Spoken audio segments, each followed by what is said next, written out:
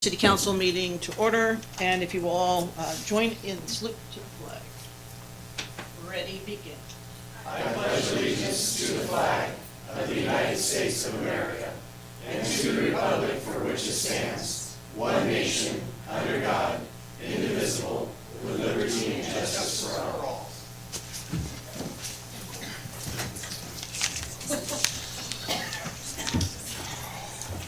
right, roll call, please. Councilmember Larson. Here. Councilmember Ariano. Here. Councilmember Nisrati. Here. Councilmember Esquer. Yes. Mayor Bublak. Yes, all present. Declaration of conflicts of interest. Hearing and seeing none, we'll move to closed session is finished. Approval of agenda as posted or amended. A motion, anybody? Thank you. Second. We have a motion and a second. Approving the agenda as posted. Councilmember Larson. Yes. Councilmember Ariano. Yes. Councilmember Nisrati. Yes. Councilmember Esquer. Yes. Mayor Bublak. Yes. Passes 5-0. Proclamations, recognitions. We have an appointment in Planning Commission. There were so many people who applied. It was amazing. The one person that seat was open was also asking to be reappointed, and so I would ask that you consider Jeff Powers to stay on Planning Commission. If there's a motion. Move to approve. We have a motion? Second. And a second. Clerk, call the roll, please. Reappointing Jeff Powers to fill a vacancy on the Planning Commission for a term set to expire on December 31st, 2023. Councilmember Larson. Yes. Councilmember Ariano. Yes. Councilmember Nisrati. Yes. Councilmember Esquer. Yes. Mayor Bublak. Yes, it passes 5-0. Thank you. I hope Jeff's watching. Public participation. I have many cards. We will start with our county clerk recorder, Ms. Linder. Tell us about what's going to happen. All kinds of fun stuff. Good evening. Oh, boy. Good evening, Mayor, City Council, City Manager, and Mr. White. I wanted to pop down to Turlock and just kind of give you an update of what we're doing in the County Clerk Election Division. 2020 is a big election cycle for us with the primary and the general for president. Just a reminder, when you vote in the primary, you have to vote your party, so don't forget to check your registration, make sure you're the party you want to receive a ballot for. But we have some exciting changes to make voting easier for our public. We're opening 4 satellite offices, and one of those will be here in Turlock.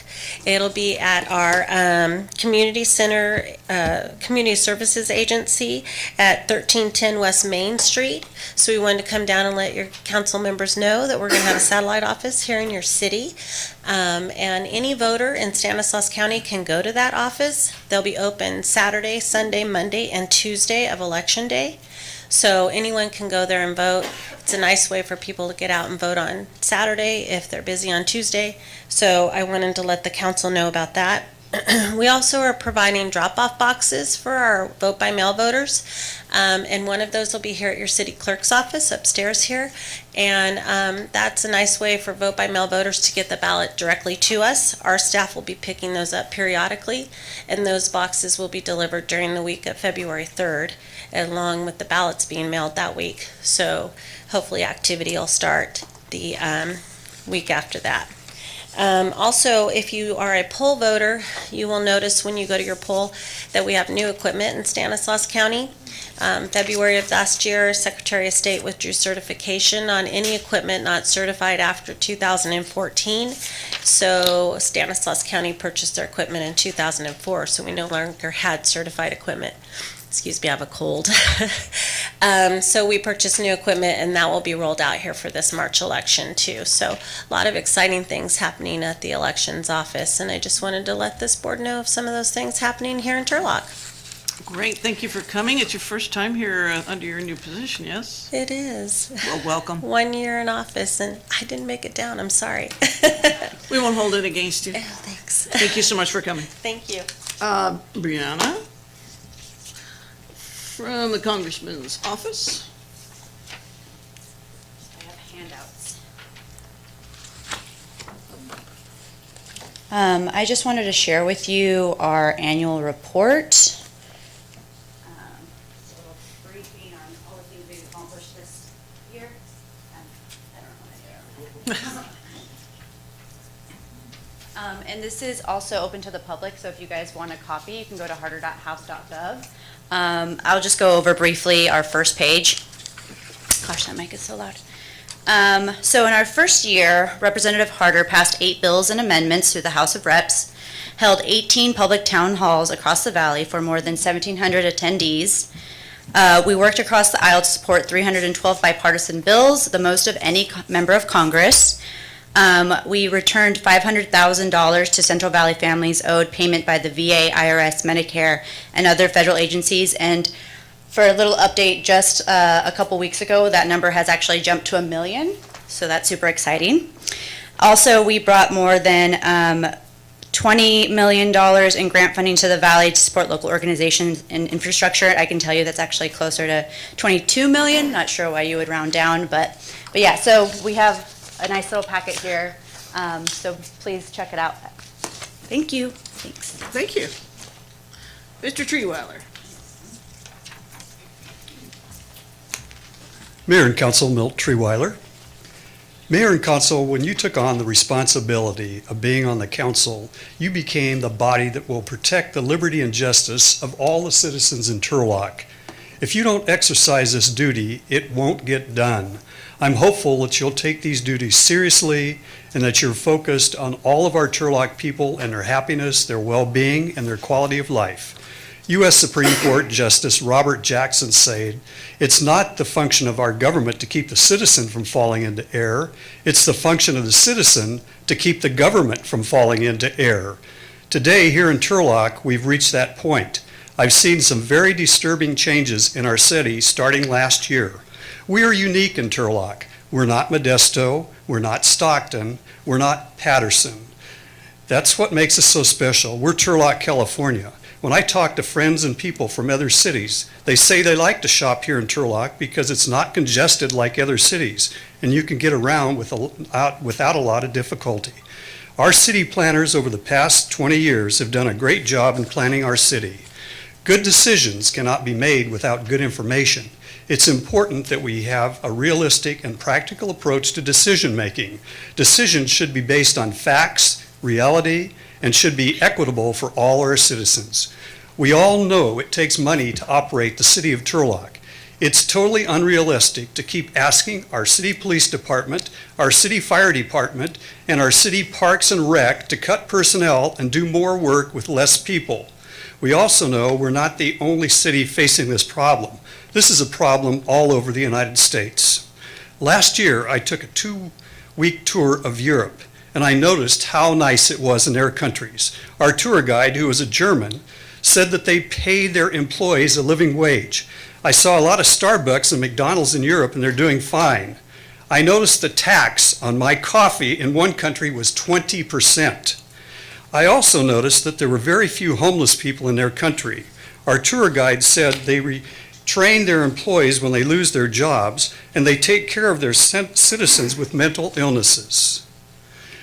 When you have problems that are not being solved, I believe it's wise to change what you're doing. Here in Turlock, we can solve these problems in a very equitable and just manner with a 0.5% sales tax. This would provide our city with about $7 million per year. It would not be a burden on those with more money who would still be able to buy things that are not necessities of life. And the thousands of people who come to our city to shop from other areas can contribute to the welfare of our city. Most important, citizens with less money can afford to live in their homes and rentals and live in dignity. Mayor and Council, here in Turlock, we can do this. Yes, we can do this. Thank you. Mr. Bridegroom.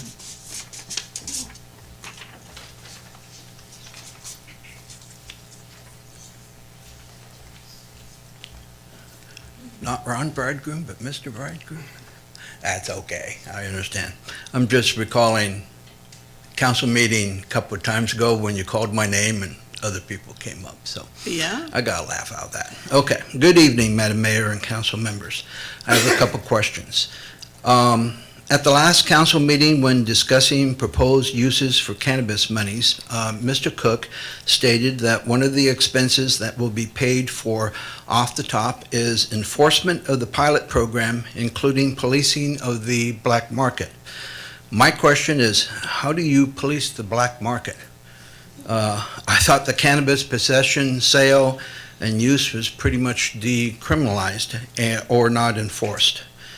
My second related question is, are we going to hire additional resources to deal with this need for cannabis-related enforcement, or will it take away from our already too scarce police resources? We need more police resources dedicated to our community needs, not less. It's hot in here. It is. Also, We're cutting back on AC, Mr. Bridegroom. yeah, and you're running the heater instead. Okay, Sorry. good. I made people laugh. Thank you, thank you. Also, I recall from an earlier council meeting a potentially good suggestion by Councilman Nasarati that some of the cannabis monies be dedicated to an additional school resource officer. Now, I don't know what the school district feels about this, if it would be beneficial or cost-effective, but if they do, could this be considered in addition to the 0.25% dedicated to drug abuse prevention efforts? On a completely different subject, thank you. Many people see the homeless encampments along the freeway exits, along the railroad tracks, and wonder why nothing is being done. I know that's been a subject of discussion this past weekend. I think it would help the community understand the situation better if the mayor, the city manager, or police chief, or the captain could give an explanation tonight of what the police can and cannot do, and perhaps what they choose not to do and why. If you can do this, I'll take the video clip and I'll put it on social media, and perhaps that will help people understand. So, thank you for your time. Thank you. Mr. Bachman? Good evening, Mayor and members of the council. My name is Justin Bachman. I'm the Mid-State Regional Compliance Manager with the Construction Industry Force Account Council. We're a nonprofit organization dedicated to ensuring state and local governments' compliance with the California Public Contract Code. I'm here today to offer our resources and assistance with any construction-related procurement questions the city may come across. As a public works compliance organization, we are well-versed in all areas of the California Public Contract Code. This includes, but is not limited to, advertising requirements, bid thresholds, force account usage, emergency declarations, project accounting procedures, and the Uniform Construction Cost Accounting Act, which the city is a participant of. Our services are free of charge to elected officials, city employees, contractors, and the general public. Our goal is to ensure transparency and a level playing field for public works contractors. You can find more information about our organization as well as my contact info on our website at www.cifac.org. Thank you for your time tonight, and I look forward to assisting the city in any way I can. Can you say that one more time? The website, or? Yeah, cifac.org. The whole thing here, you want the print out? Thank you. Mr. Jackson? Not Mrs. Thank you, City and Mayor. I just wanted to let you guys know that our annual benefit dinner is coming up February 7th from 5:30 to 8:30. It is going to be a tri-tip dinner, once again, the best tri-tip that Tolak sees once a year. Anyways, I am the youth director. I deal with teen. Man, I get so nervous in front of adults. It's so weird. You're fine. Oh my gosh, when I'm in front of kids, I'm totally different. We have some kids here. Just like little kids, yeah. Yeah, I'm super excited to be in the forefront of teen drug education right now. It's a very interesting time for Turlock. At the dinner, we'll be announcing some new ways we're going to be reaching teens for drug education, as well as youth outreach, keeping them off the streets, keeping them busy. So I'd love to unveil that to all of you guys. And it is open to the public as well. Just call down to Particle Sons and Daughters. We are a drug and alcohol recovery center for adults and youth. So At Monte Vista Chapel.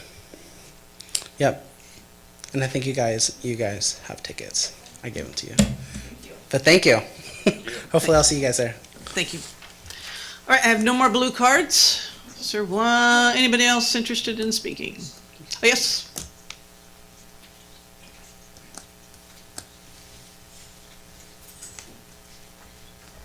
Good evening. I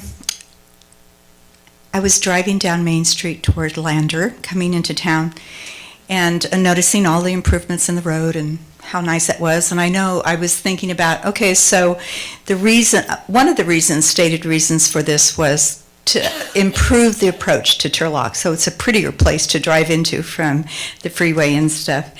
And generally, I agree with that, except when I got to the corner of Lander, and there were all those yellow cones there, okay? So my thought was, okay, we don't have any money.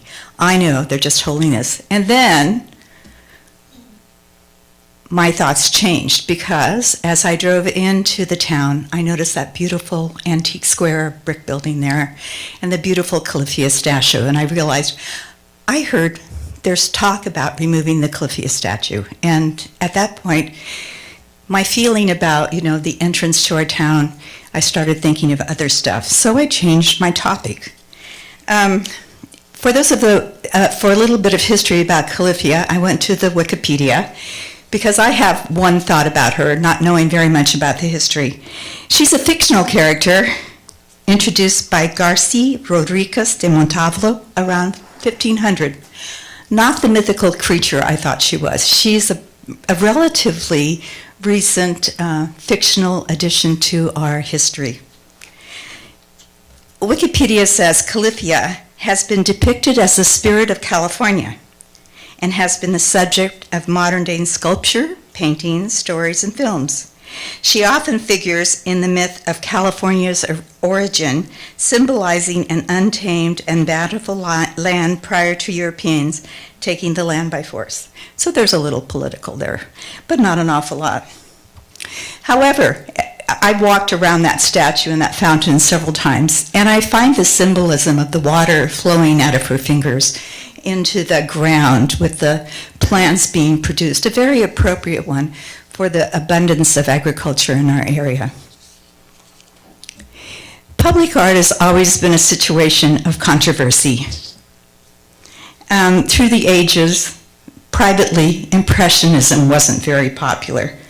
Think of Guernica by Picasso and how much controversy that painting caused. Modernism, a lot of people still don't like it, maybe me included.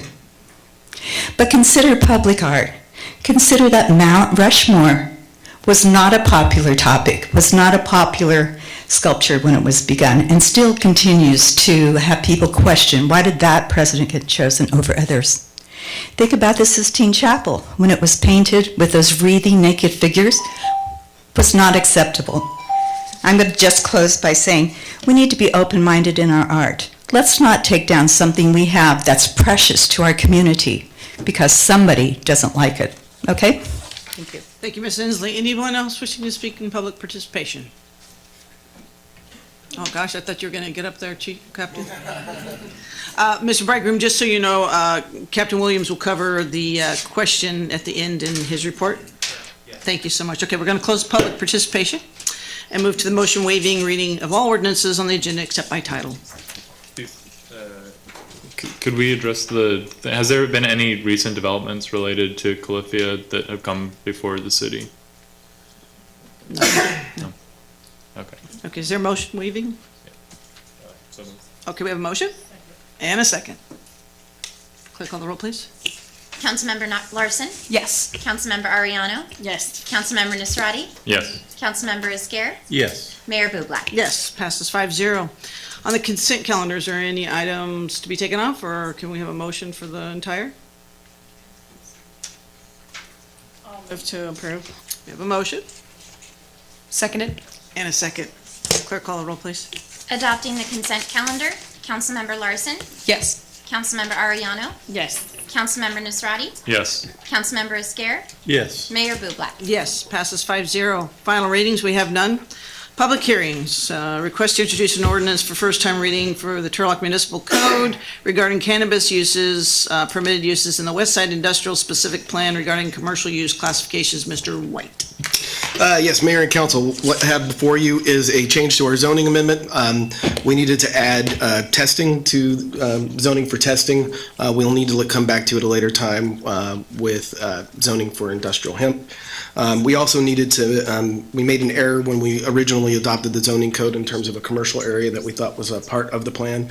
So we needed to bring that in. So this does add retail to a commercial component of the WISP that it wasn't in before. But largely what you have before you is just, is mostly focused on the testing component of it.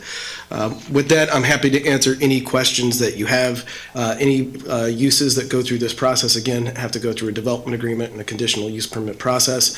That means they have a minimum of 4 to 5 hearings, at a minimum, depending on whether or not they have been appealed. So 2 hearings on the development agreement before the City Council, 1 before the Planning Commission, and the conditional use permit process before the Planning Commission, and if appealed, then to the City Council. Again, with that, happy to answer any questions anyone may have. Questions from Mr. White? Yes. Yes, just one quick question.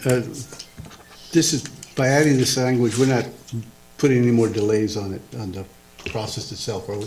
I mean, actually, this is being done to kind of help expedite it. I think that we will likely come back to council in the very near future, in the next meeting or 2, and probably ask about, get some feedback on the idea of potentially expanding it if some of the operators continue to struggle with finding places to to actually go.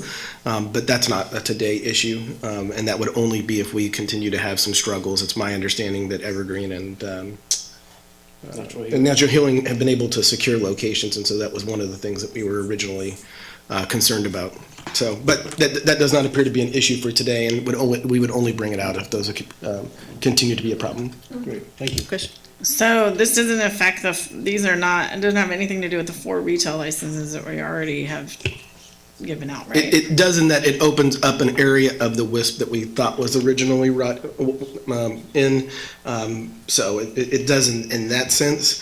So it expands it, but only to something that we originally thought was part of the process. And when we looked at the maps and the way it was drawn, hadn't gotten picked up. So, Okay. so it does that, but nothing of what we contemplated as being different from the beginning. I think the biggest thing that we wanted to do is we want to protect, for economic development reasons, I'm going to probably mess this up, but I know the mayor will correct me if I'm wrong. The northern part of the WISP, which is where kind of foster farms and things of that have been done. So this would help us preserve those areas as being kind of cannabis-free zones, so that to the extent that there's concerns that they wouldn't, it would not hurt economic development in those areas. So if I was to come back with you and ask you potentially to expand it ever, I don't think we would be looking necessarily at those areas. We might have discussions about the challenges, but that's not an area that I anticipate that we would come back and recommend, at least for some of this other stuff, at least for some time. Yeah, we don't want to hurt our vital businesses that we have here now. 100%, 100%. Right next door to Blue Diamond. No. Any other questions of staff? Okay, I'm going to open it to the public. Anyone wishing to speak in regard to this topic? Ms. Jackson? I was so concerned that you thought I filled out a card. I already had called out a Jackson, so I was. I know, I thought it was hilarious. Okay, real quick, is there a map that you can show? Because at the Planning Commission, it was very hard to see the map in the WISP. Is there a map? It's in the staff report. Okay, is there? Thanks. I figured you had a document camera just like a teacher would. So look at Allison go, she knows what she's doing. Okay, so, do we know how far it is from Cunningham, just for my information? Cunningham? Yeah, it's on the other side because isn't it on Linwood? You're going Linwood, yeah, it is the southern border from what I saw last Thursday, or the 16th. So, Yeah, because that's really hard, it's hard to read. So what I think you're thinking of, Ms. Jackson, is we actually, at the city council level, are kind of reducing it because of some representations that were made to the economic development group. We plan on going back to the planning commission with the larger group component. What this does is allows testing in the same areas. So testing wasn't addressed in the original zoning at all. So Okay. now it is. So And what are then you it testing pulls for? Cannabis. So, for instance, Okay, So- we're growing it, so you're just testing soil to make sure it's, I'm not getting this at all, sorry, I don't understand this at all. So testing is, for testing under state law, what it allows them to do is they take a sample size, about the size of the tip of your pinky, and they put it in some kind of machine and it tests for the cannabinoid levels. Oh, you're and actually whether- testing the cannabis that's grown there. Correct, to make sure it Okay, doesn't just have, trying to make it simple. to make Okay. sure it doesn't have like, Point of clarification, it's not testing what's grown there, it's a separate testing facility. correct. It's a Oh, separate okay, type so of this law, is- yeah. They're not allowed Okay. to test their own stuff. Okay, so we're putting a lab in the area. We're not growing hemp in this area. Correct. Okay, that was my clarification. Correct. Are we growing hemp anywhere in the West Side Industrial Site Plan, west of Highway 99? We are. Let me see. Yeah, can you show, sorry, just, that's one of my clarification. So I understand, this is for a lab, not for growing hemp or marijuana. So there's a, I'm gonna try to do my best. Yeah, I'm sorry, it's really hard to read, even when I have my glasses on. I think the line is right here. Okay, so that's, So that's an area in which you can, There you get the map. yeah, sorry. so that's the area in which, can you kind of see this bottom portion right here? Linwood to, Washington, is it Linwood to Washington, To Idaho? Highway 99. Google that. That's It's not very clear, sorry. Okay, actually, that's a good idea, let me see if I can pull it up, Anyways, thank well, you. So so that's the area where, A lab a could go. lab would be able to go, and then you have. It's what was discussed at the planning commission, that was a lab, that I don't think was made clear, at least in my opinion, in my mind, which, anyway. So the idea was, that the Okay. planning commission was originally talked about letting it, this is where I Right, was saying. go like going to West Main. Further north. When we went back and checked our notes with the mayor's, is it the Economic Development Committee? We realized that we hadn't gone over those issues with the planning commission.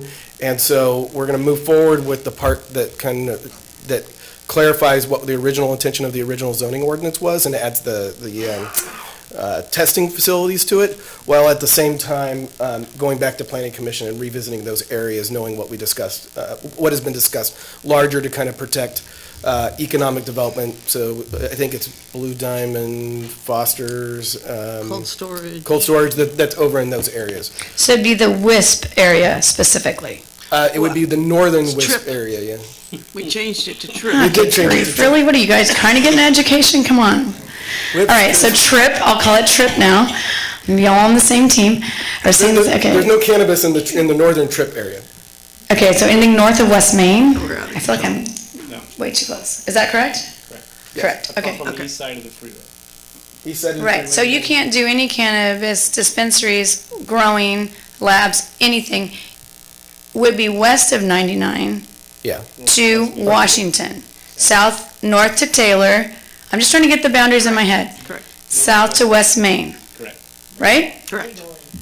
Right. Okay, I'm talking legal, I don't know about you people, but, all right, okay, that's all I needed a clarification, thank you so much. Because this was extremely confusing for those of us at the planning commission on the 16th, thank you. And just for because I want to echo that, we are planning on bringing this issue back to the planning commission and kind of going over it and kind of having further discussions with them about it. So it'll go back, this will be an ongoing discussion, but I think this kind of cleans it up and gets what we need to get on the books at the moment. Okay, so it's Highway 99, Taylor, Washington, because I have a vested interest in this area. My parents, they were not very, anyway, they were a little concerned. And then West Main, correct? But now this is going on to Linwood. Yeah. This little part of Linwood could have a lab. Yeah, and the Okay. commercial area could have a retail, yeah. Right, okay, thank Okay, you. Now I thank got you. it, thank you. Okay, any other person wishing to speak in regard to this topic? Okay, I will close the public hearing and bring it back. Can I ask a question here? Sure. Has there been any applications or interest outside of the retail applications that we're aware of? Are there any other ones? Yes, there have been. And notable has been testing. Unfortunately, one of the folks who came to us and approached us about testing wanted to do it in an area that I didn't feel like we could recommend because it would be a commercial residential area zoning, and I don't see us as staff being able to recommend that to the council. If council wants us to bring that back, we certainly can, but I don't think you'd have a staff recommendation behind it because of the proximity to residential, even for testing. And I think that we have enough areas where testing would be allowed with existing buildings that it was retail where we were having more difficulties. That person was only because they had an existing. Yeah, I'm assuming it's the. Without going into names, Yeah, somebody had an existing structure and was doing something similar, wanted to be able to do it on the same site. And so I think it was more of an economy of, we already have a building and we'd like to do it here. What is the will of council? I move to approve. Second.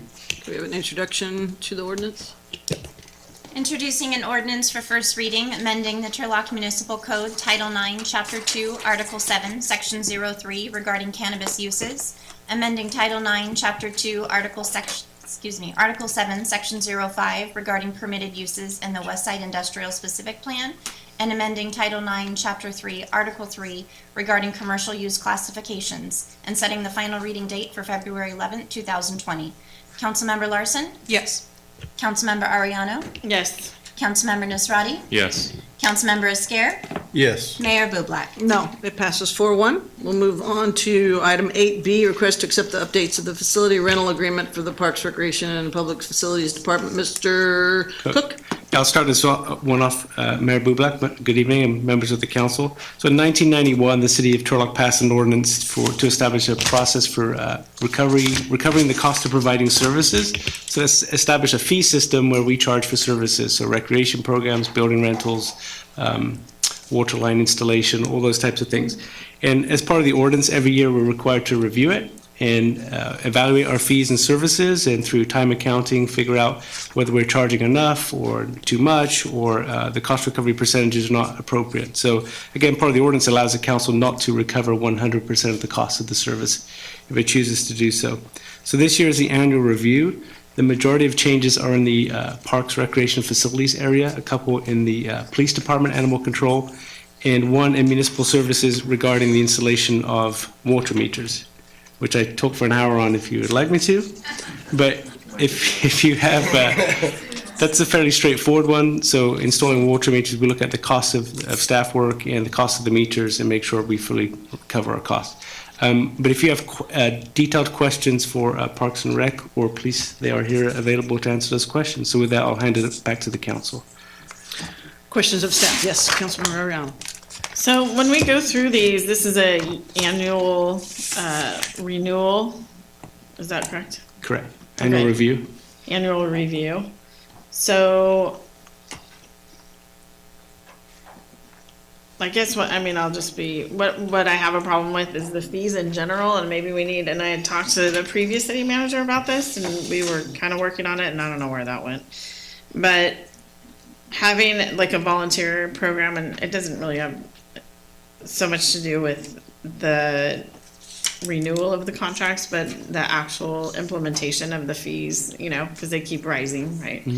So, to actually come alongside with the adoption of this section and municipal code changes, and then also allow like a secondary tier of like a volunteer program of maybe our police services, or, maybe have retired and would come back and volunteer a couple hours a week, or where we could reduce services for the public facility fees because they are high. So we want to encourage the public to use our facilities, but yet the cost is prohibitive in using those services. So I just wanted to throw that out there, and not that we don't have enough to do right now, but maybe we can look at it in the next couple of months to see if, and Amy, maybe you and I will work on this with our volunteers to see if we can reduce some of those fees. But I understand the limitations that we have in making sure that we're covering our costs too. So that's my 9 cents. Vice Mayor? Whoa. That's the first time. So I got two questions. Are development impact fees for new development included in this? No, that's a separate process under the government code. Okay. That one's easy. The next one, I asked I asked Allison to put together the history for this last year of the rental usage for the senior center, and then the other one, what is the other one called? What is that other guy? Ruban, there we go. Yeah, I was just, when I originally saw that the new number that we were throwing out there for the rental, for the all-day rate, it's we're going for the senior center, I think it was $90 an hour to now $1,000 for a day rate. And my initial concern was, okay, that's going to be maybe too expensive for certain people to access it. So I just got some preliminary numbers, but just this last year's average usage of the senior center came out to about a $678 per rental, or what the ranges of like as low as, I think the lowest we had was a 4-hour rental, the max being 12, so 360 upwards of 1080. I think that I would be curious to know as to whether or not we can look at a lower rate for the senior center and that other guy, because if we did charge somewhere closer to $700, we would still be getting and if the same rental rate occurred, we would be able to offer, yeah. Yeah, and the joy of these fees as compared to the government code and capital impact fees, you can charge whatever you want. You don't have to do 100% cost recovery. Just recognize that there will be a subsidy then from the general fund to make up that difference. Ms. Van Gilder, thank you. Thank you, Mayor, Vice Mayor, and Council.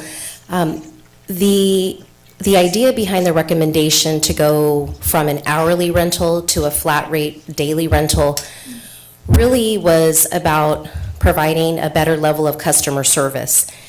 The reality is that the majority of times when people are coming to rent our facility for a reception or some type of event, they really would like the opportunity to be able to come in early in the day, get things set up, decorate, go home, get prepared, and then come back for the event, and then have adequate time into the evening to be able to clean up the event. And by having an hourly rental rate, it really limits people, because when you start to think about, well, I'm going to have to rent it from 8 in the morning until midnight, you can see how the costs would tick up fairly quickly.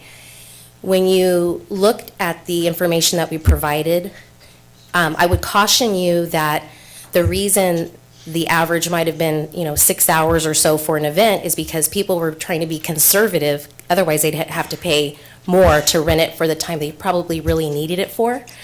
And so when we looked out at the landscape, comparing ourselves to the City of Ceres, City of Modesto, the Stanislaus County Fairgrounds, the Denier Community Center, they are all on a flat daily rate, offering the same type of service that we're proposing council consider tonight.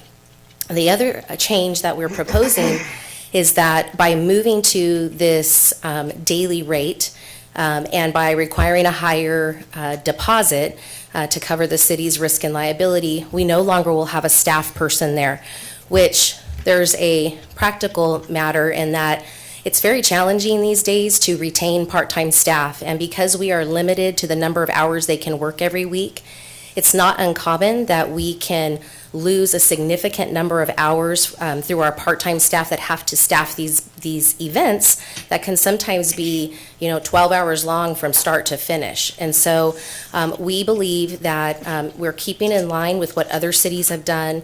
They do not have a staff person on site. The renter is provided with a key. There's a rental agreement, there's insurance in place, and they are entrusted to care for the facility while they're renting it. And so I know that it's kind of a shock to go from a $90 an hour rental rate to a $1,000 flat rate, but I believe that we're going to be providing a better service to the community, one that meets their needs much better than what we're doing currently. And we also have built in the ability for them to come in the night before with another fee. Really, we're kind of behind with the hourly rate. And we believe that this is a fair recommendation, but obviously if council wants to adjust and make some changes there, we're open to whatever those suggestions are. I like the transition to the daily. I think it is more efficient for us from a reduced operational costs. It's going to be better for the people that are going to be renting it. I'm just looking at the numbers here as to the people that did rent them and how much we actually got on the revenue side.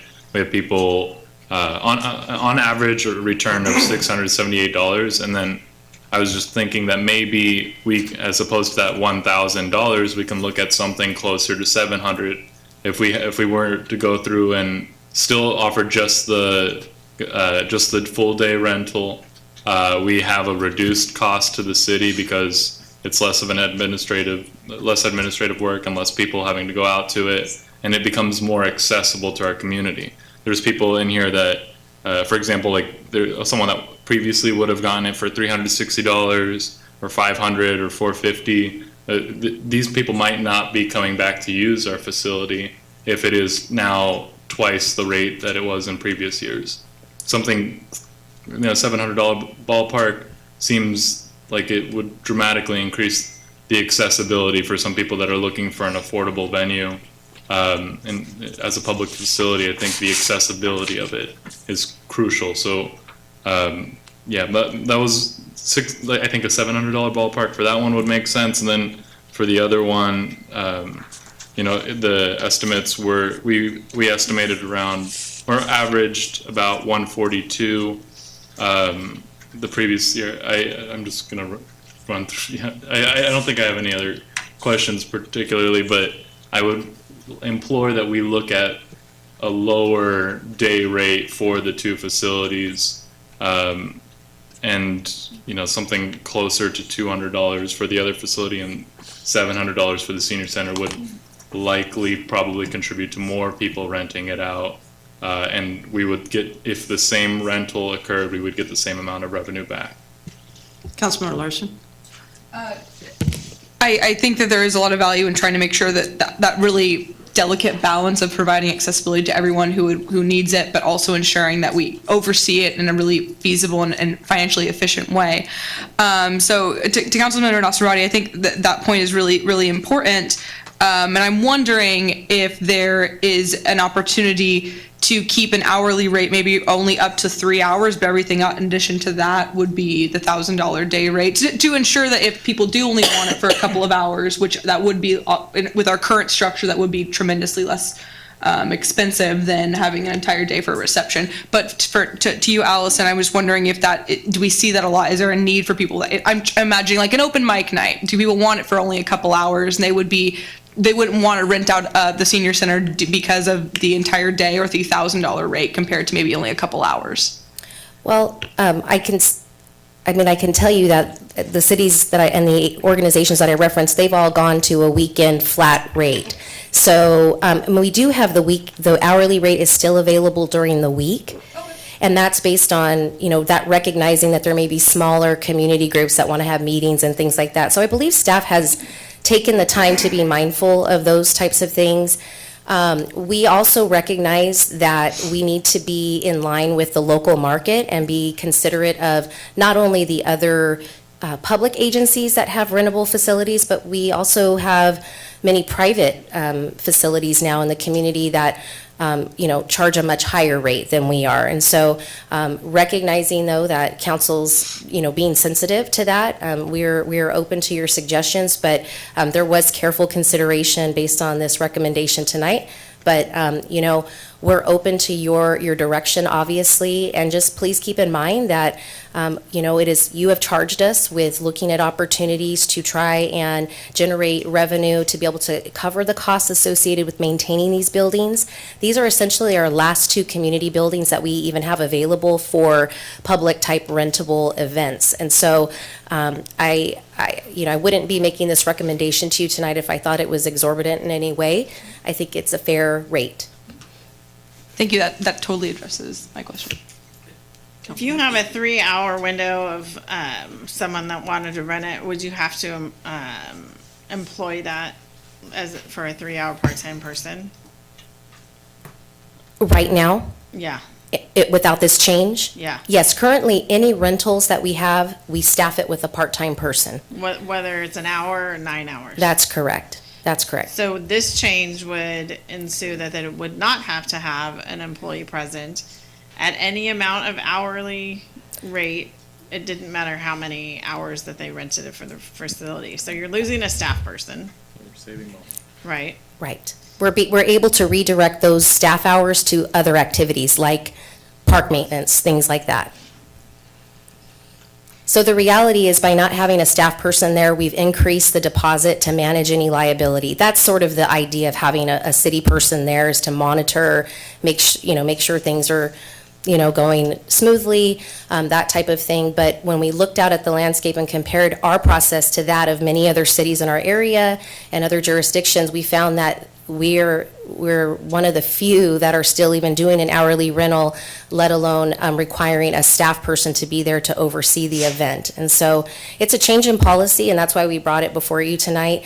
We believe as staff that it will result in a much more efficient process based on the feedback that we get from our customers regularly about the desire to get in early to a space, to set up, to decorate, those types of things. We think that this will make them much happier to be able to have full access to the facility for a greater period of time. So when someone goes and signs up, are they required to have a certain amount of liability insurance? That's correct. Whether or not they have an hour or 9 hours? That's or 10 correct. hours. Okay.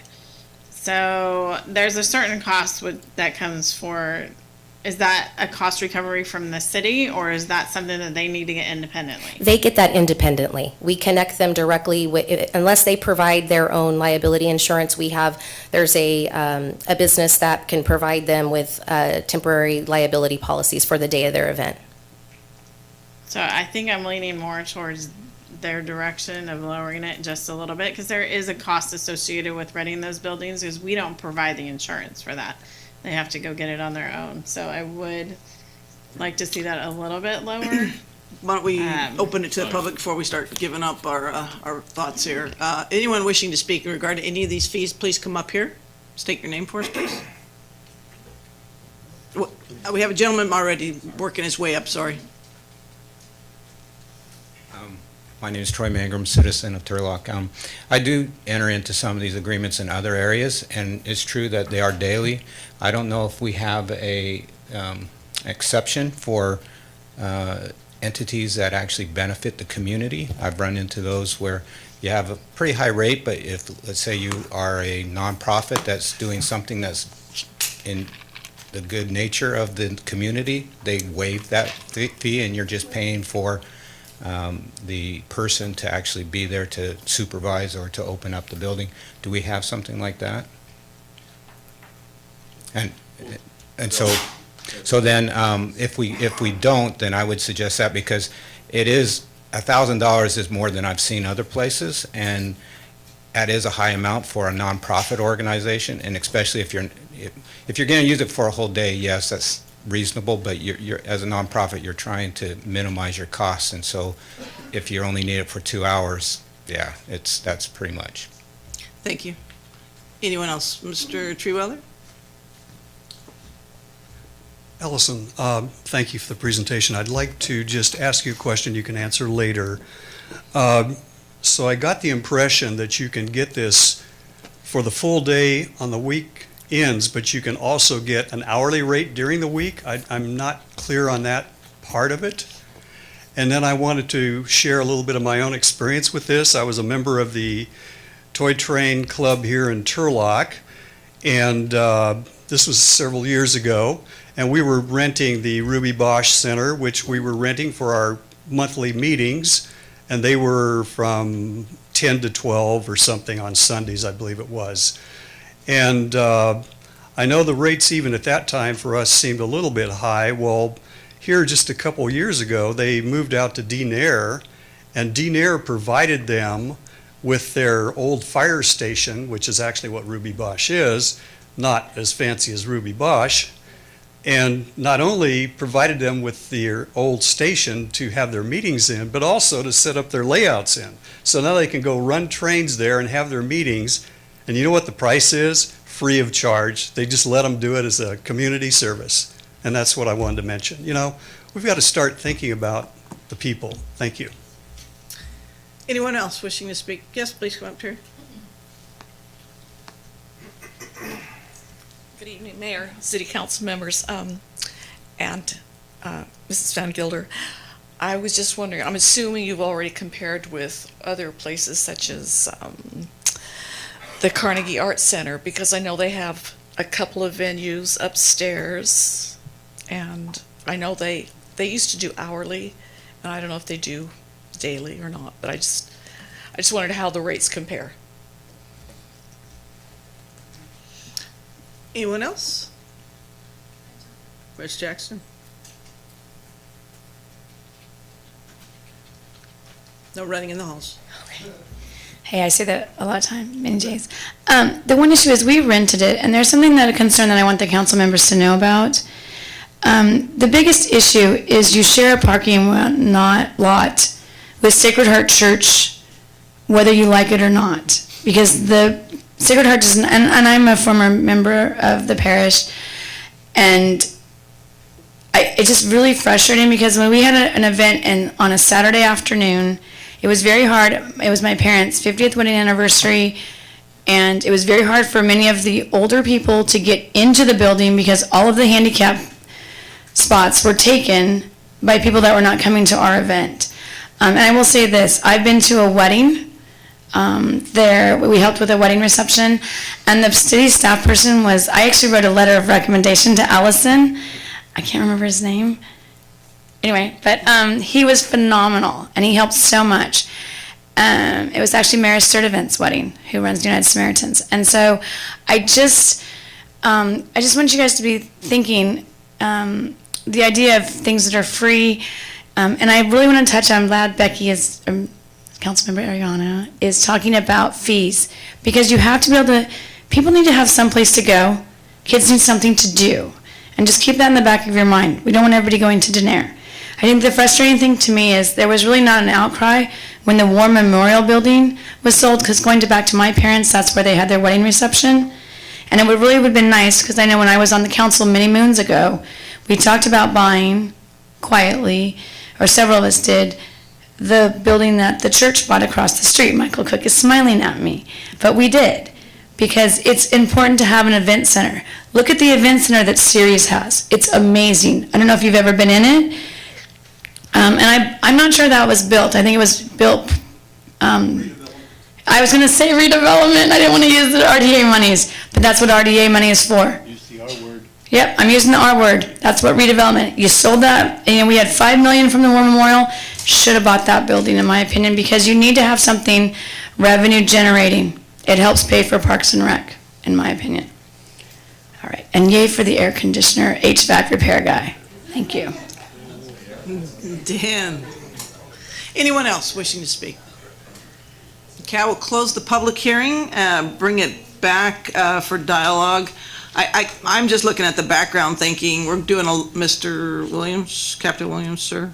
The backgrounds, it says here, it doesn't seem like, I mean, if we're doing all these backgrounds for the marijuana and such, does it seem applicable, the price?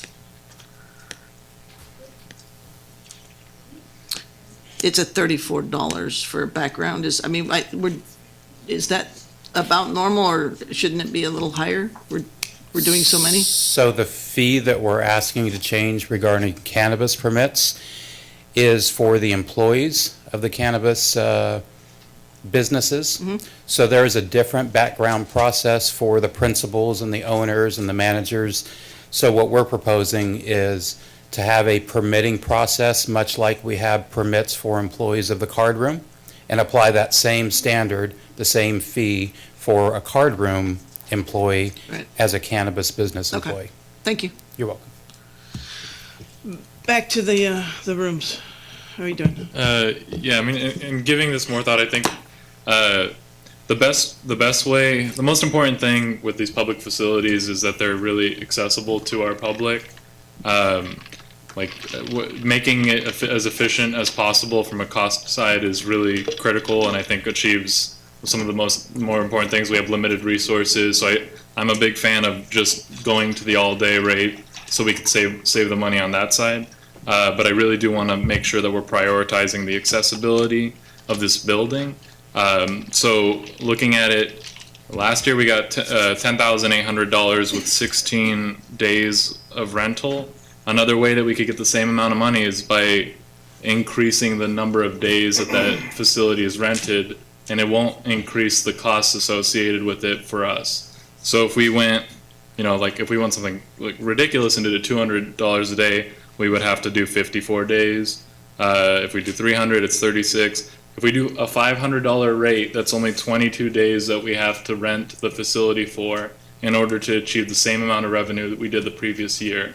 And that's, only 6 more days of rental at a $500 rate achieves the same amount of revenue for that facility. And I think if we're looking at a $500 rental rate, there's a high probability that we're going to experience an increase in rental that could potentially actually surpass the revenue we generated. Councilmember Scare. Yes, Councilman Nazari just touched on the point that I was going to make, is that if we raise it to $1,000, we may run the chance of it renting less, so then we won't even make the amount of money that we made in the past. I know we will save from not having staff available, but I think 500 might be a little bit too cheap, I think, for the senior center. I would be interested, I wouldn't, I would look at 750 maybe. That's a good, 750 is a good round figure for And that. are you looking for like a pilot program so we can see how cost efficient this is? I mean, you're gonna be watching it, right? Yeah, I mean, whatever council would like staff to do, we will adjust. I would just reiterate to you that we have compared our recommendation to other neighboring cities, and this is not out of line for what we are recommending. But I understand it's different than what we have been doing. I understand the hesitancy. I would also add that I think we've lost a lot of rentals primarily because we limited ourselves to the hourly rental approach. And so I'm encouraged by going to the flat rate structure that we potentially could see additional rentals just by doing that, because people feel, think of the bridezillas that want to be there to set up in the morning and have everything perfect, and I'm saying that, but it's true. You don't want to set up for your reception an hour before the event. You want to have everything planned in advance, and we haven't been able to do that. That's just a real practical, situation that we've found ourselves in time and time again. And so I think that just by making the structural change to the daily rate is going to be a positive thing. So I would also caution, though, we don't want to make it so low that we run into issues, because it is only one of 2 facilities that we have available for the entire community to use, as well as for the city to use. I want to maintain that. I would encourage you to maintain the increased deposit regardless of what you do with the rate. Please consider that. And before we forget, if I could please answer the questions that the public had. There was a question about whether or not there was a reduced rate for nonprofits, and there is. It's $750 for the senior center and $400 for the Rue Bosch. And then in terms of your question, Mr. Treeweiler, there is a weekly hourly rate available, with only weekends being the set flat structured rate. And then as far as the Carnegie goes, I did not compare this particular analysis to the Carnegie. We know they are too charged with recovering their full costs, and so I know that there is a fee structure. I didn't see how it compared. I would guess to say that there are hourly rates available since we've utilized them for some city events, but I would have to do some more research to get you that information if that. Well, Councilmember Scare? Yes, part of what, I was going to also mention that I think maybe the deposits should be a little bit higher. And I would not be opposed to raising the deposit to make sure that the facility is maintained, since we won't have staff there. Correct. But I still like, I don't know, I tend to think $750 for the day would be a little bit more reasonable than $1,000. I'm thinking we might get more people to rent it. But before we go that, there's one other little thing that I mentioned that I spotted, and it's a little thing, but it just kind of attracted my attention, was on the garage sale permits. I noticed that if we issue a garage sale permit in the office, they come in the office to apply, it's $15. Okay, that's cool. But then it says if we issue it in the field, it's only $20. I kind of find that maybe a little bit unreasonable, because I think if our people are out in the field and we have to stop by and have somebody apply for the permit because they didn't bother to come in, I think that should be raised to at least double. I want them to give them the incentive to come in here and apply like they're supposed to. If our people are going out there and enforcing anything, I think I wouldn't have any opposition to seeing the issued in-field permit be $30. So, I mean, just little things like that we were looking at. I did notice the copies, electronic copies. I did mention that to Captain Williams, and I just want to make sure, so we're stockpiling CDs and flash drives instead of having the people supply their own. I'm just kind of curious, how does that work? We do have flash drives and CDs available. 8 And- tracks too? I'm sorry? 8 track too? 8-track, yeah. Beta, what's the other? Okay. So yes, we do have a surplus of flash drives and digital media available. So the question is, when somebody wants photos or video from the police department, instead of printing the photo and handing it, or supplying the video in another way, we're proposing a flat fee, and instead of a per picture, it's just a flat fee, and we'll give you a flash drive or a CD with whatever video and photos that you'd like. And the flash drive or the CD is provided by the police department as part of the $15 fee. Is that cost efficient? I mean, flash drives are going up. Flash drives are going up, so that's why. So as Michael said, this is reviewed every year, and if the need comes up throughout the year prior to our annual review, we can always make a proposal to adjust them as the need arises. Getting them at Costco or something? Yeah, exercise our executive membership at Costco, yes.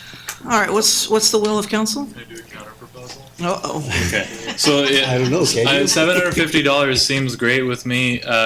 For private, what if we do the $750 private rate and then a $500 nonprofit? And then this is for the senior center. And then for the Rube Bosch, we do $350 for private and then $200 for the nonprofits. Both of those figures, come very close to being the previous year averages. And some of them actually are more. For pilot program? Yeah, we will review this every year, right? This is a yearly process. 6 months. Okay. I I would like to know if we can get the figures back whenever we make changes like this. I think it is nice to see how it tracks in about 6 months. So if that would be possible, just for the staff, if bring it forward at the 6 month mark, and would we be allowed to at that point make the changes if something? Yeah, it's a resolution, so you can change it any time. And like your department heads are constantly tracking expenses and revenues. If we see after a few months there's a problem, we'll provide you with an update and let you know how things are going. But we'll keep track, and if we see course correction needs to be taken, we'll bring it back to the council.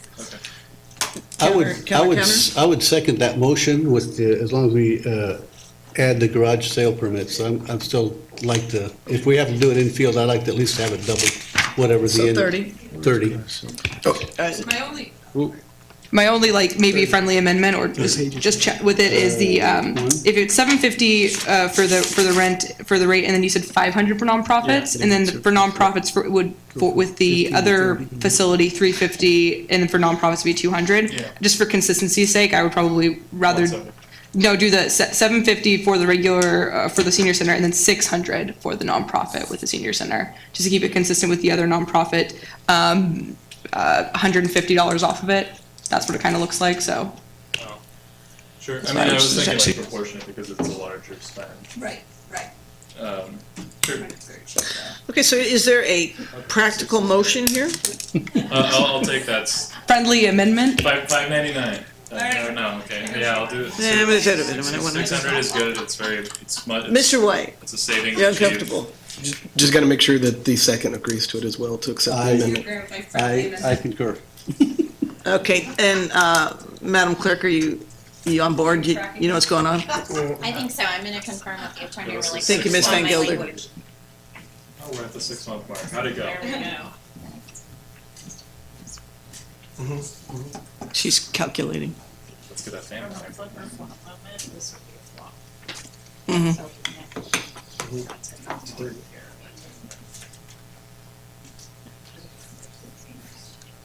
For the facility? Uh-oh. Ms. Van Gilder, you got something? No, we're good. So like. You happy? We have a, do you need us to We have go a back deal? over the changes? We have a deal. Yeah, could you read it back before we vote? Let's hear it. Absolutely. So for the first resolution, I have accepting the updates to the facility rental agreement for the Parks, Recreation, and Public Facilities Department pursuant to Turlock Municipal Code, TMC Section 10-1-04, private public event permits and conditions. For the second resolution, I have superseding and replacing resolution number 2019-101 in adopting updated cost recovery percentages and the schedule of fees and charges for city services to include city recreational services pursuant to Turlock Municipal Code Section 3-3-301 et.sec, with amendments to public facility rental rates and an increase in the infield yard sale permit fee to $30. And to clarify, I will go back through and I will listen to, but I believe what you have indicated regarding the daily rates would be $750 for the regular rate, and then I'd have a $600 for the nonprofit rate For the senior center. for the senior center. And then for the Ruby Bosch. Ruby Bosch. Who's this person? We had 350 and 200. So for the Rue Bosch, we have $350 for the regular rate and $200 for the nonprofit rate. Yes. Very good. So I have a motion by Councilmember Nisrati, a second by Councilmember Esquer. Councilmember Larson? Yes. Councilmember Ariano? Yes. Councilmember Nisrati? Yes. Councilmember Esquer? Yes. Mayor Bublak? Yes, it passes 5-0, thank you. Item C is an appeal regarding the planning commission decision granting conditional use permit for Group Verizon. Mr. White. Yeah, Mayor and Council, item 8C had been noticed for a public hearing, so that's why this item is on the agenda. However, the applicant who had proposed the project that was subject to the appeal has since sent the city a notice of cancellation, therefore the project will not move forward. Accordingly, there's no real appeal to be considered because there's no longer a project that's being sought. So with that, I would just ask that we open up public hearing because again, it was noticed, but there's no action to be taken because the project no longer exists. Okay, I will open the public hearing regarding this. Anyone wishing to speak? Going once? You guys? And we will close the public hearing. Can I ask a question about this? Mr. White? Yeah. Oh, can you ask as well? Can I? Yeah, okay, sure. So this is about the cell phone tower that was gonna go up behind In Shape, Yes. right? Did they reject it because it came with, it was appealed? Is that? I don't. Do you have any information as to why it was rejected? I think our erstwhile planner is here, so I'll let her answer that. Katie. Whatever. Good evening. The applicant withdrew the application. The applicant withdrew their application because of the negotiations. They were not able to finalize a contract with the property owner. So it was not due to the appeal. Thank you. Okay, then we'll move on to action items. Item 9A, request to accept the report regarding the status of the Parks, Arts, and Recreation Commission. Effective date, January 28, 2020, disbanding the commission or accepting the report regarding the status of the Parks, Art, and Recreation Commission, and effective January 28, 2020, adjusting the meeting schedule to a quarterly basis. So, I'm sorry, Mr. White. just on the last one, Mayor, just so we could conclude it. I did on- conclude. On 8C, I don't think we ever opened it. We were going to go open it up and then we started asking the question. No, I opened and I closed. Did we? Okay, I'm Yes, sir. sorry. Yes, sir. I apologize. Then we're on 9A, sorry. All right, Ms. Van Gelder. Thank you, Mayor, Council, community. I'm going to start sounding like a broken record, and so I want to apologize up front for that. But as we've been talking about for some time now, the city is experiencing financial challenges unlike they have in the past. And myself and my staff, we've taken your charge very seriously in that we must take a critical look at all of our programs and processes to make sure that we are achieving every possible efficiency, to make sure that we are being as transparent as possible with you, so that you can make the best decisions. And that is the reason that this item is before you today. I take absolutely no pleasure in having to bring this issue to light. I've worked really hard the last 10 or so years with the Parks and Recreation Department, and my charge has been to work closely with the commission over those past 10 years to try and glean as much productivity and impact from those individuals who essentially volunteer their time to serve as possible. And I think that we've done some really good work in the past. I think we have some really positive examples of how the commission played an important role as an advisory to you. But what we have experienced on a trend over the last 10 years is that the opportunities for that to occur have become less and less frequent, unfortunately.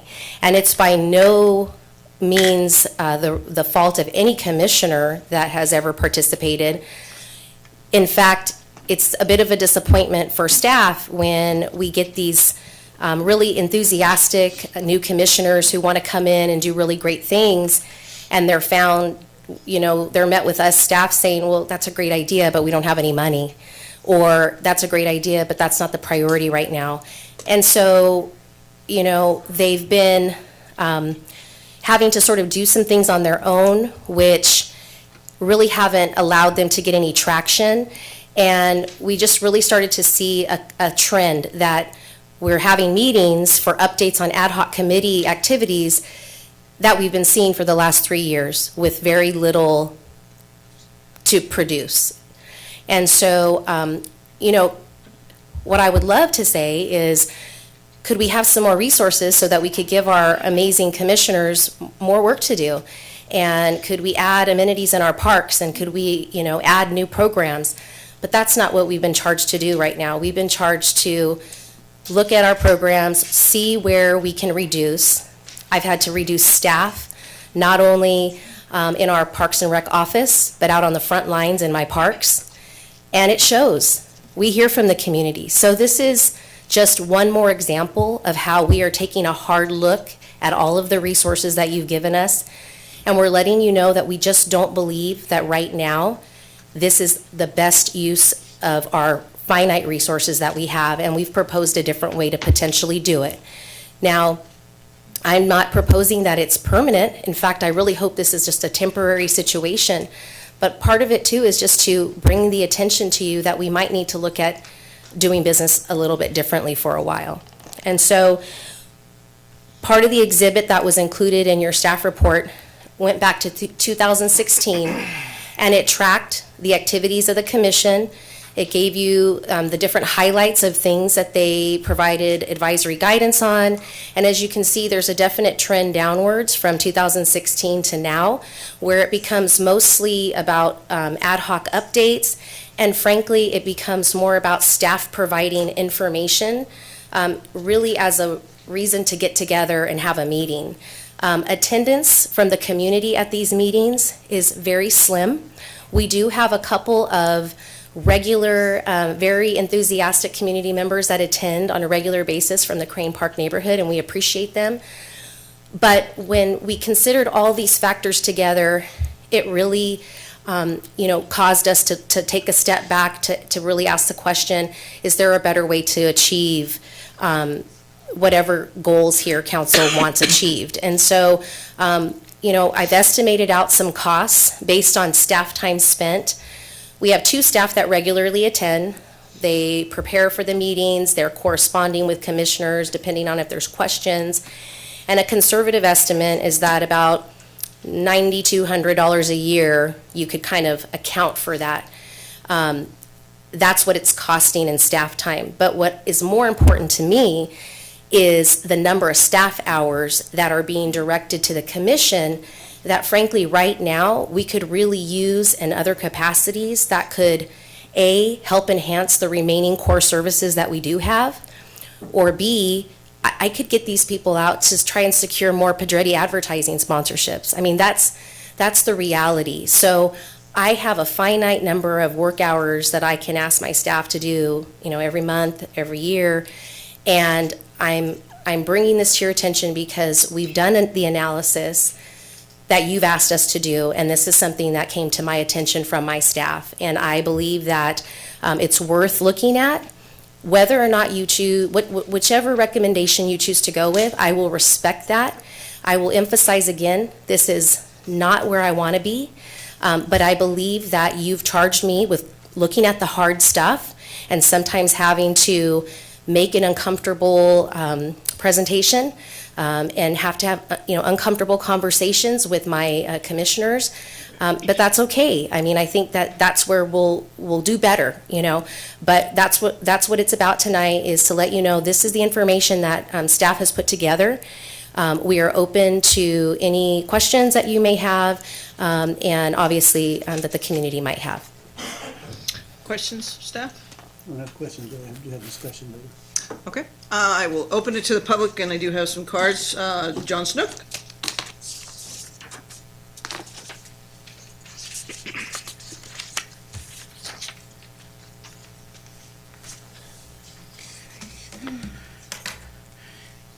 Before I start, I'm going to mention the word park a lot, and that refers to the Parks, Arts, and Recreation Commission. So if you hear that word a lot, that's what that means.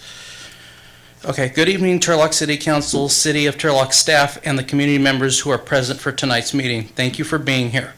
My name is John Snook, and I have served as a commissioner for the City of Turlock Parks, Arts, and Recreation Commission during this past year.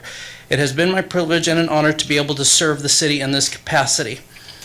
During my time as commissioner, I've promoted the City of Turlock, the park, and other amenities to the community members, business leaders, and visitors. During the past year, the commission has gotten 3 new members appointed to it: myself, Commissioner Christopher Seriani, and Commissioner Randy Eislow. The commission over the past year has reestablished ad hoc committees, including the National Fitness Campaign, the Urban Garden Campaign, and the Public Arts Projects.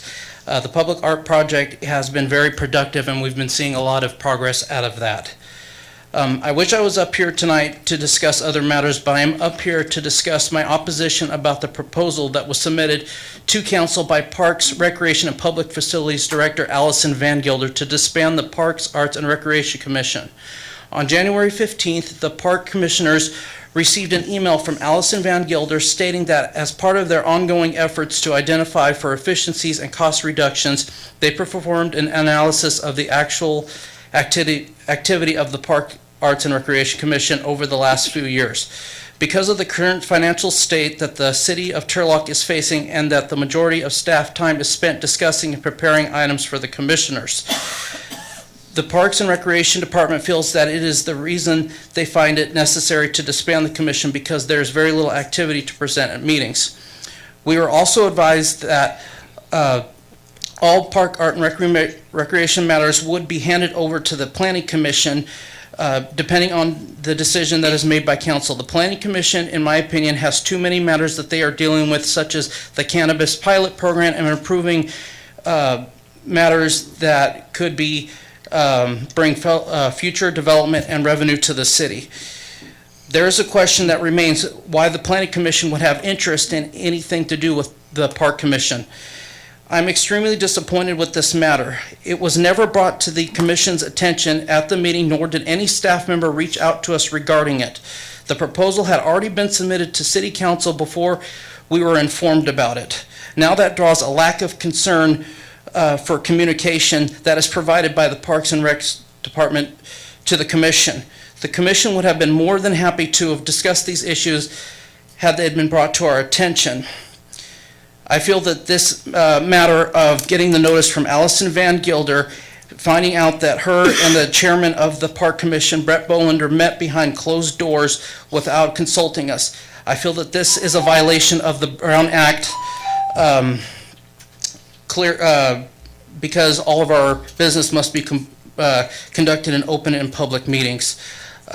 So in closing, the commission, is based of 7 community members who volunteer their time as commissioners and receive absolutely no compensation for it.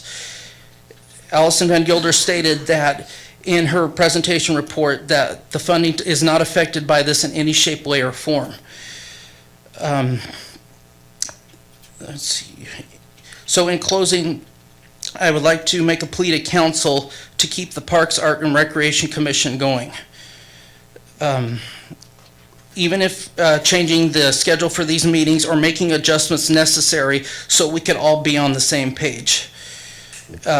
Even if we have to reevaluate the commission after 1 year. Currently, public safety, including police, fire, and the park department have already taken hits because of these cuts. Why disband something that is volunteer-run and has no impact on the city finances? Thank you. Thank you. Mr. Treeweiler. Mayor and council, and Allison, thank you for your report. I believe whoever the chairman was suggested we take an intermediate step of reducing the meeting frequency to a quarterly basis is in effect to maintain this commission is a great idea. I mean, that reduces, Allison was saying that this was costing $9,200, it'd be $3,800 then for a quarterly. A lot of organizations are doing that. I've seen groups going from monthly meetings down to 3 or 4 meetings a year. So you still maintain everything and keep things going. And I do think that the Resolution B, or the second resolution accepting the report regarding the status of the Parks, Arts, and Recreation Commission, adjusting the meeting schedule to a quarterly basis is a good idea, and I support that. The Parks and Rec Commission is a very valuable commission. It serves the city and our democracy in a very positive way. Many commissioners go on to become planning commissioners and city council members. This is kind of a building block of our democracy, and that's what we want. And I'm sorry that, you don't need to be cutting everything for any reason. It's just, this city has changed in the last year, and I don't like it. So I think we should just go to the quarterly thing and work from there, and it will be reviewed in a year. That's fine. Thank you. Ms. Park?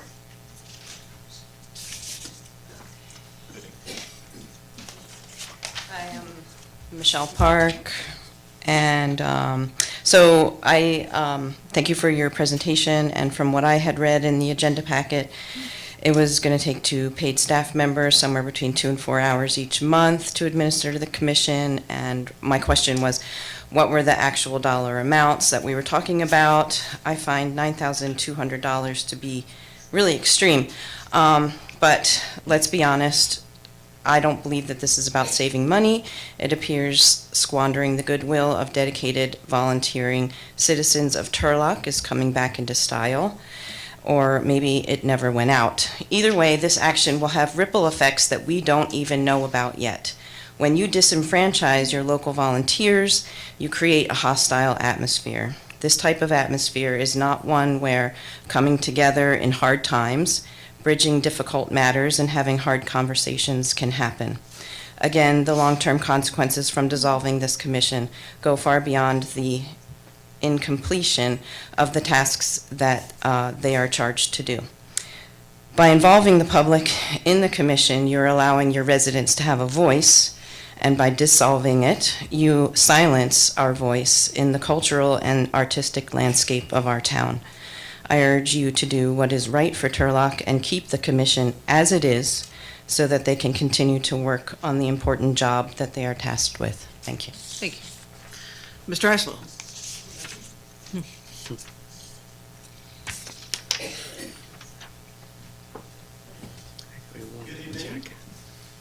I'm on the commission, and I wanted to share my experience to kind of help you make your decision. And I want to say thank you to Ms. Van Gilder for sharing her strategy. And I know that you didn't want to do that, and you're not saying to disband us, you're just saying let's temporarily halt it. So I appreciate that. I was thankful that you nominated me to be on the commission earlier this year or last year, because I got the opportunity to combine what I really love, music, or try to bring music to the arts program. And however, I felt like there might have been a misunderstanding, or my expectations weren't met. And I think that's because I thought there was going to be some type of advisory role, like there would be some type of more communication on a monthly basis with somebody in your, so I'd be advising and you'd be seeking advice, and that didn't seem to materialize. So kind of whenever anything great happens and we need, change, it's because we challenge the status quo. And so I think if, hopefully you guys don't vote to disband, but maybe you guys can appoint a liaison to communicate with somebody here. I see you around town and we have good conversations. So I just think that could be a change that would be good, and also, just get more value from what we're doing. Because I do agree that, especially Karen Packwood last year and they spend a lot of time and a lot of hard work. So I kind of felt bad that we were coming here and there wasn't a lot coming to fruition. So I think the option to just reduce the amount of meetings is probably a good idea.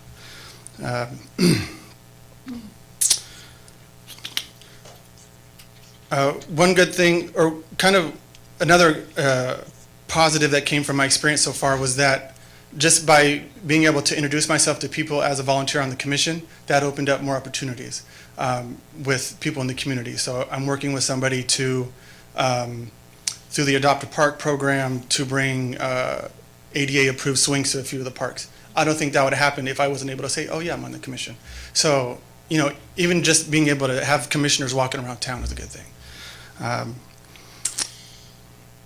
And if for some terrible reason you guys all vote to disband us, I do want to publicly appreciate John. I mean, he's done a fantastic job, and he's created a good pathway for others to volunteer.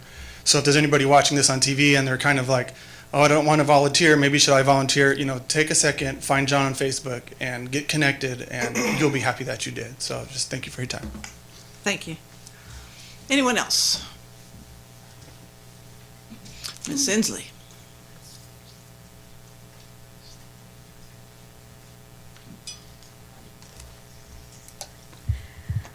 Okay, so I haven't been to those meetings, but my heart is in art. I love it a lot. And I volunteered at the Carnegie quite a bit in the past, and will in the future again. What's the connection of art with our community? Well, I looked for some information on the Turlock City Council website and couldn't find anything, so I went to Sequim, Washington, where they have a really nice website. And one of the things that I noticed in what they were talking about was the connection of arts and bringing people into the community, where people spend money, where people come here as a tourist attraction, where the community is beautiful and people want to spend time. Spending time always involves spending money. So I think an arts commission and the emphasis on arts is an important asset in our community. So what does an art commission do? Well, I haven't been to the meetings, but according to what I read, is one of the things they do is fundraise. They look for grants, they look for opportunities to get money into the arts in the community. They coordinate art activities in town that bring people to town. They encourage fine performing arts.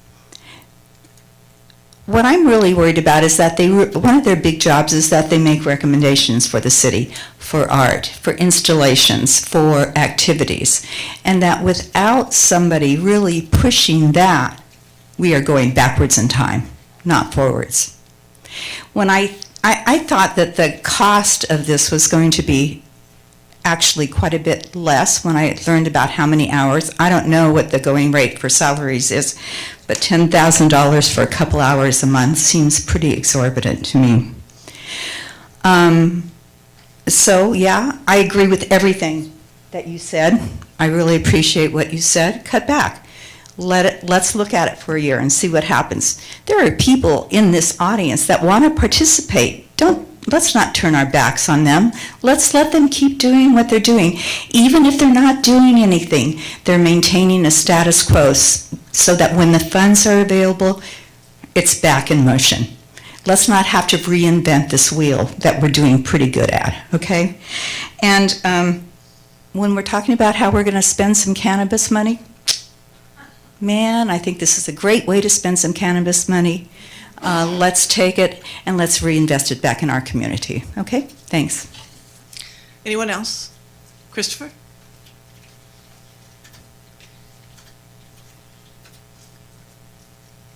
I was wondering if you were going to speak. I was trying not to. Please. Christopher Siriani. I joined the commission middle of last year. And when I first joined, I was a bit disappointed by the lack of guidance and what we were supposed to do, and it took a couple of meetings for us to realize what we could do and what the commission was charged with. When we created ad hoc committee meetings, Randy and I decided to create the public arts because that was my passion, that was my interest. So in the process of doing that, we realized that the city doesn't have a master arts program. We have a master parks program, but not an art one. And when we looked at other cities, we realized that most cities charge consultants $40,000, $50,000 to create that for them and get the community involved. So over the past few months, Randy and I have been meeting with community members and trying to draft this document. I'd like to see going forward that the commission is able to do more of these things. We realize the city doesn't have funds. We realize we need to do fundraising. And we think there's a lot of community members that are willing to do it. If we go out and say we want to paint all the mailboxes in the city a certain color to create some form of uniformity for the city and pride in the city, we can get money from local businesses to contribute towards that. We don't need to come for every single thing to the council and ask for funding. So I'd like to see the commission stay in place. And I mean, quarterly is fine, but even if it's monthly and there's nothing to discuss, we can cancel a meeting. It doesn't take long to just say meeting is canceled for next week because we have nothing to report or we have no agendized items. So for me, I would say if you need to cut down the number of hours or the meetings, quarterly is fine, or just keep it as it is right now and just cancel meetings if there's nothing to be discussed. Thank you. Thank you. Anyone else? Ms. Jackson. I know you do. Right. So let me make it clear, I'm Mary Jackson. I'm a former member of the Arts Commission for 2 years, and then I was on the city council. Mayor Blue Black, can you remember how much, when you invest $1 in arts, how much do you get back in your community? Your math is 1 to 7. I said that I don't know how many times. Eric can tell you that because I said it I don't know how many times. So the point is, and my daughter was going to come speak, my 17-year-old, but she got it called in. Poor hot number 9 had to go to work today. So I want to make there was discussion 11 years ago, as I emailed you, about privatizing some things. And it was, Chief Hampton had the best argument that when you have people come to your parks or come to your arts center, they bring money and spend money, and that's what we want, especially now that we have sales tax revenues going down. And so I just want to be clear, these are projects that you could be working on, because these are things that we've talked about. And if the Parks, Arts, and Recreation Commission has to start a foundation, a nonprofit, I'd be willing to help, although I swore I would never do that again. But I will, because that's how the Carnegie Arts Center got built, quite frankly, because of the Arts Commission and the events that they had and the people that were so committed to making sure that there were arts in Turlock. So here's my list. Public art all over town. You're talking about mailboxes. I have talked about this for 12 years about painting electrical covers. I lived in a town of 4,000 in Marshall, Illinois, outside of Terre Haute, Indiana. When I-70 went through, they were on I-40. So their economies died. And it died even worse when I lived there after NAFTA was put in, because each of the counties had one factory. Many of those factories closed and went to Mexico. So you know what they did? They built 35 murals, and they made themselves a destination, a town of 4,000 people. And they're beautiful. And we can do the same thing and not spend a lot of money. More collaboration with the school district. How many of you been to the high school art show? Raise your hand. Thank you, Becky. Thank you, Andrea. Elementary and junior high, I'm so glad that there's art on the walls, Amy. Mayor, I appreciate that. There should be high school representatives from all the high schools on the Parks, Arts, and Recreation Commission, because we older people, as I've been told, don't know what we're doing. Work with the Carnegie. Why is the Carnegie schedule still not in the Parks and Recreation? That might be. And my band, this is what I've wanted for years. And my daughter asked, my younger ones asked why we don't have it. And Brent Bolander knows what I want, and I know where to put it. We just need the money. We want an indoor-outdoor aquatics park, just like Morgan Hill. I can keep talking, but I'm going to stop because I'm almost done with time. Thanks. So I'm asking you to keep it. Thank you. Understood. Okay, because we need, as Ms. Park said, you've got people there, they're willing to show up. Let them work and do it, in my opinion. Anyone else wishing to speak? Okay, I will close the public hearing and bring it back to council. What are you thinking? Yes, I reserved my comments because I wanted to hear from the rest of them. And, but I did email Mr. Brent Bolander, and we didn't get a chance to connect because I was out of town last week and he's out of town this week. But just a brief discussion, we talked about the quarterly, and I kind of favor the quarterly rather to the disbanding. And one of the reasons is because the word temporary, from past experience, means many things to many people. And if we were to disband anything, it's very difficult to bring it back. And I'd hate to see that happen. I realize that we're trying to cut costs, and I appreciate all the work you did, because, you know, and you've answered my questions when I sent you my emails. But I'm really I would be more prepared to take option B and go to a quarterly meeting than to disband the park. Yes, Mayor? Yeah, I want to thank you for making the recommendation. I know it's like, we have tasked every single department to look over every dollar we're spending to see and find any opportunities for efficiencies. It's not easy making recommendations that is going to be unpopular, so I really do thank you for making the recommendation and for the thorough review of your department.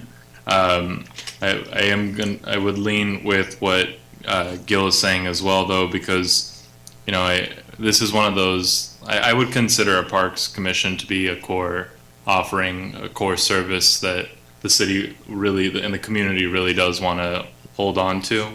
You know, some of the things that they're working on, I think will pay dividends, and we have a lot of people that are really passionate about trying to give back to the community that I've talked to a lot of you guys already, and want to continue working with you guys and find the opportunities where we can actually, when we come back and look at this next time, there's going to be revenue that's going to be generated by the people out there that are inspired to do something for the community.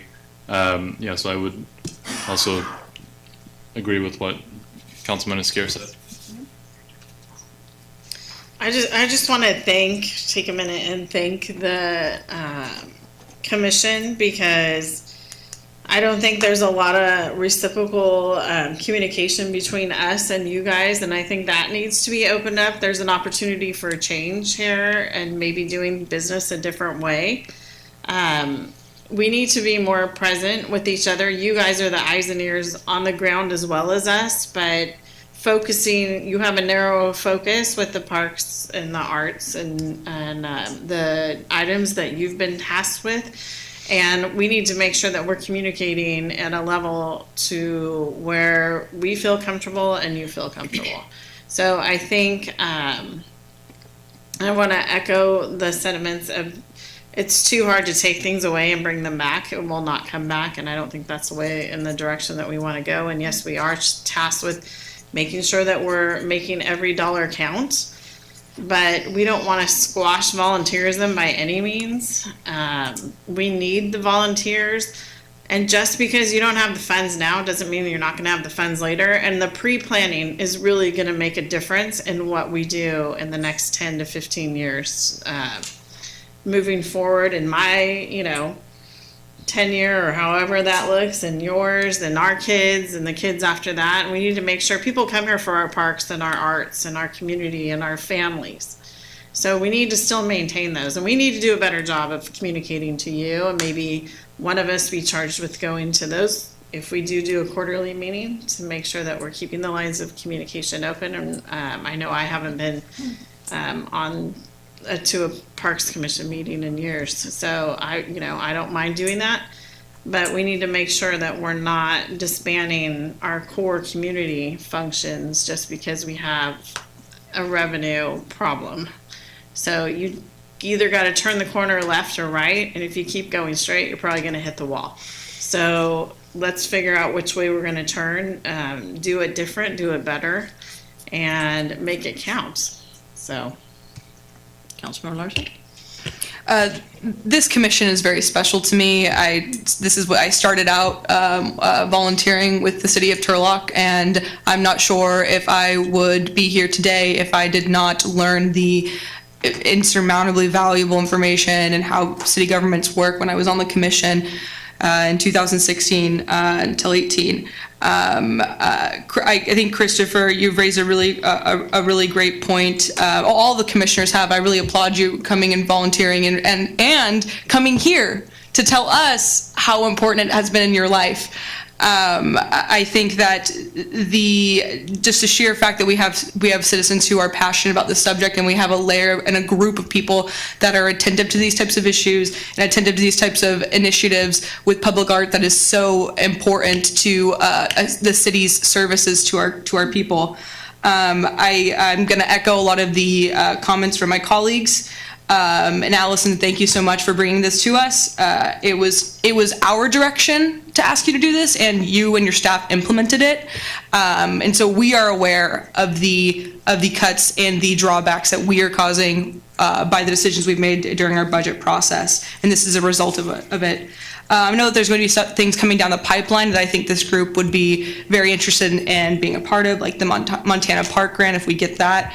The art programs that you guys are trying to, the ad hoc groups that are coming in, I've been a part of these, and the projects are awesome and things we should be pursuing. And if there's roadblocks, we have creative people in that commission that are willing to volunteer even more outside of that. And I applaud that effort. So I also would encourage to us to just have it suspended and only be a quarterly. And from what I understand from my experience working on these ad hocs, I was part of the Urban Garden ad hoc. We met outside of the meeting time. I'm sure that I've met with Christopher and his colleague on to kind of give my 2 cents on it. My experience, and I think that can always continue to happen.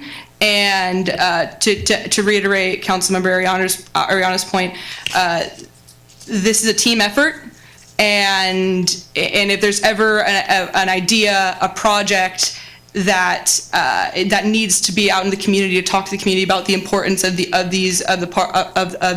arts and how that can really infiltrate into our community, we're all ears and we're all willing to do so. So thank you so much for the item, and thank you for all the commissioners that are here today, and those who cannot make it, who are continue to serve our community. I love that we have commissioners out there walking on the street that can say, I'm a commissioner of the city of Turlock. Thank you. I want to just thank you for taking the task, and I know that couldn't have been fun. It is important that we do talk about our resources, whether we make decisions to completely cut or not. We have to talk about how difficult this is, and so thank you for doing that. Little fun fact, I started the Art Commission in 1990, so here I am, right? That was a long time ago. So I've been pushing for over a year now for volunteerism. To sit here and ask you to, thanks for showing up, but no, we don't need your help, it just crushes my soul to figure. Turlock wants to be a part of this community, and this community is part of the people. So I know that it does have a cost to it, but I think that it's important to at least lower it to the level that we can still work within. And hopefully you guys will be able to help me with the volunteer program more. I know John's he's getting every part taken care of. He's amazing. But each of you guys, that makes sense, what you talked about, Mr. Eislow, in regard to having somebody present there, and if it works out with Mr. White not getting a little congestion over somebody being appointed from here, we'd love to see that happen. There's so many other ways that you guys can get involved, from that commission to the diversity group within the university, the Carnegie, whatever. But I think there's some great things to be done. I do think that we should probably slow it down just a teeny bit so that we can have staff running around and putting out other fires. And we can just make sure that the person from here that sits on that commission with you is just an ex officio, because we wouldn't want something to come and them vote. Yes. If I may, one last thing. The first couple of years that I was on the council, I did attend the park meetings and the planning commission meetings. And then I found out that I probably wasn't supposed to, so one of the reasons that you don't see us participating is that we're cautioned. Apparently, if we show up at your meetings, there might be a perception of undue influence, and so it's not that we don't want to be there, we're just cautioned to participate slowly from a distance. Anyway, at this point, I Real would. quick, Mr. White, could you just address Mr. Snook's dialogue of the Brown Act violation? Well, we have a whole workshop on it, so if people want to stick around. That's true. A little bit, we're going to go over the Brown Act to be very close to an AB 1234 things, but obviously the training, but that Mr. Goldstein's going to help me with, but obviously we can't have people getting together and conducting them as a majority city business, and that would be a Brown Act violation. That's against the law, so we don't want. So as much as people would like to. But just her and the chair. Correct. Is that a violation, yes or no? For her and the chair, no, it is not. Thank you. No, Okay. it's not, sorry. Okay. What's the will? This time, I would move to introduce resolution, the second resolution. I was going to say B, but I don't see B on there, so I'm just going to say second resolution to adjust the meeting schedule to a quarterly basis. Can we have a motion? Second. And then a second. Clerk, call the roll, please. Councilmember Larson? Yes. Councilmember Ariano? Yes. Councilmember Nisrati? Yes. Councilmember Esquer? Yes. Mayor Bublak? Yes, passes 5-0. Thank you all for coming tonight on regarding that. We got updates, fire department. Chief Carlson. Sure. I'm sticking to it. Yeah. I'm thinking that. After this.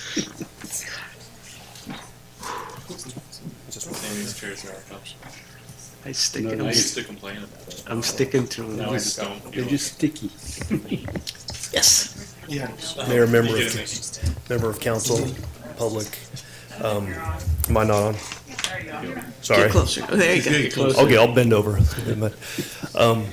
So you have a written update overall for the month, but I wanted to drill down a little deeper on some questions that have been coming up about how our staffing's been going for the last 6 months. We're 6 months into the budget with the new staffing matrix that I implemented, so I wanted to give you an update on that and then answer any questions or concerns that you may have. So as you remember, in June, we adopted our balanced budget.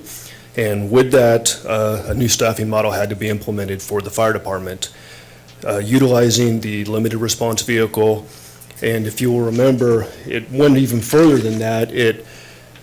This is actually what was adopted, a new staffing matrix that called for brownouts of fire stations, complete brownouts.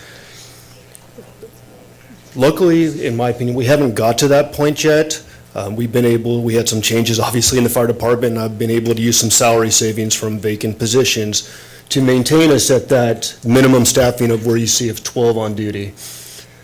With 12 on duty, we are able to maintain all 4 stations open, rather than completely losing a station if we had to go down to 11 or 10. So I'll get to why I think that's important in a second, but one of the questions I've heard is, initially I anticipated about 50% of the time we'd be using the limited response vehicle, which is the SUV. The actual use is up around 70% at that time, and that's been called out, I know, a lot. Partially the reason is that for that higher usage is included in that 50%. Past that, there was going to be a percentage of the time where we were browned out, so that would have been about a 60% reduced staffing model. So we've been able to maintain all of our stations open in some aspect, albeit it's been diminished at a higher rate. And there's other reasons for that. We've had a very high, unusual amount of injuries or long-term illnesses. As you remember, in July, we had 2 members injured in that ambulance rollover, and one of them one got back fairly quickly, the other we just got back. So when you run basically minimum staffing every day of the year, when you have people out on long-term injuries or illnesses, that really eats into how many people you can put on duty in the city at any given time. So looking forward through the rest of the year, I anticipate that number to be around 75 to 80% of the time that we are diminished using the limited response vehicle. And I do anticipate my budget being exhausted with the salary savings in sometime around May. And when that happens, you will be very aware of when that happens, but we'll have to implement the rest of the plan that was adopted and go down to 3 stations. Until then, I'm going to use every bit of money I have to maintain using the limited response vehicle and leaving all 4 stations open, because I truly believe it's the best option I have afforded to me right now. If you look at some of the statistics of what our calls for service have, they're not going down. I mean, we are rising by, 2009, we had 5,100 calls. Now we're at 7,100 calls. And those are just the calls for service. When I do my annual report, you'll see we were running somewhere around 11,000 engine company responses per year, meaning, not every call is a 1-engine response. Structure fires take everybody, vehicle accidents, hazmats. So we are busier than we've ever been. Sorry, bear with me for a second. I'm fighting a little bit of a cold. So the reason I want to keep, why I think it's vital that we keep all the stations open as long as possible, it comes down to response times. As you see, AMR, or the ambulance provider in this town, they have up to 11 minutes on their contract to get to the scene from your 911 call. We maintain a 5-minute response time. With the LRV, without the LRV, in that certain area, it's going to be increased to up to double. So these examples here, as you'll see, if Station 4 happened to be browned out for that day, it would take an extra 3 to 5 minutes to get to the far northwest side of town. And conversely, at Station 1, whichever one you're going to look at, a higher response time. So what you're going to hear is, while it's frustrating to be in that limited response vehicle, and I commend my firefighters because they don't like it, they're firefighters, and I'm asking them to respond to calls in a vehicle without water, which would be like asking Steve to have his guys respond to a robbery without their guns. It's not something they want to do, but I still believe with what I have afforded to me right now, this is the best option, and it just comes down to getting people on scene as quickly as possible, mainly for cardiac emergencies or medical aids. You'll see that this is from the American Heart Association, a sudden cardiac arrest.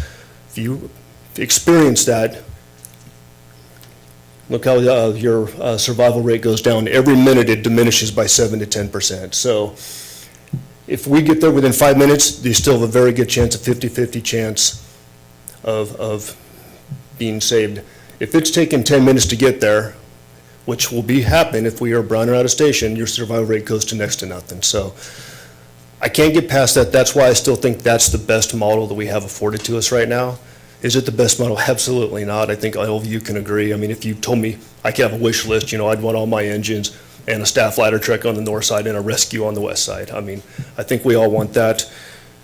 But for now, this is what we have available to us. Unless the city manager gives me a different direction, I'm going to spend everything I have afforded to me in my budget that was approved.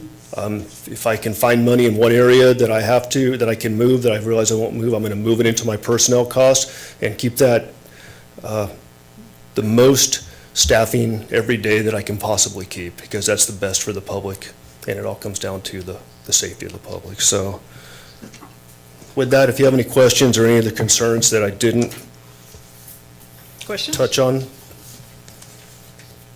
Do you have any idea how to estimate, like, how many of those calls were cardiac-related issues?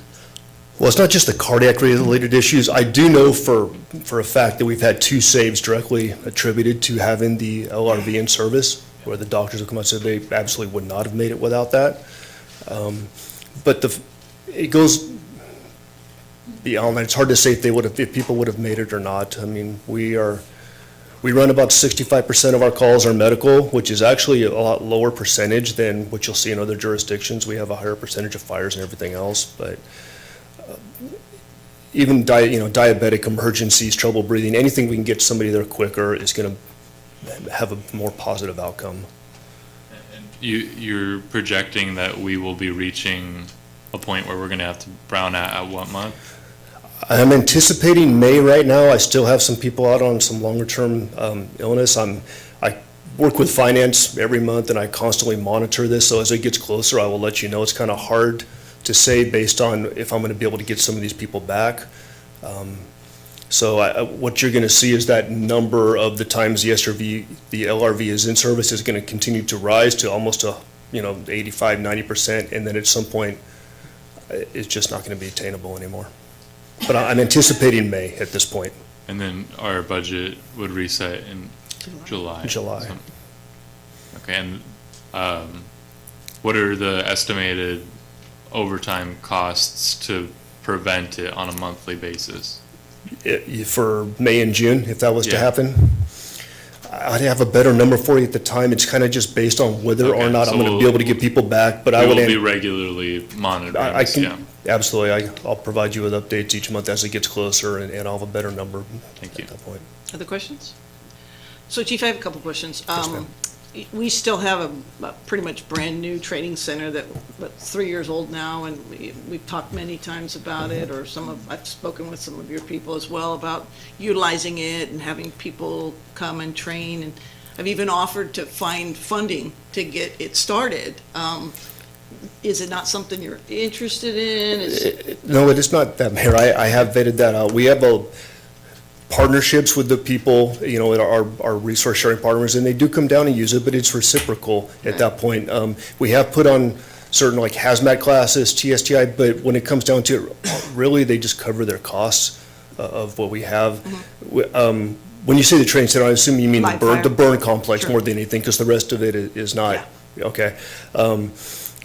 I know that there's been numbers thrown out there that said we can make X because we have this, and we have solicited out there. It's honestly just not the case as far as that goes. It will cover our costs. We are using it from time to time with other partners, but it's not the solve. It won't solve this. Well, I think it can augment. It also helps our economic development if you're having people come here. I mean, it's kind of a reciprocity within the city. Yes, ma'am, and we do. We've hosted several hazmat courses. We have a partnership with MJC where they facilitate for us, and then we get back whatever extra there is, but and it has worked to some extent. It's just, it basically just covers the operating costs for us. And then if you just tell the public, who's in charge of when you decide to hire? Who's in charge? Well, as long as I have allocated positions in the department, it'd be my decision. Okay. It's just not. I do hear often that Right. we're all thwarting your No. efforts and you can't hire. And we have lost a few people for various reasons. But what I've found in my experience, it's not cost effective to run an academy for just one person or two people. So as we get a few more vacancies, then I'll be running an academy, because it doesn't make sense to run an academy for one and then two and then three, because they do cost quite a bit of money to get them up to our standards. Understood. Any other questions? Yes. Another one of the things that's out there a lot is the lack of contribution coming from the university. They're one of our, biggest users. Would it be appropriate for us to take any action to formally request some sort of dialogue where we identify something can close that gap? Well, Mr. Cook's working on that. Do you want to answer that, Mayor? Well, you have something you've had some conversations where groundwork, correct? We are working on it. We have not directly approached the university yet, but there are some opportunities to do that in the future, we believe. If we as a council wanted to direct that conversation, would that be appropriate at this point for us to formally make a request to have that conversation with the university? Something I want to run through the city attorney, because I got to figure out what standing we have to make that request. That would be my concern. But again, all conversations are valid. You've got to make sure that we do things correctly. Anything else? Councilman Marrero? Mike, restricted. What about the assessment districts and how does that play a part? And that might be you on reciprocating in those assessment areas that actually have a fire component to them. Right, we do have assessment centers in the city, but the money that we receive from them is augmented by our expenses. So it's not additional money that I capture on a certain thing to put out there. It's just used to offset a lot of our expenses. Okay, anything else? Yes. I just want to say that I appreciate your position. I have utmost respect for our public safety employees out there trying to do whatever they can to keep us going with the condition that the city is in right now. I know it's tough, and I pray that this won't last much longer. So, you have my deepest respect and appreciation for everything you're trying to do under the conditions that we're asking you to do them in. Can we do comments now? Thank you. Well, it's all just I just did. updates. Yeah, go ahead. I'm echoing that same sentiment, Chief Carlson, and to all of your guys in the department, and all the staffers. I know that there's so much that you guys have to do, and you have to do your best, and you are doing your best with what we're prescribing for the city. And we will wear that burden, and then you guys are going to continue to do the best you can, and we really appreciate that. So thank you for being creative, having such endurance with us through this. And I echo Councilmember Esquer's sentiment of I hope this is very shortly temporary. Thank you. Yeah, you do have a great group of firefighters. Every one of them are just top-notch and professional, so thank you. I just wanted to, and Mark Gomez is not here tonight, so him and I have been working closely together, and I do appreciate his momentum on the Caltrans cleanup, although it got stalled a little bit. I don't know if you have any information on that. I wasn't very happy with that, but thank you for all of you that you've done. I know this has been a huge unsurmountable task because you're tasked with keeping the public safe, yet making sure that your budget is in line. And those things don't go hand in hand all the time. So, thank you. Thank you, Chief. Thank you. Captain Williams, and then we'll take a 5-minute powder and. Air conditioning. I'm sorry? Oh, I'm sorry. Yours is written, so you don't even have to. But there was something we were going to ask you to cover, please. Yes. No, I forgot for a minute. Okay, thank you, Mayor and council members, and thank you, Mr. Bridegroom, for the opportunity to speak about the issue, and the mayor for giving me the time. Thank you very much. So I didn't have anything prepared, so I'll do my best to give you, from the law enforcement perspective, the situation as it stands right now. So we do in the city of Turlock have an ordinance that prohibits certain illegal within the city behavior. There is an ordinance that talks about camping. There is an ordinance that talks about storage of public property, or not public, storage of property in public places. Those laws currently exist. They're on the book.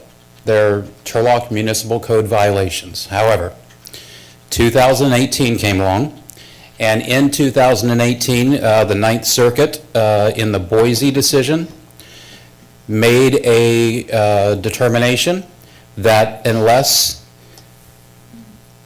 public entities like the city can provide or partner with other entities to provide adequate bed space for those that are homeless, enforcement of sleeping specifically in public is prohibited. So even though the law currently exists in the municipal code, the Ninth Circuit, through the Boise decision, rendered the Turlock Municipal Code unenforceable. So that was 2018. 2019 came along, and towards the end of 2019, I believe sometime around December, there was a request for the U.S. Supreme Court to hear the Boise decision, and the U.S. Supreme Court has denied that request to hear that decision, rendering the Ninth Circuit's decision the law of the land until something changes. So, as the mayor said, we're all partners, and including law enforcement. So our best effort right now, given the law that exists within the municipal code and the overshadowing law from the Ninth Circuit Court of Appeals that renders our local law unenforceable, our best effort right now is to partner with our nonprofit organizations, partner with our other government agencies, and provide resources to those that are willing to accept it, because as it sits right now, we simply cannot enforce our way out of it.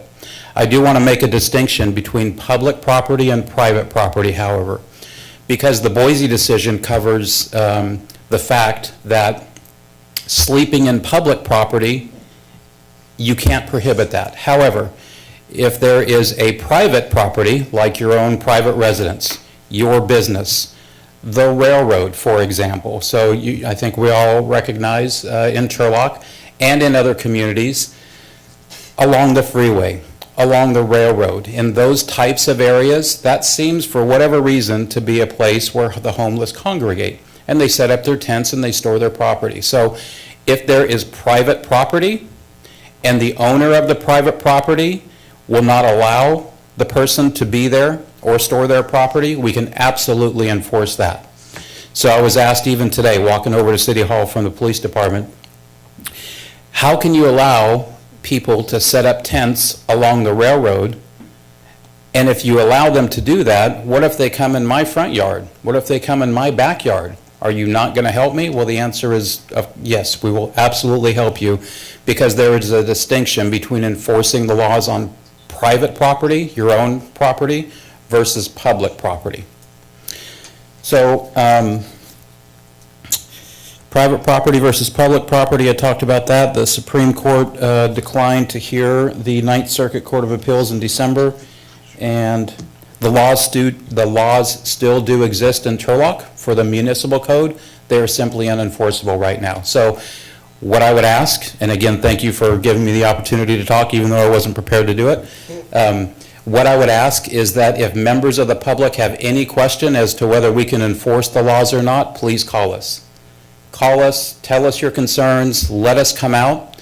There may be something we can do, there may be nothing we can do, but we would rather hear from you where the concerns are and give us the opportunity to come out, assess it, see if we can do anything, and more often than not, we can come to some type of resolution, whether that is working with the individual or individuals to find other alternatives, providing resources for them, making references to nonprofit organizations that are willing to help, those type of things. So again, I would just ask that when in question, regardless of what your understanding of the laws are, call us, let us come out and see how we can help. Thank you, Captain. Yes. Mr. Brigham first, I suppose, because you did ask the question, but got to come up here, please. Sorry to lengthen the meeting. No, hey, that's why we're here. So, thank you. Yes. If I get your business card, Absolutely. I'll email you in Please do. the future. And he will. And give you a warning. Okay. that I'm going to ask the question. And this, okay, so the railroads and the side of the freeways, okay, the railroads would be private property, right? So that's an issue there. Yes. What about the sides of the freeway, like the exits off of 99 and Yes. Taylor? So as was mentioned a little while ago, we had plans with Caltrans to partner with us and assist us, and I think that's still in the works. The plans have just been delayed.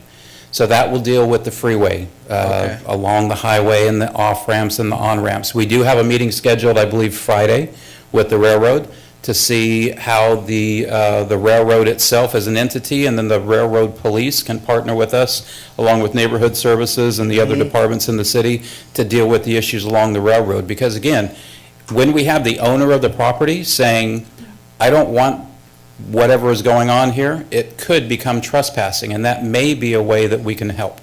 Okay. Yes. And I guess related to that, you may have answered it, but also for the fire.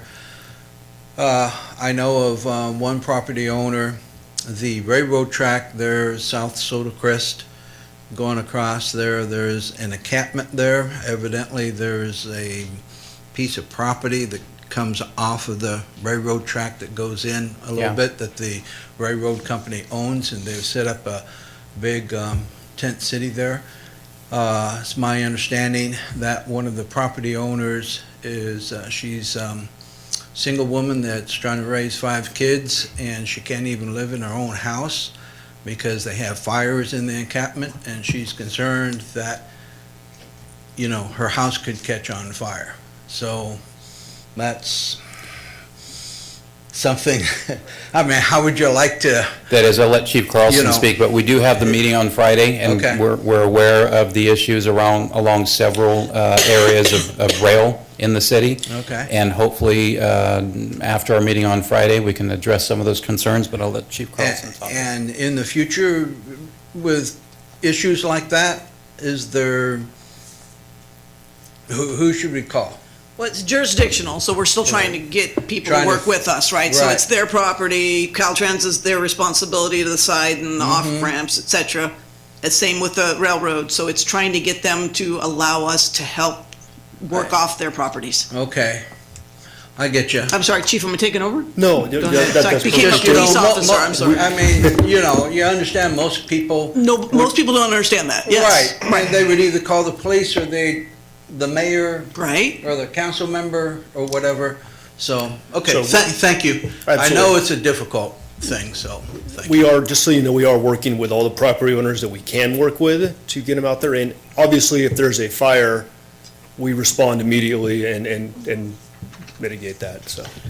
So, not to Mr. White? not to overly complicate this issue, but it's bigger than just the Boise decision, because the governor came out with an executive order recently which made available state-owned property that's not currently being used to potentially allow folks to set up camps on state property, specifically identified that was highway, potentially vacant property near highways and roads and things of that nature. So there have 3 departments that were charged with looking into that issue and figuring out how it's going to be implemented, but since it's on state property, we would have no jurisdiction over that. Travis, did you have something? I'm sorry. Yeah, actually, that kind of leads me into Travis Riallo, citizen.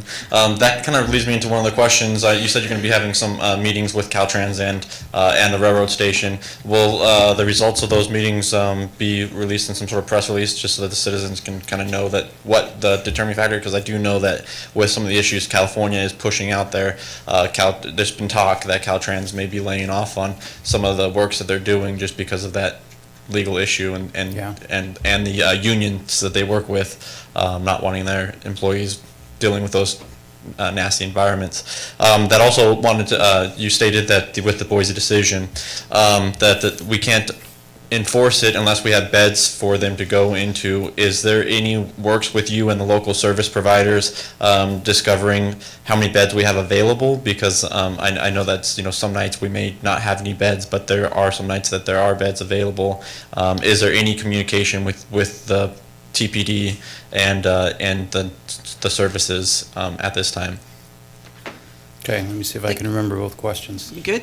Yeah, and just in case there isn't communication, there is a nonprofit that is done by the Stanislaus County. It is Stanislaus County Community Services Agency Housing and Homeless Division. Every morning they send out a phone call to the local service providers. The service providers answer it or email them and tell them how many beds they had empty the night before. And I do know that the number might, we were at an emergency situation before, but now there's been countless nights that our local agencies have had numerous beds available. Does it go by city or county? I'm not for sure, but I know that some places in our county have had as much as 35 empty beds, and that's just one facility. I know in our city we've had some that have 15 empty beds. So if we were active in at least putting some of those people in beds actively, it may appear that we have more beds than than we do, and that way the homeless might realize that they have to listen to those laws, and then it might kind of encourage them to either follow the law or move on. And then that would have been the questions. Okay, thank you. Did you have any answers to those? Sure. Okay. I could jump on the first one. If we're working with Caltrans and Union Pacific, a strategy is developed, I think it's incumbent on us to get that out to the public, to let them know what is going on or what can be done, what can't be done. So I'll work with the police, PIO, and also with Marin Pitt to get something out to the public. So that's a good point, Travis. I appreciate that. When would you might find that? Well, we'll meet with them on Friday, and let's see what comes of that meeting. So we'll go from there. We good? Okay, thank you. We're gonna take a 5-minute powder, and we'll be right back.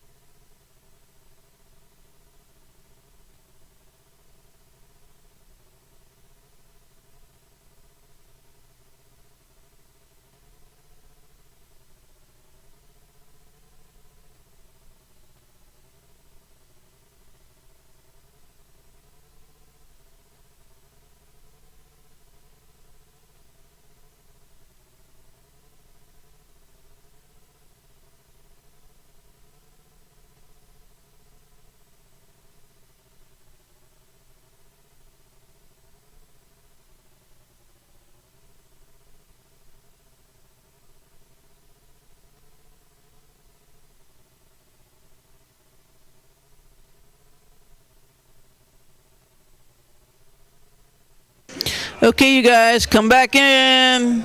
Here we go.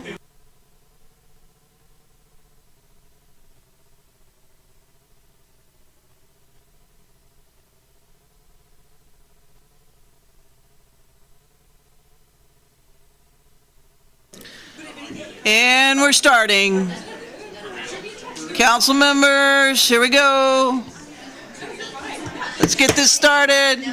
Councilmember Scare, you come on, buddy. No, these guys are trying to hide out there. I know. We're gonna call in Mhm. Do you think? He'll go faster. Do you think there's any opportunity to do that in a separate, like a future council? Possibly. Or like find Let's see see how it goes. It might go faster. Yeah, we're gonna call in from the hallway. The estimate I got was 2 hours. What happened? That's what I just heard Yeah, from Jen. probably, yeah. It's melting. Evaporating. Thank you. All right, we're gonna reconvene this meeting. Mr. White, He's giving- are you ready? Water guy's taking it. Here we go. He's gonna refill it for you. Is it on? Tough crowd. Tough crowd. George is ready now. Thank you. Is it on now? Okay, now. There we go. Okay. All right. Mayor and council, as was requested in December by our mayor, this is a follow-up to that request to go over the elected and appointed officials handbook as well as the civility code. That's going to be in the first part of this presentation. And then the second part would be the Ralph M. Brown Act. The Brown Act, because I didn't think that you wanted to hear me alone talk for the next 2 hours, I had Ms. Goldstein volunteered, we'll stick with that, to come down and assist me, to kind of break up the conversation and not just have one voice. 2 hours, really? It's designed for 2 hours. I do talk quickly, so maybe I can shave off 45 minutes of it, but it depends on how many questions that we have that come up and how much you want to go in. So I kind of designed this to kind of have an hour to go over the handbook and the civility code, and then another hour to go over the Brown Act. The Brown Act training is very similar to what you will receive as part of your ethics and AB 1, 2, 3, 4 training. Unfortunately tonight, because the way it has to be mixed, this doesn't qualify for any credits, but it's very similar to if you've taken those classes from us before. So, Quick question for you. yes. I know. And feel free to just make this a little bit interactive because I'll break it up, so I'm feel just- free to jump in. I'm just saying, if the Brown Act training we're about to receive is not valid of anything, and we're talking about 2 hours, would we not be better off doing this at a special meeting or a workshop of some sort? I mean, we're talking about. I operated this was pursuant to one of the council members' requests. So, I operate at whatever the council wants to do. The presentation is created, but I had to give the disclaimer because I don't want somebody to think that this actually would qualify for them satisfying their Brown Act requirements, because there's some requirement, even though it's an hour long, it wouldn't meet those. Is there any possible like chaptering of this to be split out amongst meetings so that we can maybe take a segment in this one and then a series or something that's more? I can do it however you want. I do think that you probably would have to take 1 and 2 together and then 3. Why don't we see how you do, and Yep. if everybody gets too tired, then say something. We'll do push-ups. Thank you, Russell. I made it a whole 2 minutes into the presentation. No. Let's go. All right. So again, as you know, I talk fast, and so I'm not going to do anything different than that today. No, this is really geared towards the council as a whole, as well as to the public in general. We're going to cover topics that really relate specifically to the office of the city attorney, the city manager, and the council. I suggest that we dismiss our staff because they don't need to be here for this. This is not in their scope of, Classes out early kind of thing. yeah, classes. That's the prerogative of the city manager and the council. That's way above my pay grade. We can release them. It's up to you, Mr. Cook. But honestly, I mean, you've got a section on city officials and staff duties. I think it's important that you're all on the same page with that, and the staff does hear that. Can we do that first? We are doing that first. So we're doing the handbook and the civility code first. The Brown Act, They mean one particular section. oh, it would be a little bit, I think that if we're going to keep everybody here, I think that's important that we keep them here for the entirety of this part of the presentation. Yep. Well, I said I talk fast, so. All right, so what is the purpose? So when I came on board roughly about a year ago, one of the things that we did, and still working on trying to get complete, is an assessment or audit of your, can you guys hear me, or am I standing too far away? Of our existing systems. Well, some of the things that we found is that a lot of your documentation was incredibly old and outdated. Many of your documents hadn't been updated for decades at a time. Just to use that as an example, I think some of the HR rules and stuff in that place hadn't been updated since the 80s. So one of the things when we did is we took an assessment and we kind of looked, okay, what would they have on the books? And so we'll kind of get into the purpose as we go through this. You had a municipal code, but a lot of the definitions in the municipal code are not really well fleshed out. So as an example, the mayor position was only mentioned in the code 32 times. In those 32 times, it's mostly like authorization to sign warrants, things of that nature.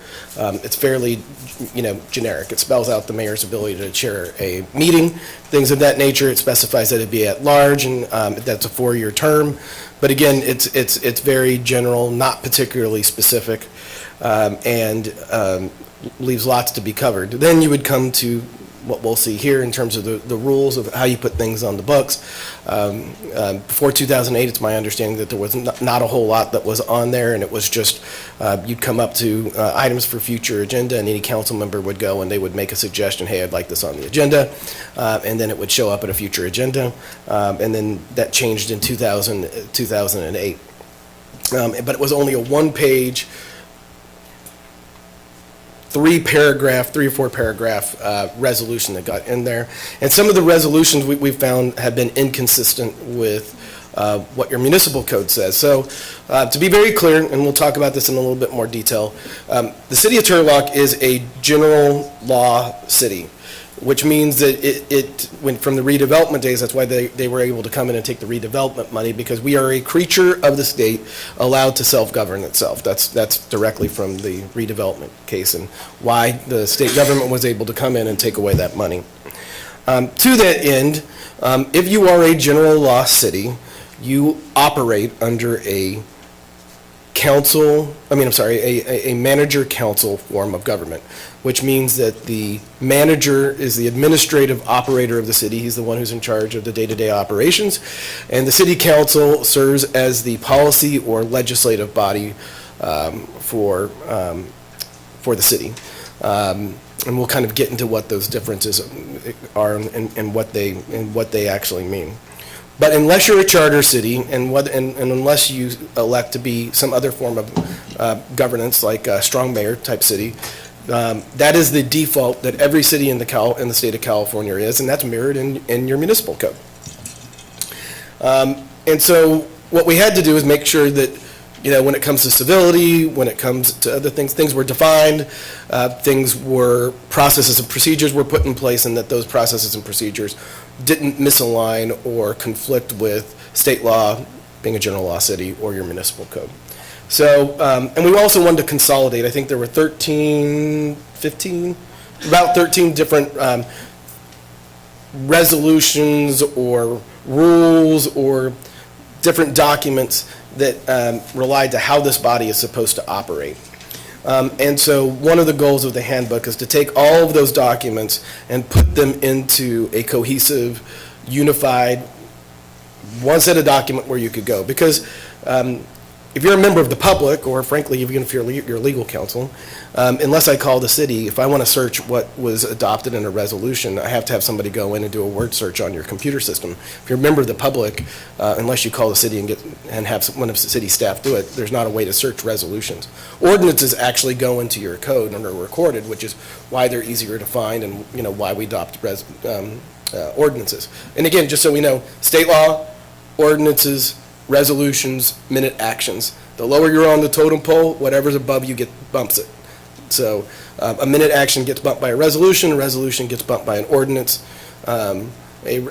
ordinance gets bumped by state law, state or federal law that's in conflict, okay? So what we do, so the purpose was first to consolidate all these things and summarize some of the important laws. One of the other challenges that we found when we were going through this is that many of these resolutions adopted and codified in them old code. When I say code, I'm talking usually about state statutes. So even, for example, like the Fair Political Practices and the Conflict of Interest provisions, those get moved around by the state legislature. While the gist of them may stay the same, those get moved around in the legislature over time and have different code sections. Code sections get eliminated, code sections get added, code sections get amended, much like we do with the fire code and the building code, have to go back every couple of years and do it. The references that we had in many of these resolutions were to state laws that no longer exist or to code sections that no longer existed. So you got to update it, and what you do is you make it so that there are references to actual chapters or provisions or types of laws, as opposed to so that when they get amended in the legislature, we don't have to actually come in here and put something on the agenda to update them here. So we're constantly chasing our hind end with the legislature. I mean, you could probably employ a full-time city attorney to do nothing but just, okay, I got to change this now because the legislature has done that. That's why our default is always, in the government code and things of that nature in state code. The other idea is to identify council powers and responsibilities as a legislative body, at least in a little bit more detail. Some of these things had one sentences, or some of these things, those sentences didn't provide general parameters. So for instance, it might say that somebody can put something on the agenda, but it wouldn't spell out what that meant, how soon. Just basic things, how soon, what happens if it doesn't, so those real basic things. And it also, I think, provided what I've always done with council members when they've got elected. I came in some months after the last election, but it's to do an orientation with new council members to let them know the rules that they're operating underneath. I think this will become more and more important as we're not a part of the League of California Cities kind of going forward, and so some of the trainings and things of that we would have otherwise gone to will no longer be available to our council members. So most cities, even cities like Angels Camp and Sonora, which are small that I represent, they'll send their new council members to the League of California Cities new council member training and orientation. It's like 2-3 days. You go in, you learn all these rules, how to operate, how to conduct a meeting, so that you're given the skill sets to be able to act in a professional manner. So we'll rely more and more on ourselves internally to be able to do that. And so that's one of the reasons these things and these conversations are important. So those were some of the purposes. There were many, many, many, many others. But even in the course of 2 hours, I didn't think it was important to, an hour of this part of the presentation, to go into those details. So to start the beginning of the breaking up of our task, Ms. Goldstein, who's a partner in our firm, she's going to go over the next two sections, and then I'll go over the last two. So I'll hand it over to her, but again, feel free, council, to be interactive. If you have questions as we're going along, then feel free to ask those. Good evening, council, mayor. As Doug mentioned, we're going through this process by going through the handbook, in essence, and we're taking it in different chunks, so basically grouped by topic. So one of the first things that your handbook covers now is a general introduction to general powers related to the city council and different commissions, planning commissions, and things of that nature. So the first thing that the handbook covers, and something that we wanted to also point out, if the council is familiar, the council used to have a code of conduct, and there was a code of conduct that was adopted back in 2014 through a resolution, which was a more truncated and shorter version of the handbook, but it really did lack a lot of information, as Doug mentioned. It really doesn't go into a lot of detail about some of the aspects that I think are important for council members and other elected and appointed officials to know about their rules, their roles, responsibilities, and things of that nature. So this, you'll see throughout the presentation, there's a notation generally of whether or not this general topic is something that's been expanded on from the Code of Conduct, or if it's new to the handbook. And in this case, there's a big section of the handbook that is new, was not included in the Code of Conduct, and it really sets out a general summary of the important documents that you need to know as a city council. What are the big documents and universal policies that govern the city? So everything that Doug's mentioned before, we start with the Turlock Municipal Code being the law of the city. References to the government code, because that's the body of law at the state level that really governs how the city is run. That it's, as Doug mentioned, it's a council manager legal system, and that's the default for general law cities under the government code. There's a discussion about the annual budget, the general plan, which is essentially the constitution of the city in terms of planning and looking forward, and then the emergency operations plan. And under the government code, there are specific requirements about each one of these and the city maintaining it and updating it within a certain time frame. And all of that's generally summarized in your handbook. The handbook does cover basic definitions discussing effective governance. This is also in addition to your handbook. This was not included in your previous code of conduct. And it really talks about what are the functions for different positions. So who is a chair, who's a presiding officer. This handbook is unique in the sense that it's not just for council members, it also applies to commissions. The idea is a lot of times the commissions, as we heard tonight, you know, they come on board, they're very excited, but they don't necessarily know how they fit into the big scheme of things and what their role is as a commissioner. So this handbook is meant and designed to really address every elected and appointed official. The handbook also provides guidelines and policies this is a direct quote from the handbook. It provides guidelines and policies in order to aid city officials in the most efficient, effective, and seamless governance, including 4 fundamental characteristics of city officials. When the council considered this handbook and had, I believe, at least 2 public hearings on the handbook and going over it, this was, think of it like the policy. What's the policy behind the council and the things that are important to you? And so what's been included in the handbook are 4 main points: mindfulness, focus, manner, and preparation. All things that are important to city officials in carrying out your business.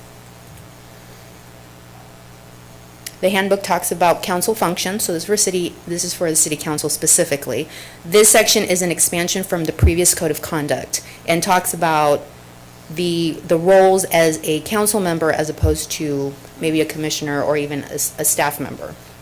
So something important to note that we wanted to highlight for you is power is centralized in the elected council collectively and not in individual members of the council. And this goes back to Doug's point previously. As it's set out in the government code, and the council knows this, it's a collective decision policy-making body. It's not composed by one person or a group within the group. It's the group, and that's how the decisions are made. And as we go through the presentation, there is a portion of the presentation that talks specifically about, Doug mentioned, a strong mayor or a mayor-council form of government in comparison to a council-manager form of government. So under a general law city, a council manager form of government, the council appoints a professional city manager to carry out all of the day-to-day administrative responsibilities. That applies to the city of Turlock. The handbook talks about, and we'll go into this, what are the functions of other figureheads within the government system, so specifically the mayor and the vice mayor, and that's spelled out in the handbook.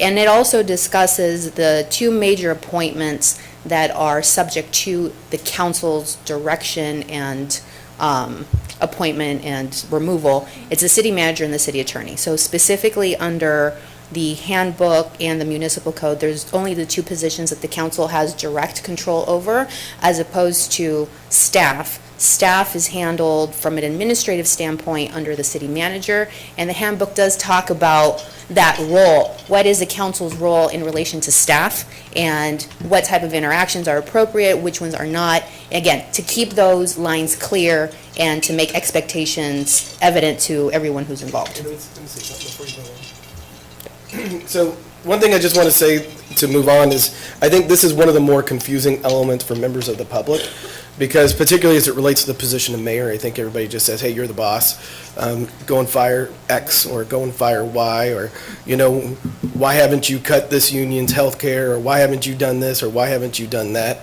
And it's important to note that the reason that some of the things are in here and emphasizes, number one, is it comes from state law in terms of how general law cities are to operate. But those are really, unfair characterizations, because we're going to go over the mayor's power a lot because it's different. She's the only person who's elected at large.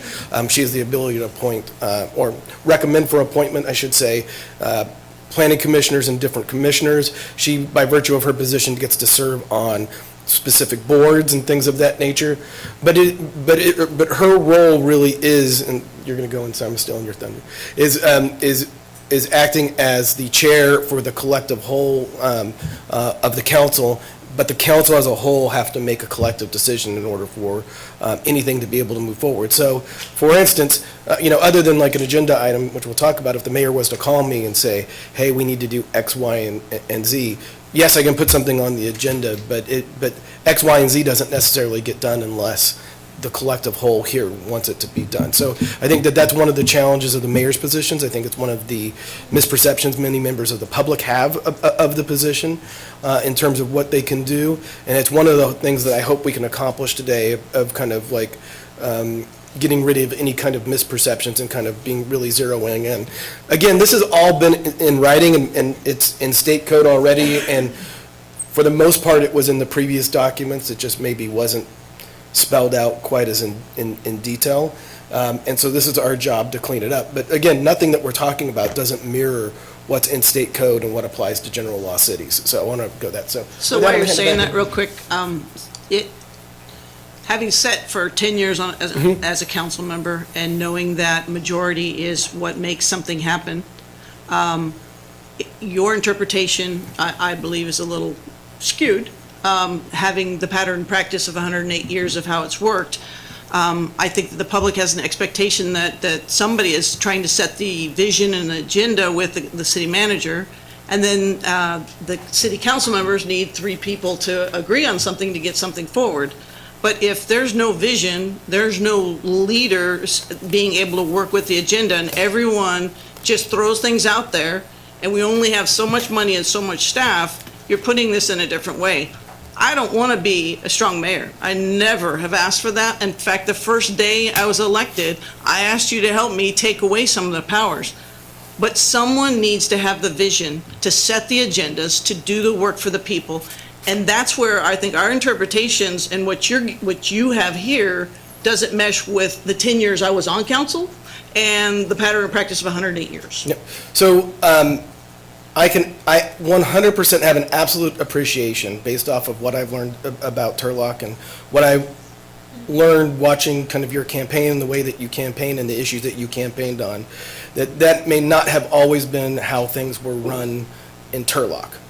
That doesn't mean that the way that things were run in Turlock were done correctly, and it doesn't mean that the way things were done in Turlock matched what was actually in the municipal code or in state law.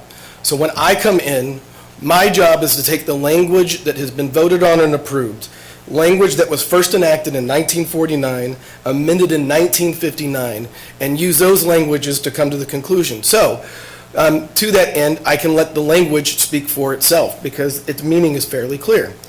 In your Turlock Municipal Code, section 2.4.210, relationship with the council and talking about the city manager. Individual members of the council, this is a quote, so just, I'm not paraphrasing anything. Individual members of the council shall deal with the administrative services of the city only through the city manager, except for the purpose of inquiry, and no member of the council shall give orders to any subordinate of the city manager.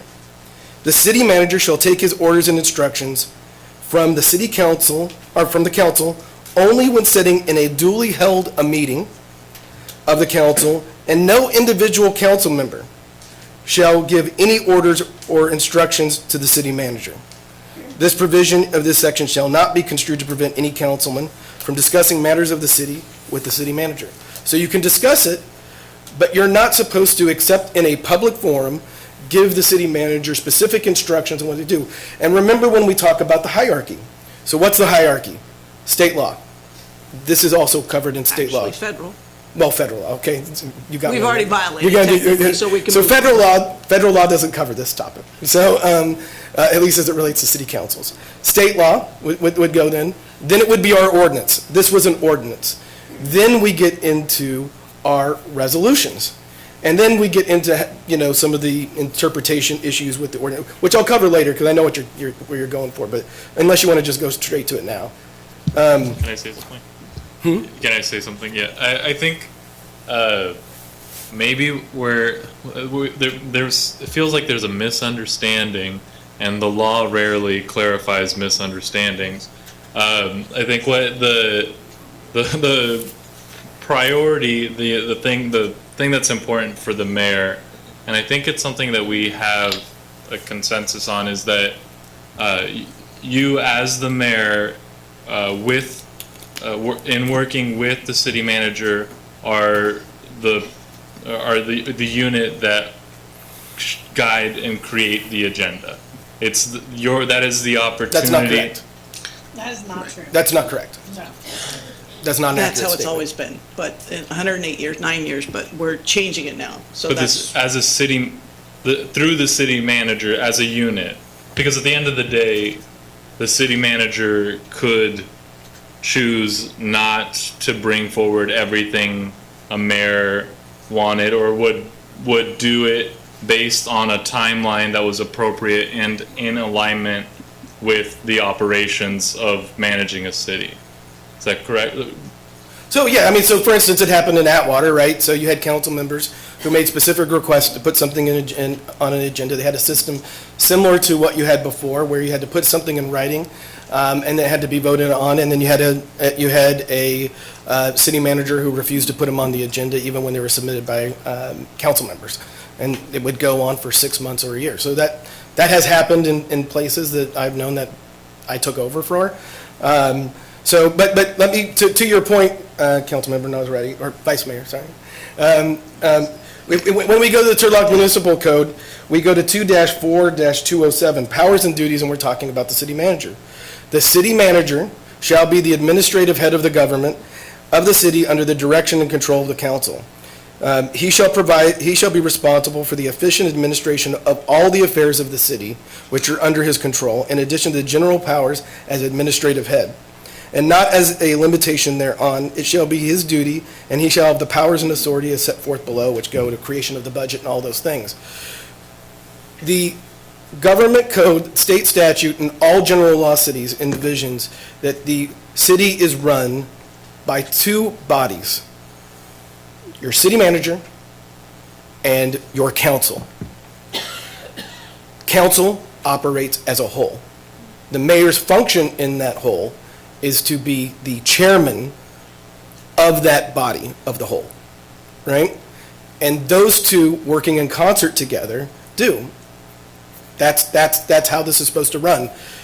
The city manager does the day-to-day work, sets the policies, and then the council sets the legislative and policy agenda. Now, in your handbook and in your code of conduct and in the government code, this council has the ability, each and every one of you, under the handbook, to put something on the agenda. It has to be at the next meeting, or at least within 3 meetings thereafter. so how does that make sense if we're trying to hit our 4 little cues here of mindfulness, focus, manner, and preparation? If we only have a few staff, and we're trying to work within those means, and everybody equally, okay, you get it today, this meeting, you're the next meeting, you're the next meeting, and we're all doing something independent, where's the vision? What is the public's expectation of us working together here? That doesn't make any sense to me when I'm trying to understand how we're going to get something done when everybody's independent. They can just put things on. I'm going to change the color of the fire hydrants. Okay, that's on this time. We'll get back to the finances in a while. That doesn't hit your 4 points. Well, I never said that democracy was easy or pretty or efficient. In I've fact, been there, done that, I sure. would have you look at any level of our government and say that there's not efficiencies built into it. I've experienced 10 years of it. I think what it does rely Pardon me? is, that as a representative. Was there something? I'm Each sorry. one of you, Becky, did you have something? no, so each of you are elected officials. Each of you have the right to represent the entirety of the city. 4 of you are elected into districts, but you don't just represent that district, you represent the city. 1 of you, the mayor, is elected at whole. You are all equally valuable. All of your opinions, all of your abilities to put something on the agenda, all have merit. That's why we don't let members of the public necessarily, they have to get a council sponsor in order to put something on the agenda. That's how we manage the time. But the public has entrusted each and every one of you through an affirmative vote to give you the power to decide what is in the best interest of the city. The best interest of the city and the direction the city then takes is governed by where a majority vote comes in. It takes 3 of you to move forward on anything. Sometimes even when it's 4, it still requires 3 affirmative votes in the way that in order to have a measure passed, So like an in ordinance. your democracy, how do you count your 3? How do I count my 3? I have 5 council members, and when I get 3 affirmative votes on a matter, In whether public or in private? in public, are you I'm just asking. indicating something else? I'm asking. I want to make sure that we're trying to do this for the public's sake, correct? They need to know what's going on. And so if I've been called by you and you say I have 3 votes for this, and we've not had a meeting, what does that mean to me? You have to tell me. I think that every member who follows this body has a sense of where individual council members are on individual items that they care about, right? So I don't think it's easy for you, I don't think it's not if your reference is that it's a Brown Act violation to surmise that Andrew supports transportation projects, right? no, Or certain not types of again. transportation Not projects. You know, Here comes the. certain types of transportation. I think it's cool. Bicycle lanes, I'll use something not controversial. I think it still is. It's not hard to figure out when an item coming up there that he would be likely to vote or support something like that. So those are not Brown Act violations. Coming to a logical conclusion is not a Brown Act violation. It is, something I think that we do in order to be able to kind of make informed decisions. So why don't we just jump straight to, I think, what we're talking about, because for the public, I fear that this is sounding really super inside baseball, and we're having a conversation about the agenda when we got mayor functions on the board, so let me back out and try to.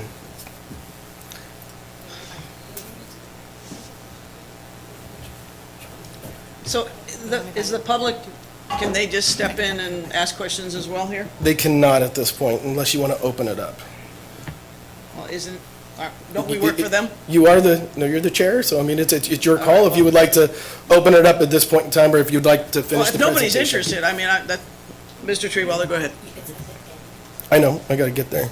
So this No, but, we're going to be Mr. Treeweller, we've got to have you at the thing, please. At this point of the presentation, we're not really talking, we're talking about the municipal code, which is the big booklet that's online. We're not talking about this individual booklet here. No, we're talking about both in the interrelationship between the two.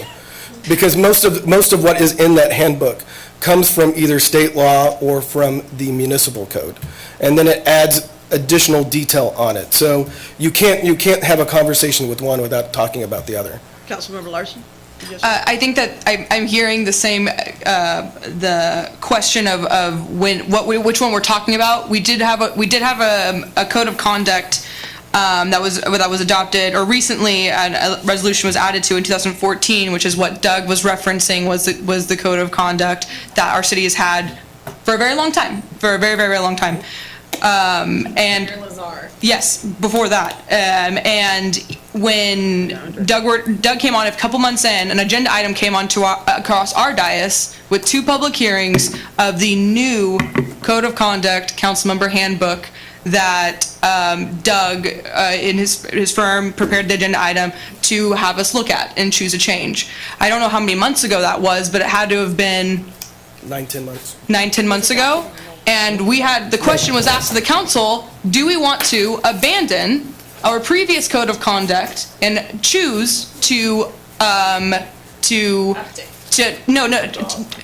adopt and adhere to this new code of conduct that we, I believe, unanimously voted to approve, and now we are conducting ourselves under the new code of conduct for elected officials. And I don't know if that's the exact name of the document, but that's the one that was in our agendas packet and that we read.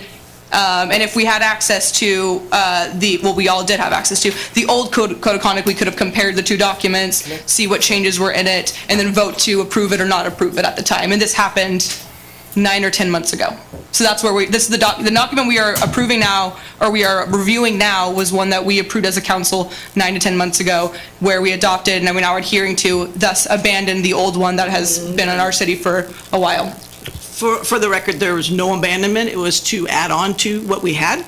There was additional things that he wanted. We can play it back. I'm absolutely pulling, because there was no, let's move in a different direction. It was to add on to what that was. The resolution was never pulled. Normally, you would say, okay, we're pulling this resolution. There was no vote of, let's get rid of something. This was adding on to a small document. So there is some problem there. And I mean, I have kind of a historian here, being that I've been here for 11 years at this day at some point.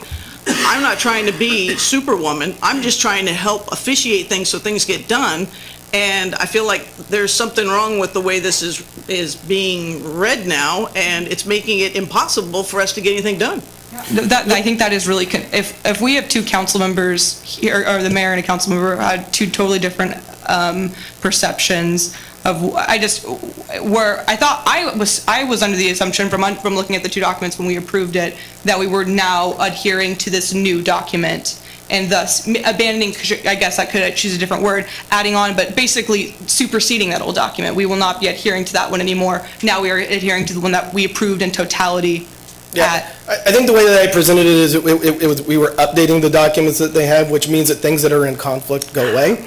I will say that those documents were available. Every member of the council had the opportunity to review, provide comments. If there were issues that would possibly be misinterpreted or construed, that would have been the appropriate time to bring those matters up and have that discussion. And candidly, as it relates to the agenda creation, which is, so just we're all playing, Mayor and I have a disagreement about the interpretation specifically of what was superseded. Again, you had nothing on the books previous to this, so this is only since 2008 and 19, and I was able to confirm with the former mayor how things were operated before then, which was just when things you wanted to put something on the agenda under items for future agenda, any member of the council could request it, and then it would go onto the agenda. That changed with resolution 2008-19. Yeah. Just a minute, I want to just break in for a second here. One of the key components to being a good council is to walk into your meeting prepared. Yep. I looked at this agenda, I was gone Thursday, Friday, didn't get back till Sunday morning, so that's why I sent the email to you and Michael saying, what is this? Because there was no... And I informed you the reasons why we had to do it. And you called me and told me what was going on, but I didn't really have a lot of time to figure out what exactly was going on. So to me, I don't feel that I'm prepared. I don't know if my council colleagues are prepared to go into this in depth at this time. I went over the code of conduct, but this is the old one from 2014. So what we're discussing mostly right now is the municipal code and the new updated one, which I recall being an updated version of this. So at this point, I would move that we table this to where we can actually have time to review the old code of conduct, the new code of conduct, and come back to special meeting, workshop, whatever it takes, so that we're all on the same page, we know what the heck we're talking about, and we're all, able to discuss it. So we have some public. I second that. So before we One close it, second, we yeah. still have public Right. discussion. Okay, so Yeah, no, I'm not closing it, yeah, yeah. And before you actually take a vote, I'd like to have a little bit of input. Yeah, no, Just that's good fine. for that, so. Okay, I remember the initial discussion on this. I didn't understand what the whole purpose of it was, but I know there were changes that I didn't necessarily agree with. But at the same time, and I'm going to just say, Doug, you told everybody, you always say, oh, we can always change this later. Oh, we can always take care of this later. We don't have time to keep taking care of anything. We've got to pay you when we do that. And as a citizen, I don't want to be paying for unnecessary services. So I'd like to see this thing done in a manner that is acceptable to our council. That's why we voted for our council and our mayor. And if they want something different, then I think we should stick with what they want and not necessarily what you think is the best thing. Thank you. So just to be clear, I'm not advocating that you do anything other than what the majority did. All I'm saying is that was approved, I believe unanimously, by the entire council, and that's the reason that we're operating under it. Yes, but again, it was basically forced on them. It was like, okay, we can always rechange this in the future, let's just go, because I said we should take this later. You don't remember me saying that we should look at this later and take some time on this and come back another day or two or another meeting and look at it? That was discussed at that particular meeting, and I've got a recording of it that I can go back and look at. And I do remember one of the hesitations that Milt did have about the change was the 5 minutes to 3 minutes. So I do remember he We had lots of discussion about that He did have some particular concerns, and so, anyway. Well, you all know who I am, so, monkey wrench, I'm gonna throw, maybe. I'm a little confused. I thought that this discussion was all as a result of Molly talking to the mayor about statements that were made off mic, and the mayor said that she would have the city attorney you were going to ask the city manager to have the city attorney review the civility code with the council members. You'll have to ask the mayor.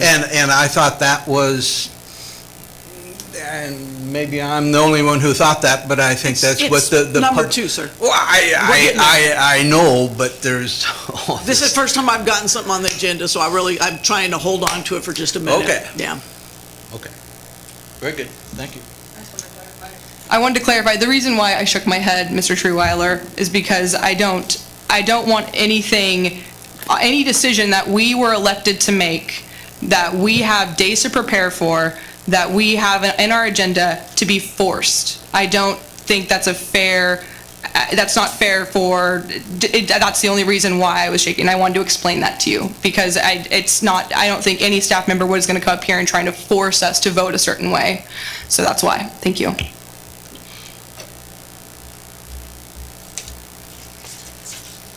Oh, jeez, okay. So I'm kind of confused, and I am with Andrew on this one. My perception was that the mayor sets vision and steers the council's direction. So the way it sounds that I'm reading this is that the mayor is just an equally represented or equally elected member just as a council member, which is confusing, because why even run for mayor at that point? I mean, if you have the same pool, you look up the definition of a mayor is to lead the city. So I'm just confused about how that works. Yeah, I'm really confused about that. And I do second, Ron, that this whole thing came up because of the way that citizens were being treated by elected representatives and the city staff. And now all of a sudden I feel like we're just changing the way that this body does business. But that hasn't even been touched on. And maybe that's in there to touch on that. But yeah, I do have a couple questions while I'm up here. Was this a suggestion of your own to update this, or was this a direction by city staff to tell you that they wished to steer away from what we had been doing all these years and come up with something new?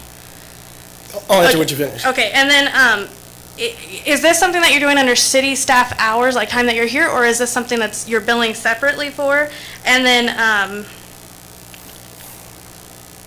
And then I've just always wondered, so I'm here and you mentioned it, how many cities do you represent also?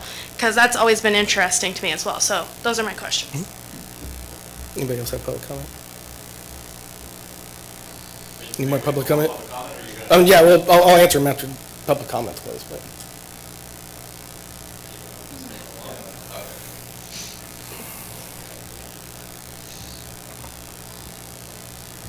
Three minutes is a short time.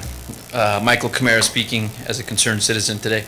Normally I speak extemporaneously, but today I prepared a piece because there's quite a bit to cover here. Now this relates directly to what we're currently in is a workshop of sorts to the Brown Act, correct? No, Brown Act's. I guess that's a third one. Dealing with the code, civility code, this relates directly, and this is really on behalf of the citizens of Turlock. Mayor, City Council, my comment tonight is a bit unusual as it touches on an incident that happened in May of 2019, though is directly related to Turlock's civility code and acceptable codes of conduct by our local elected officials and city-appointed staff. It's all you guys up here on the dais. My question is primarily directed to the city attorney, Mr. Doug White. Around May 30th of 2019, a letter was crafted by one of our current city council members and delivered to the Turlock Downtown Property Owners Association, requesting that the organization terminate their employee, Molly Amont, after a controversial, publicly discussed tent city homeless outdoor shelter proposition had been circulating in the community. My question to our city attorney is, did you assist in the crafting of that letter, contribute to its content, and perform extensive edits, along with former city manager Bob Lawton, who abruptly resigned in August of 2019? Was a private Google Docs account used to share that letter during its group composition, which would constitute an official act of concealment of official records tantamount to a felony offense? My understanding is that that termination request letter did constitute official city records. I just want to address the concern that if a private Google account were used in the drafting of that letter, that would demonstrate an attempt to surreptitiously conduct official government business, to conceal true motives, and to eliminate the traceability and accountability that is essential to a fair and efficient, functional democracy. Such an act might also constitute a violation of the Fair Political Practices Commission. I got time. In general, the letter in question, if you'd like to Google it, you just type into Google Becky Ariano letter Turlock, those keywords, and it'll come up. This was published by Turlock City News, and it's literally floating on the internet. Just tap image search, and it's out there. So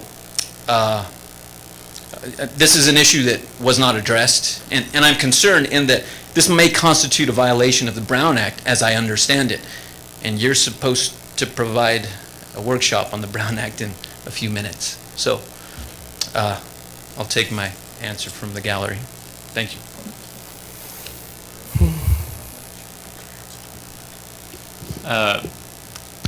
Let's see if there's any more public comment. Yeah, is that, we're done with public comment? Yeah? Mayor, I'd have to close it. Oh, you have to. Is there anyone else wishing to speak?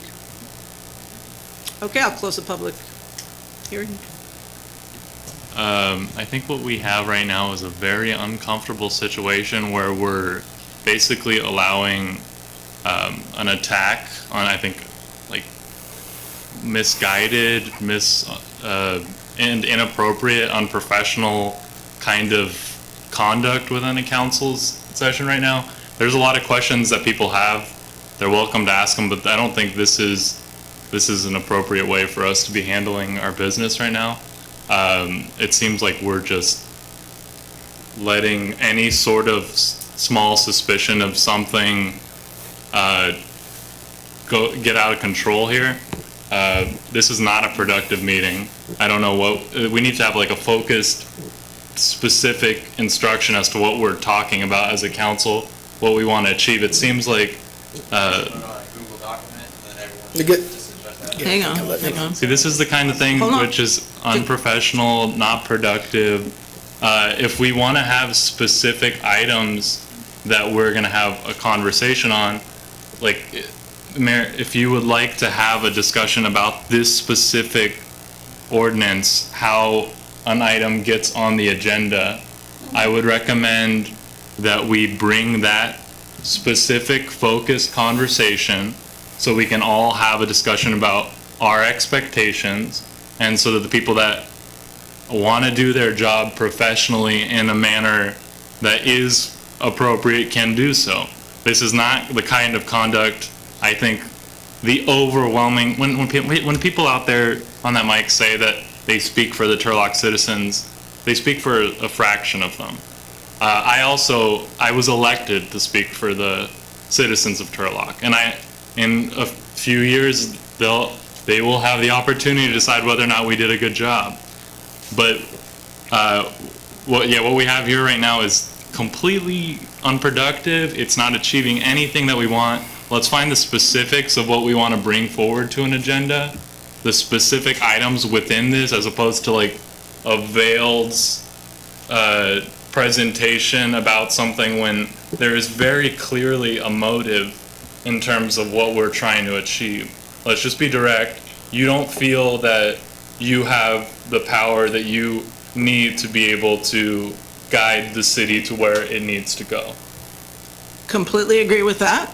And since you're giving me the floor, the civility code was something that I've been asking about forever. I worry that the Brown Act is far more important to me than most, and it's just something I've worked through for 11 years. I know what the public's going to look at. And some of this dialogue is so important to the public to hear us, because we need to be having this conversation. I couldn't get this on the agenda to have this conversation, much like resource sharing has to be done you have to say it in public to get a conversation out there.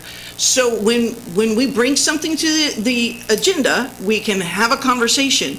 My motive was absolutely in regard to this, to have this dialogue so the public understands the interpretation. But the rest of this, we need to address the civility code. We cannot caution and say, you can't talk like that, you can't ask those questions. That's the public. We work for them. And We have to do that. And that's here. We're ready. Yeah, like if we can have fast forward. If we can have a specific discussion on this civility code, that seems like that's an item all on its own. So I think we need to clarify. Yeah. The request that I got from the mayor, which had to be on this meeting's agenda, was that we were going to go over the 3 items that we had, which are the handbook, the civility code, and the Brown Act. It was not my intention for those to be used as ammunition to attack any one specific council member or specific situation. If there is, I will say, as it relates to the letter that was Ms. Ariano sent, I did not receive one formal complaint from the individual who was involved. The city doesn't have the power to investigate or take any actions when when only other people complain of it. That being said, you are all grown adults. You are elected officials. Nobody here needs to be nannied. Nobody here, you can each be responsible for your actions and the consequences of your actions. So I'm happy to continue to go over this. If it's the will of the council, like I said, I do think that it's important that we talk about the disagreement that we have as it relates to the agenda. You know, the things that I can cite to are the specific language that existed in the municipal code before, the rules that existed before, the actual words that are on here. Nothing I'm having, you could say it's subject to interpretation, but it's interpretation of real words. So I'm happy to go into more detail if we would like to go about on the agenda. Just real quick, the clarification is you had a direct order December 10th that we put this together for the retreat. So please don't act like I put this off. And I never have intentions of somebody else getting involved in this. If there's other things going on, that's not on me. I wanted you to have this dialogue in front of everybody. I asked you to do this. But it was December 10th that I said, let's have it on the retreat. So it got pushed out for whatever reason, but let's move forward. Let's put this on, as Vice Mayor suggested. We will have this as a topic in the next meeting. But let's Mayor, get to civility, because you've already interpreted, sir. I've adhered to that for 10 years. I know pattern and practice. Your interpretation coming in new. Your pattern and practice doesn't even match the other council members that I've talked to. Okay. So, I mean. I know you talked to Mayor Lazar. I'm not saying I didn't. You know I did. I told him to tell you that I did. That I did. Let's get back to what the civility code. We can get that on another time. let's move forward, please. Well, you want to move forward with the agenda? Because as I understood it, this was the main thing, and if you Can feel that... are we going to be able Mayor? to vote for it tonight? Mayor, could I? There's nothing to vote for, there's no action tonight. This is how it's been Then let's interpreted. put it on the- If you all want to change the rules, by, Let's put it on. this body, to Mr. Treeweiler's point, can change the rules at any time you want, but you got to get 2 other votes. There's got to be 3 votes to change the rules. Otherwise, these are the rules that we live by. Understood, thank you. So, So let's go to the civility code, please. I'm confused on the agendizing powers that I have, like truly at this point, so can you, Okay. I just want to know the answer. And So, this is what used to exist. This was first put on the books in 2008. As I'm told by other council members, if any member of council wanted to put something on the agenda before this time, all they did is to say in items for future consideration, the items that they would like to put it on, and the city manager would put it on at their earliest convenience. The only time that changed, at least in the council members and mayors that I spoke with, Mayor Lazar, who I had great respect for, being one of them that the mayor's already identified. This changed in 2008. So in 2008, what the rule changed to say is the city manager is authorized and directed to place all routine approvals and authorizations on the agenda. So you can do, city manager does all the routine stuff. Okay. Other matters may be scheduled for council consideration on a future agenda in the following ways. The first one, by direction of the mayor. It doesn't say when, and we'll go through this later, it doesn't say when it's going to be placed on the agenda. It just says that the mayor can request to have, or direct, give an order to put something on the agenda. Again, it doesn't say when it's going to be on. If it's going to be an ordinance, we have 10-day noticing periods that we have to hit. If it's a really sophisticated item, like if it's like the wastewater treatment facility, it may take a month just to write the staff report and prepare for it. So that's probably one of the reasons it didn't say that. 2, by direction of the city manager in consultation with the mayor. What does consultation means? It means a discussion. You have a discussion. The mayor, which would be inconsistent with us being a council manager form of government, does not have the power to veto it, doesn't have the power to say you need to reorder it this way. You hope that your mayor and your city manager have a good enough relationship that they can sit down and they can structure those things in such a way for the benefit of it, but it's to improve it. You can look at a definition of it in any dictionary. It's a discussion. There's no veto power, and I've confirmed that also, and even in our conversations, there's no perception that there is a veto power over the city manager placing something on the agenda or on the agenda itself. It only says that they can do it. The third thing, by a council member utilizing the provisions set forth below. So what's set forth below? If a council member other than the mayor wants to put something on the agenda, that council member has to make a written request 10 days in advance of the meeting, and then they put it on the agenda on matters for a future item, and effectively they have to get 2 other votes to create the staff report and information needed to be able to put that on a future agenda. So in other words, anyone but the mayor under this has to go and get some, and the city manager would have to go and get 2 other council members to support their ideas before that idea could be heard and given validity and potentially had a vote on it. For the record, this is the one thing that changed. Well, there's one other caveat I'll add too. But this is the area, this is important because that's the area that changed. The fourth area is essentially just stuff that's required by law. So as an example, when a conditional use permit, which would otherwise end is approved by the planning commission, is appealed, that appeal automatically by operation of law goes up to the council. That's the fourth way of putting something on the agenda. So what changed? So, that's the other one. Oh, sorry. So what changed? So now under the handbook, in order to put something on the agenda, any member of council can put something on the agenda, including the mayor, and it has to be heard, unlike what the previous rules, it has to be heard within 3 meetings or we have to have a public conversation as to about why, right? So you can't just unduly delay it and not put something on the agenda. But consistent with this being a council manager form of government, all of them are equal. The mayor runs the meeting. The mayor is the commemorative head of the council, but they all have equal right. They were all equally elected, even if they were from districts as opposed to at large. So everybody can put something on the agenda. The city manager can do it And because of the inconsistency of how you could read the consultation with the mayor, we took that out, and the city manager can just now put something in. Practically speaking, it is my understanding, and the city manager can confirm this, the city manager continues to do the practice that has extended before, which every other Monday, there's a meeting with the mayor that she can attend, where they can discuss the agenda and make suggestions of how we'd be doing. So from a practical standpoint, it's the same.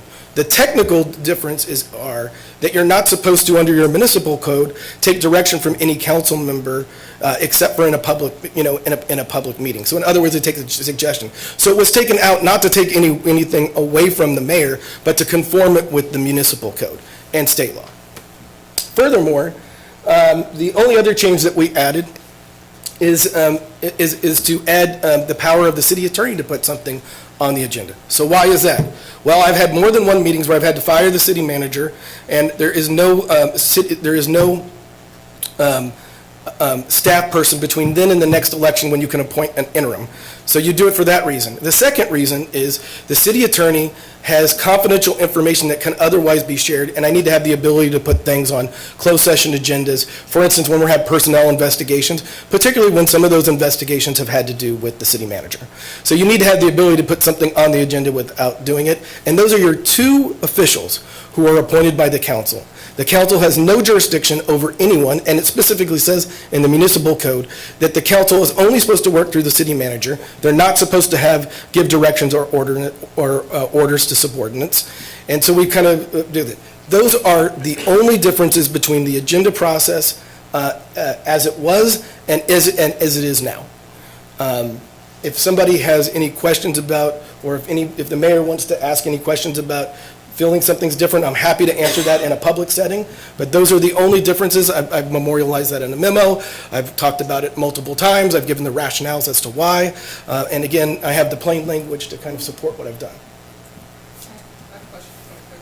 So like Councilmember Scare acknowledged, we saw these items on our agenda, but not like the huge supporting documents or exactly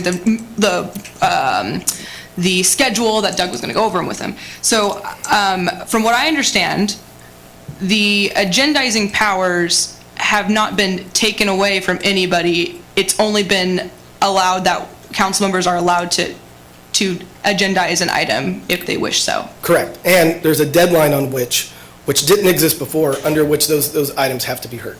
And previously, council members, on the highlighted piece of paper you showed us, council members did not have the authority to put items Correct. on the You as an agenda. individual council member could only ask for something to be put on the agenda to request that, to get two other votes to dedicate the staff time to being able to do it. Again, that is inconsistent with the municipal code.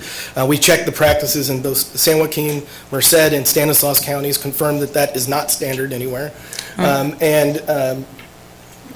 did it. And again, candidly, I saw no reason that allowing council members to put something on the agenda directly without going through this process would be problematic.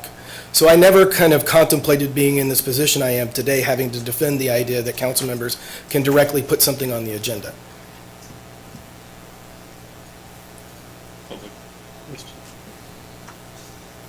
Come on up, Mr. Bridegroom.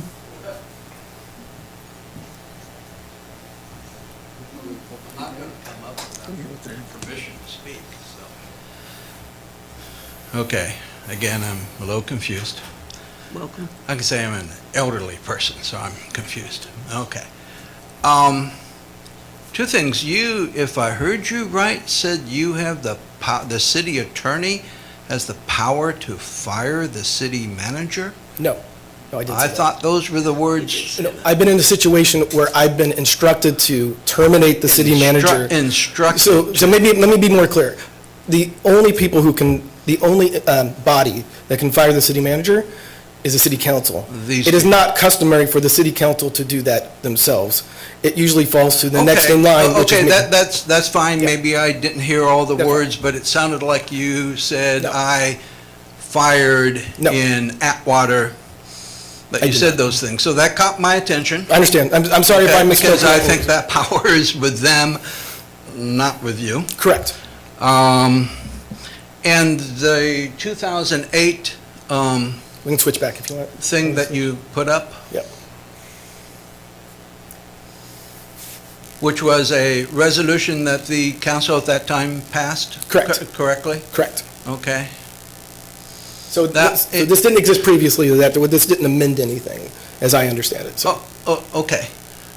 Part of my confusion there is you talked about if a council member wanted to place an item on the agenda, they would need to get 2 more votes? Yep. I may be blind, dumb, and stupid, I probably am, but where is that Okay. on that document? So let's read it together, because I think that's the most helpful to do, because I don't want there to be any kind of okay. ambiguity. Yeah. So number 3, by a council member utilizing the process, you can stay up, Mr. Bregdrum, by a council member utilizing the process set forth below. So what's the process below? Each city council agenda shall specify and provide for a discussion of future agenda items, okay? So you got an area where we talk about future agenda items. Who wants something on the future agenda? Council members wishing to place items on a future agenda shall submit the request to the city manager at least 10 days before the council meeting. So that means that you have to provide, I don't know if that has to be. Sure. We would hope that we'd have a little bit more detail in it in the future, but maybe it was verbal, maybe it was in writing, but you got to tell them at least 10 days in advance. Of course. The item shall identify the council member making the request, so you got to say who made it, Right. and contain a brief description of the subject matter. So you got to say what you want to cover. So we're not writing a staff report, we're just saying what we want it to cover. That all sounds reasonable. Staff shall assist in framing the request, so the paperwork to go and do it and make sure it gets on the agenda the way it does and it's in the proper format. Right. And the council will only consider whether staff time and city resources should be expended on the item. So in other words, we're not going to draft a full staff report unless the council as a whole then decides that they would like to give it sufficient weight as to let it be heard in a deliberative fashion. So that's where your number 3 comes from. Yes, because it takes 3 of 5. In our case, That's a we'd have majority. to have 3 votes. Correct. To say, yes, we want to talk about this, go off and Go forth and prosper. spend their time, who are sitting here probably going, what are we doing here? Yes. Okay, very good. That wasn't clear. Can you clarify the proper way to get those 3 votes? It says in a public meeting when you talk about future agenda items, yeah. So, yeah, it's all in public. I mean, and if you go to the municipal code, right, it says the direction to the city manager is supposed to be done in public too, so. Not supposed to be happening behind closed doors. So, with that, if there are any questions, I mean, this is how I've interpreted it, and this is how, as your city attorney, I'm enforcing it, right? So that there is no if, and buts. I take full responsibility for my interpretation. I feel that I would win in a court of law with this interpretation. It's based off of common common usage of the words as defined in the dictionary. So I'm more than happy to feel that if there's any, but that to Mr. Treeweiler's point, which I want to continue to reiterate because he used my words more eloquently than me from some time ago. This can be changed at any time by a council member requesting that it be put on the agenda, and by 3 council members deciding that they would like to see that change enacted. I'm sorry, I thought that was the old man. That is the old. That is the old one. We don't do that anymore. Yeah, everybody just does it. If you wanted to change the new handbook and the rules, which allows any council member to put something on the agenda, as opposed to that being reserved to just the city manager and the mayor. For clarification, has there been any instance where a single member of this council has made a request to put something on the agenda and outside of the public council items for future considerations, and it came before the council? Not that I'm aware of that I've worked on. No, I've worked obviously on items with the mayor, but not with any individual council member. If I may, Councilmember Nasrati, I can recall just watching city council meetings that there's been times where council members have requested to have items on the agenda and they never come to fruition. Yes. Yeah. So, I mean, the mayor requested a resource sharing item. So she made that request in consultation with how it was going to be presented. We had that conversation between the two of us. Our office prepared the agenda item, and then she presented it to the council. So that's a specific request that's happened in the past, and that's how it was executed. This item was on December 10th, I think that she said that she requested it. I think the city manager and I didn't have a recollection of it needing to necessarily be on the retreat, because it was a full agenda as well. So we had scheduled it for late January, early February, and then after. And most of the topics for discussion, any of the specific workshops, those were not given by direction of any council member outside of the mayor. The two examples are from the mayor, but I just used those up. And the workshop specifically too, right? The setting of. This workshop was all of No, the not three this items. one in particular. When we had the homeless discussion, the Correct. workshop. That was requested by the mayor. Yeah, and when we had, what other workshops have we had? Roads workshop, that was set directly by the mayor. The agenda itself, I've had no instance where I've, as a council member, made a request to the city manager and it has appeared without a consensus amongst my colleagues.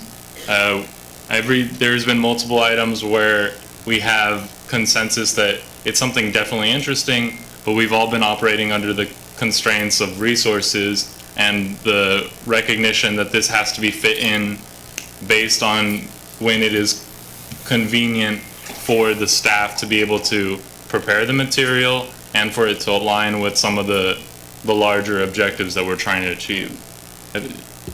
If I can interject here, actually, I did have a couple of instances. I think it took, I started requesting council retreat. It took 3 years to happen. So that could be one we could probably bring up.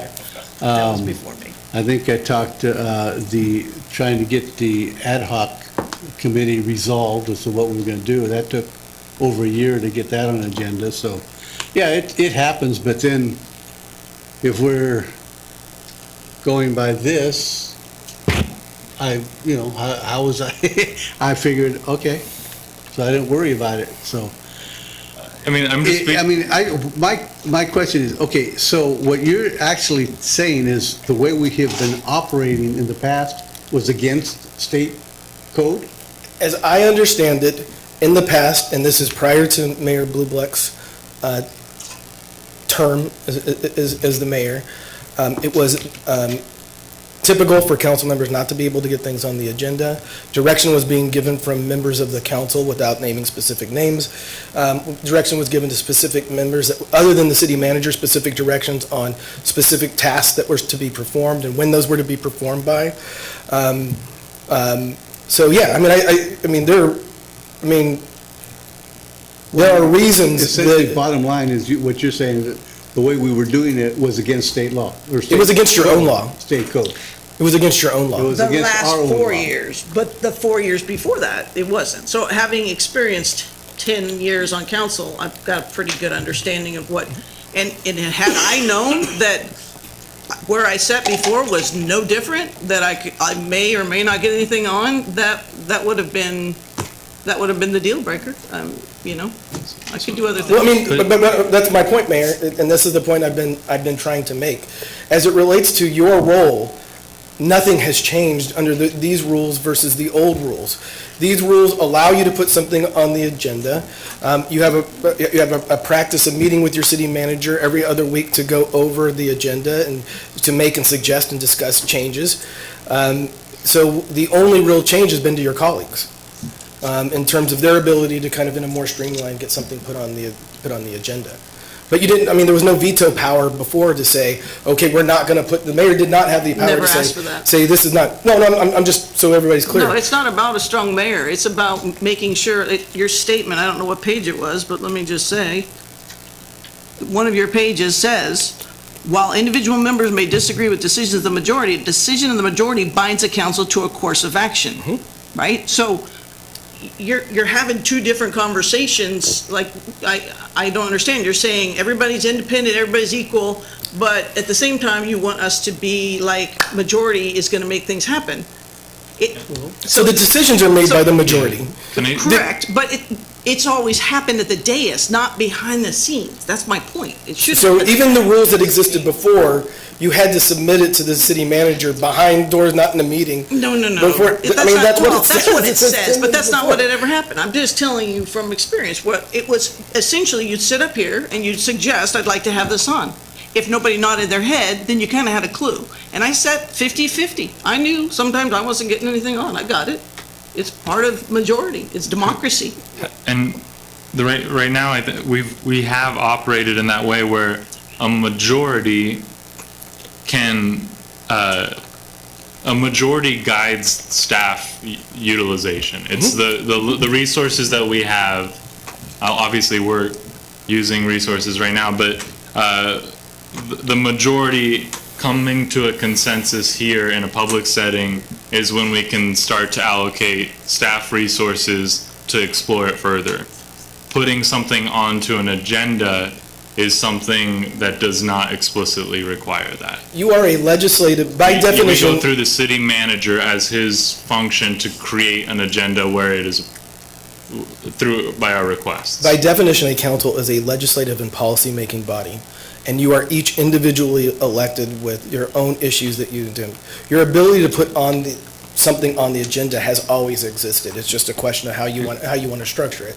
And the specific, it seems to be like there's an accusation that you are being stripped of your ability to put the items that you want on the agenda, and that you are unable to create your agenda, create your vision and leadership. Are there specific items that you have requested that have not made their way into the agenda? Specific visionary items that we have not had discussions about?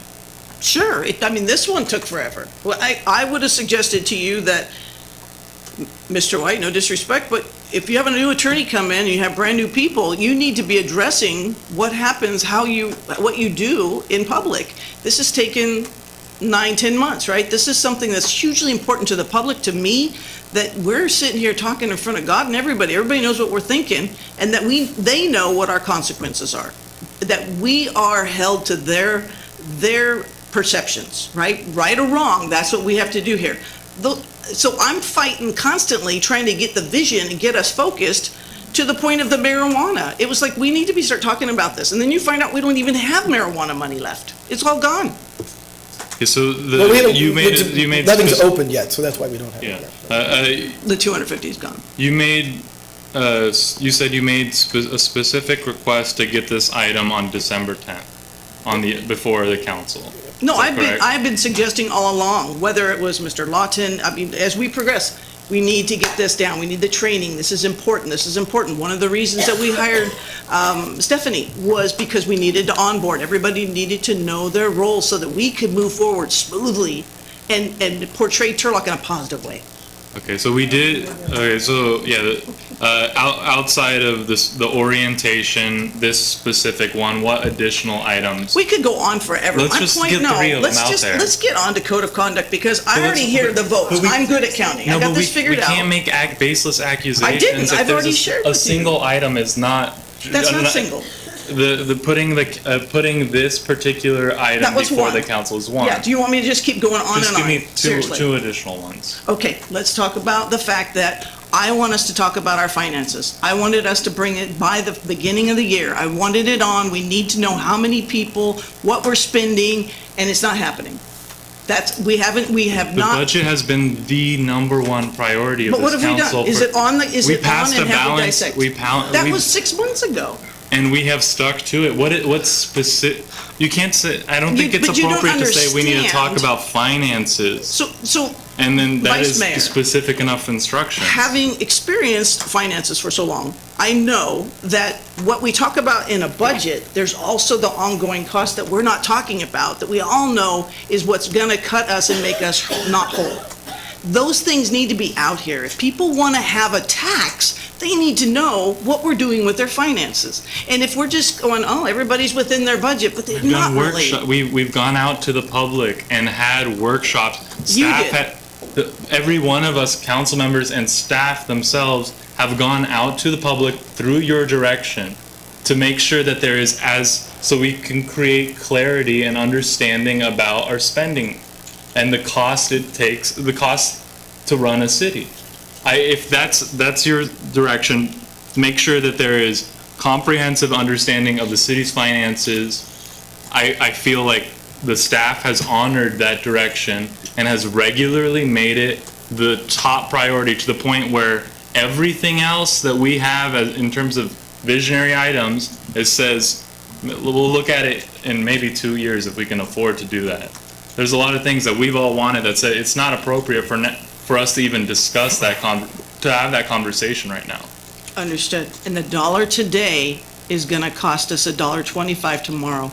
And so we cannot just anticipate that everything's fine, we're all living within our means, knowing full well that salary and benefits are growing exponentially. And that dialogue has to be had on a regular basis for the public. What These do are you things want I at the want. next council meeting for us to discuss? We'll get through this. Let's move on. I'm not going to sit here and waste their time when apparently they want civility code.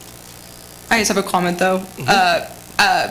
I'm really happy about the change to allow council members to put things on the agenda. I think since we shifted to districts, it kind of shifts how we should view our role. And I don't expect people in Becky's district to really empathize with my issues in my district as much. I know we have the best interest of Turlock at hand, so this is actually really exciting. There's never been a time before where we have district council members, the ability for me to put items on the agenda that my district finds important, that I don't expect, I have to explain to all of them privately, and regardless of the Brown Act, that's impossible. So this is a really powerful change to allow more representation for our Charlotte Council, and also more items on the agenda that can really resonate with voters. I'm not suggesting, I mean, we're elected, so people trusted us to some degree. I'm not suggesting that we're going to start rampaging and throwing every item that I believe Nicole Larson believes is important to me on my runs in the district. Oh, I don't like that pothole, I want this one fixed first. I don't think that's the job. I wouldn't abuse that power. I don't think any of us, and I don't think any of us are attempting to abuse that power when we want to have specific items on the agenda. I think it's a great step in the right direction. I don't know.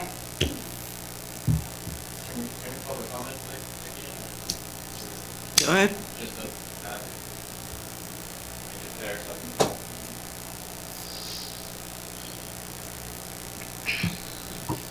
I do think that there is a lot of confusion in this issue, and Doug even said so himself to clarify the public's perception of the role of the mayor. Obviously, the public has a perception of what the mayor's supposed to do and they're saying there's a bunch of codes and stuff that kind of limit what that really is.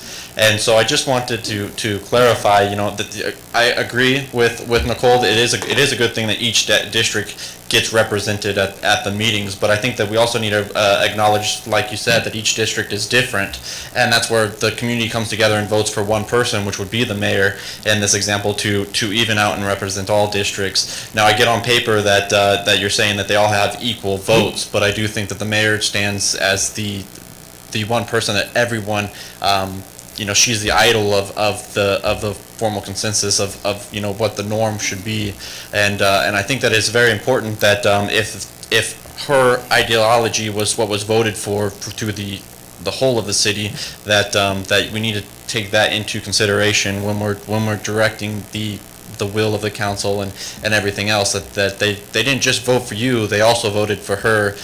So I do think it is important that we follow, and every ship needs its captain, so there has to be some sort of guidance there. My suggestion, and I don't have any power, but it would be that the district thing is great, and alternating it so that it actually gets on the agenda is great, but maybe there should be a section added that the mayor has some sort of allotted amount of space on the agenda to make sure that, at her discretion, should she choose to discuss an item, that it can, it gets put on there without it getting pushed back 2 years, because I do remember you talking about this, so, well, not, code of conduct and a couple other items, the marijuana spending and stuff, and I do agree that it was something that we always said, we'll get to that once we had the money, but all the fees that were coming in were supposed to cover Doug's costs, and I know that we've surpassed that now, but we're out of funding, we just haven't, We've not. Well, see, now I'm not informed because we didn't vote on anything, and. I'd be happy to discuss it with you offline, Yeah, but that's not an accurate statement. Okay, yeah, and I don't know, that's why I'm asking, because it was brought up that there was the funding was out and that we That's had an none. inaccurate statement. Okay. So that would be something that would be nice, that, that was suggested to be put on the agenda, that Be happy we to. put on, so. So I do agree with the statements, but I think that we need to come together and realize that there is also a captain to the ship, and whether it's put on paper or not, the public perceives it that way, and that holds value, so.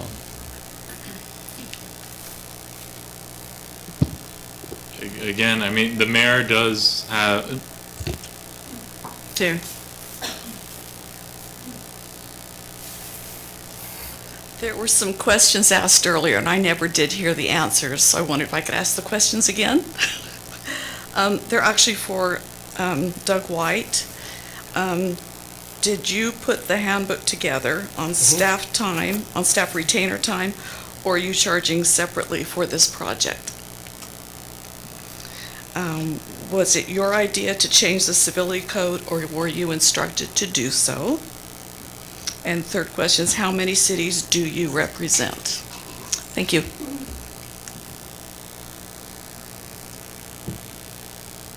All right. So let me answer those. So the handbook that I put together, so let me explain to you how my contract and every other contract city attorney contract works, particularly if you have a retainer. So in mine, it's a certain amount of money for 155 hours, right? So if you exceed those 155 hours, then there is an hourly rate that you pay based off of the nature of that work that you use. Now, that hourly rate in the retainer only pertains to things that are funded by the general fund.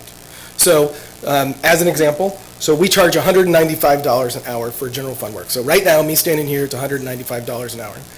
Your previous city attorney was $300 an hour, right? We don't charge for travel time, things of that nature. So really, all we charge for is the time that we have used and is allotted. The retainer or the 155 hours, it's not a cap. In fact, it explicitly says in the contract that it's not a cap. It's just what we thought going into it would be the minimum that would be needed on a regular, ongoing basis. So if you think about it in terms of a regular worker, you got a 40-hour work week and you budget to work those 40 hours. If you get called in or you have to work overtime or they told you have to stay, then you pay that employee more. It's the same concept. So that's that one. Oh, civility code. The civility code, it was my recommendation after reading how old what we had and how unclear it was that it be updated, but I did have other council members that suggested that it should be updated as well, so I would say it was more generally collaborative, but I would say that I probably, after reading it, came up with the idea. I mean, as you can see when we read just the old things, how much is left open to interpretation and things of that nature, you need to get those things refined. Unfortunately, when I started practicing almost 20 years ago, you could get away with things like this. In the modern day and with the Bay Area influences kind of, impeding on and it becoming such a litigious society, the need for additional definition and specificity is now required. The third question, so we probably represent somewhere between 40 and 50 cities at all point in time throughout the state of California. Some of them we represent, and then we represent special districts as well. We have a few private clients. Of those clients, I would say probably about 60% of them are special counsel, maybe half of them are special counsel because it constantly changes. The regular ones are as regular city attorney. So in Stanislaus County, we have our firm, because it's not me personally, I can't make it to that many meetings. That would be physically impossible. So our firm represents Turlock, Ceres, Newman, Patterson, Oakdale, Riverbank, all in Stanislaus. Until recently, we represented Atwater until I resigned in Merced County. I also represent Sonora and Angels Camp. And then Dixon up in, did I miss somebody in Stanislaus? And I represent Dixon up in Solano County. So again, and that's just the ones that we serve, or I'm named as city attorney or assistant city attorney. Yeah. I mean, as an example, just in the cannabis litigation, we represent almost 40 clients just there, and I didn't even count those. So, including the League of sort of the League of California Cities, so. And to that point, and to Mr. Kamara's point, I mean, Brown Act training, when the Institute of Local Government Services were formed, Steve Churchwell, who formed a firm as my business partner, was the first person to do the videotape of how to actually enact and do the Brown Act. So we're hired fairly regularly to go and do that, so, for other jurisdictions that we don't even represent. So, so where y'all want to go? What's the will of the council? What are we doing? You got questions hanging? I thought there was nothing to vote on there. No, civility code. No. So you just want to move on? the extension. Okay, so we can move on. So we can go to the civility code, so. Mayor, is it okay to dismiss staff at this point? I Oh, think please. we covered the That's on you. kind of just staff-council relationship, so I think you're moving Just on one. to. Do what you do. Yeah, so your staff's welcome to stay or go home, it's up to you guys. If you have no popcorn, no reason to stay. You might want to go bring us a pizza. You're not gonna be judged. Go. I would. Go, go, go. I'm getting ready to. Okay, proceed, please. Is this it? Okay, so Ms. Goldstein gets the honor of going over this one, so, but I'll be here in case any questions come up. Absolutely.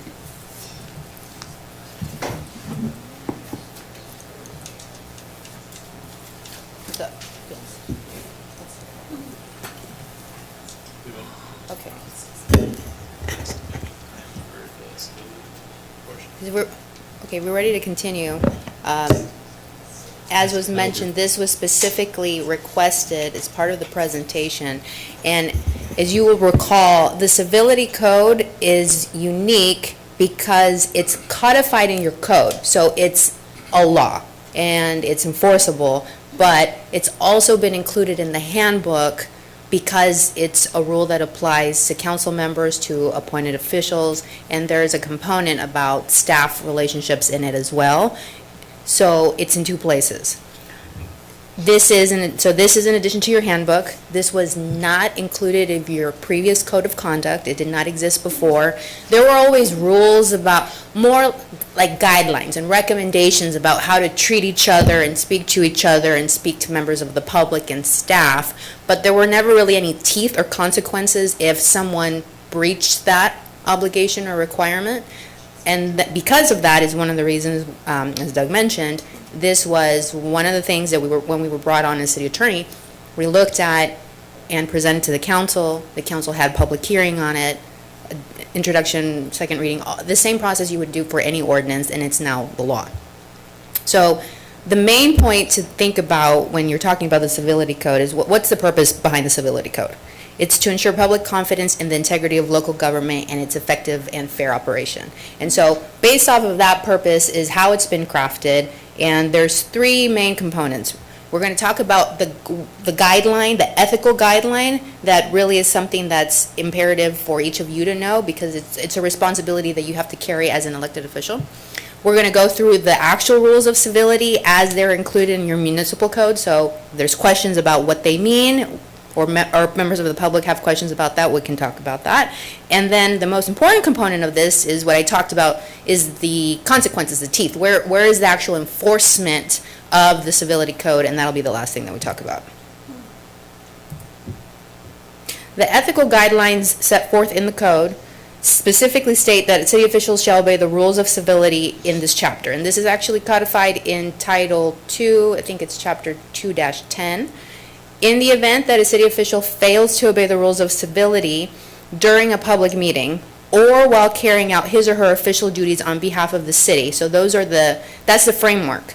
It's breaching of a rule or one of these rules at a public meeting like this, or when you're out and about acting in your official capacity. Big distinction because, as you all know, you have roles as private citizens as a public official. And just because you're an elected official doesn't mean that you lose your opportunity or ability to act as a private citizen. You have your First Amendment rights. And so that's a different scope and different universe, and we can't regulate that. So this is only as in your official capacity. And the rest of this is, he or she shall be subject to disciplinary measures, including but not limited to admonishment, reprimand, and censure. Those are the three real ways that the council can act to enforce these rules. We can't kick anybody off the council. The law doesn't provide for that.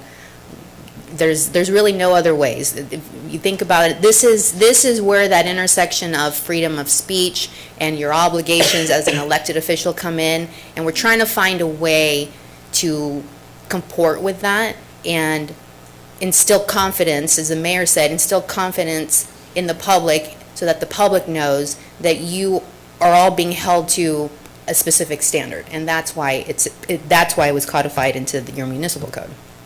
So specifically, there are 8 rules of civility that apply to council members. This is in your code.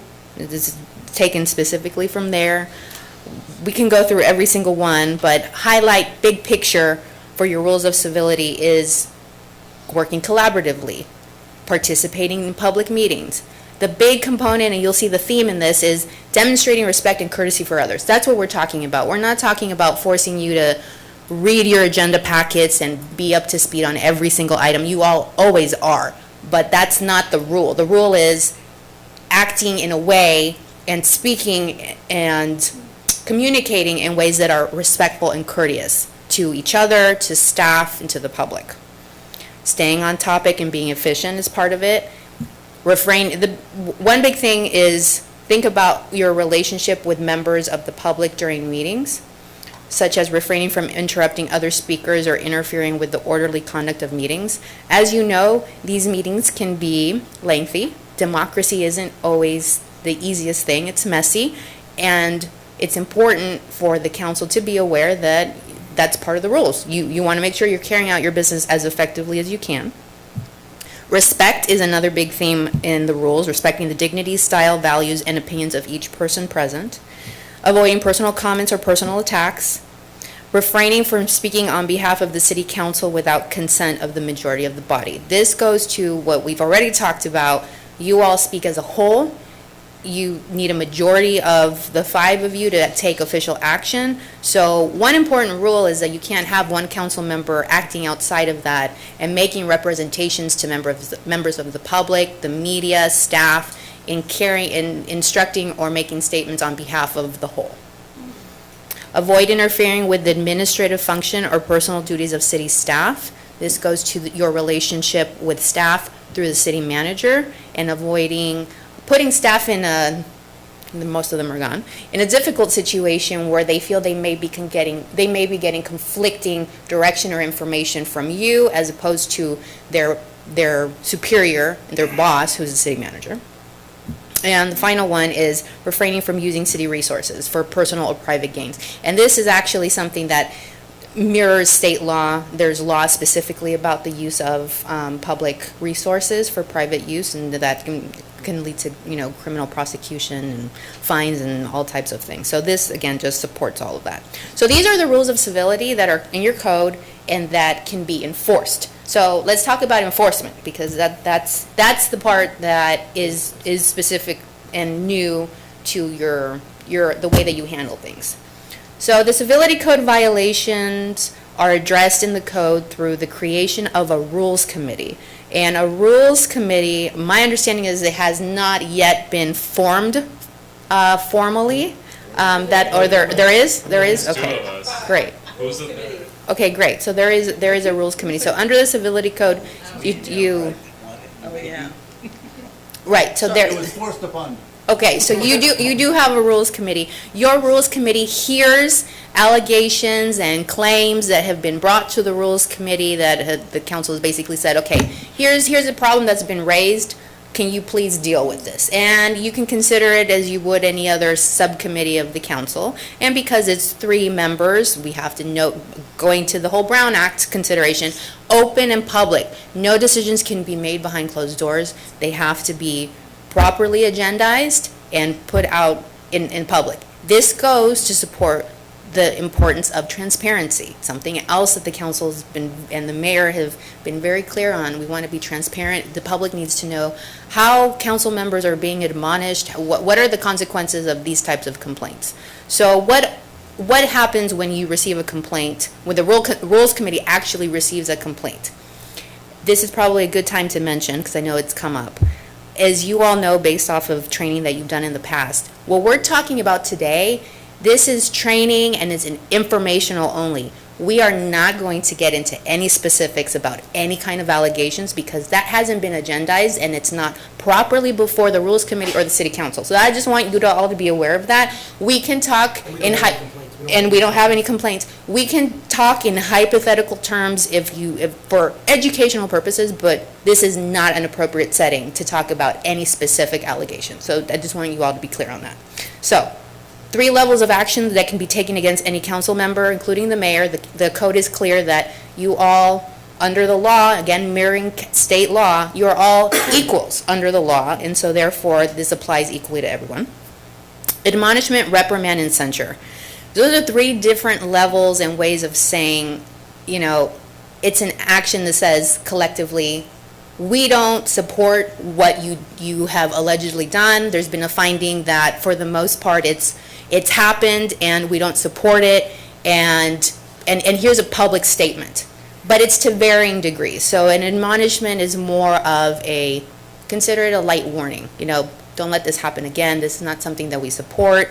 A reprimand is something just a little bit higher than that. And censure is the most formal action that you can take as a body against any one of you individually. That it almost is something that it goes on your record. I mean, it's something that can be used in the public universe, in the media. Someone's been formally censured. Does it do anything? Is there any real implication of that? No, but I mean, it's different levels based on varying degrees of egregiousness, I guess, is the way that you can look at it. So again, it's the only real way under the law that you can police each other. It's a check. It's a check on each other to make sure that you're all holding each other accountable to the rules that you have agreed to and put in place. You've all basically created a contract amongst yourselves to follow these rules, and this is how you can enforce them. Yes? Brown Act violations, since that's breaking a direct law, all of those allegations or complaints should go directly to you and not through the Rules Committee, correct? Brown Act violations are not something that are part of the civility code? Yes. Right, yeah, so that's separate, and if we do get to the Brown Act portion of the training tonight, we can talk about what are the real-life implications of Brown Act violations. You can be prosecuted. The likelihood of that happening is probably low. It's a different discussion, but there are fines, misdemeanor crimes, things that could happen separate and apart from this. I wanted to make the point that we are no means like overseeing Brown Act violations of each other, which would be clearly a conflict. So I just wanted to highlight that. And for the public's benefit to know, we can't either. We don't have the ability to do that. It's something that's got to be referred to the district attorney's office for potential prosecution. Sometimes civil grand juries deal with that in a civil context, and there are provisions under the law for different things that can happen, but we cannot either.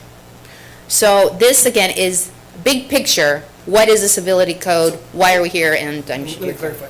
So we advise regularly council members on the Brown Act as to, okay, would this be, can I do this? Is this a Brown Act violation? So because of that and because of our relationship to the council, we can't, and candidly, we don't have prosecutorial power. So we don't have the power to oversee or enforce the Brown Act, but we do act in an advisory capacity to members of the council and to, staff. So I just want to clarify that we have a role, but it may not be as an enforcement role. I've got a question. I have a question also, just on the 3 levels of action here. Now, you're saying that the Rules Committee, all this has to be done in public.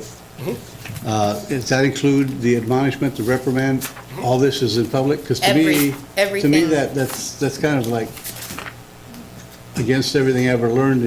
If you're in a business, you don't admonish, reprimand, or censure your employees in public.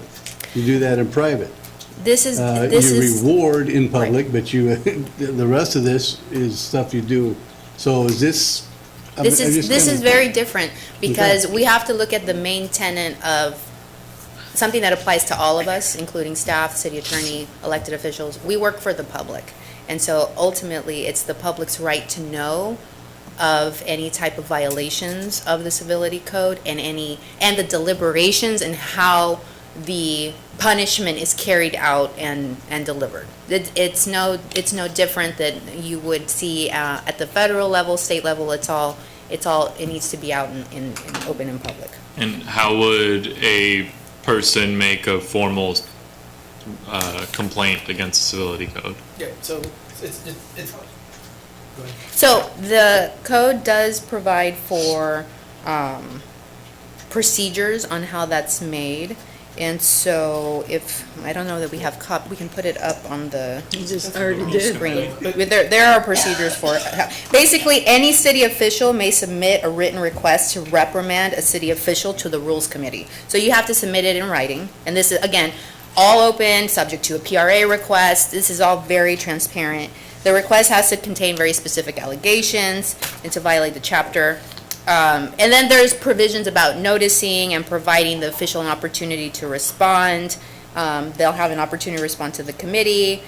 So there's a very specific process by which the Rules Committee has to act. But if the mayor wants to open up for public questions, fine. And I'd say it's specific too as to who can make an allegation. Like, it can't be, I heard Bobby Sue, something happened to her, so I'm gonna submit that. Bobby Sue would have to do it. Well, actually, under You have to be the victim. under the code, a city official has to make the request. This cannot be made from a member of the public. Obviously, that means that a council member could sponsor the request, but it has to come from an elected official. Again, the idea is you're policing each other, and you each have that discretion and responsibility to make a judicious claim. Good, finally, someone actually said that. Because I looked at it, I've read the civility code inside and back, I repeated some of it to you. Was that 2 weeks ago? Seems like 3 months ago. Yeah, okay, so you can imagine how the public feels about that.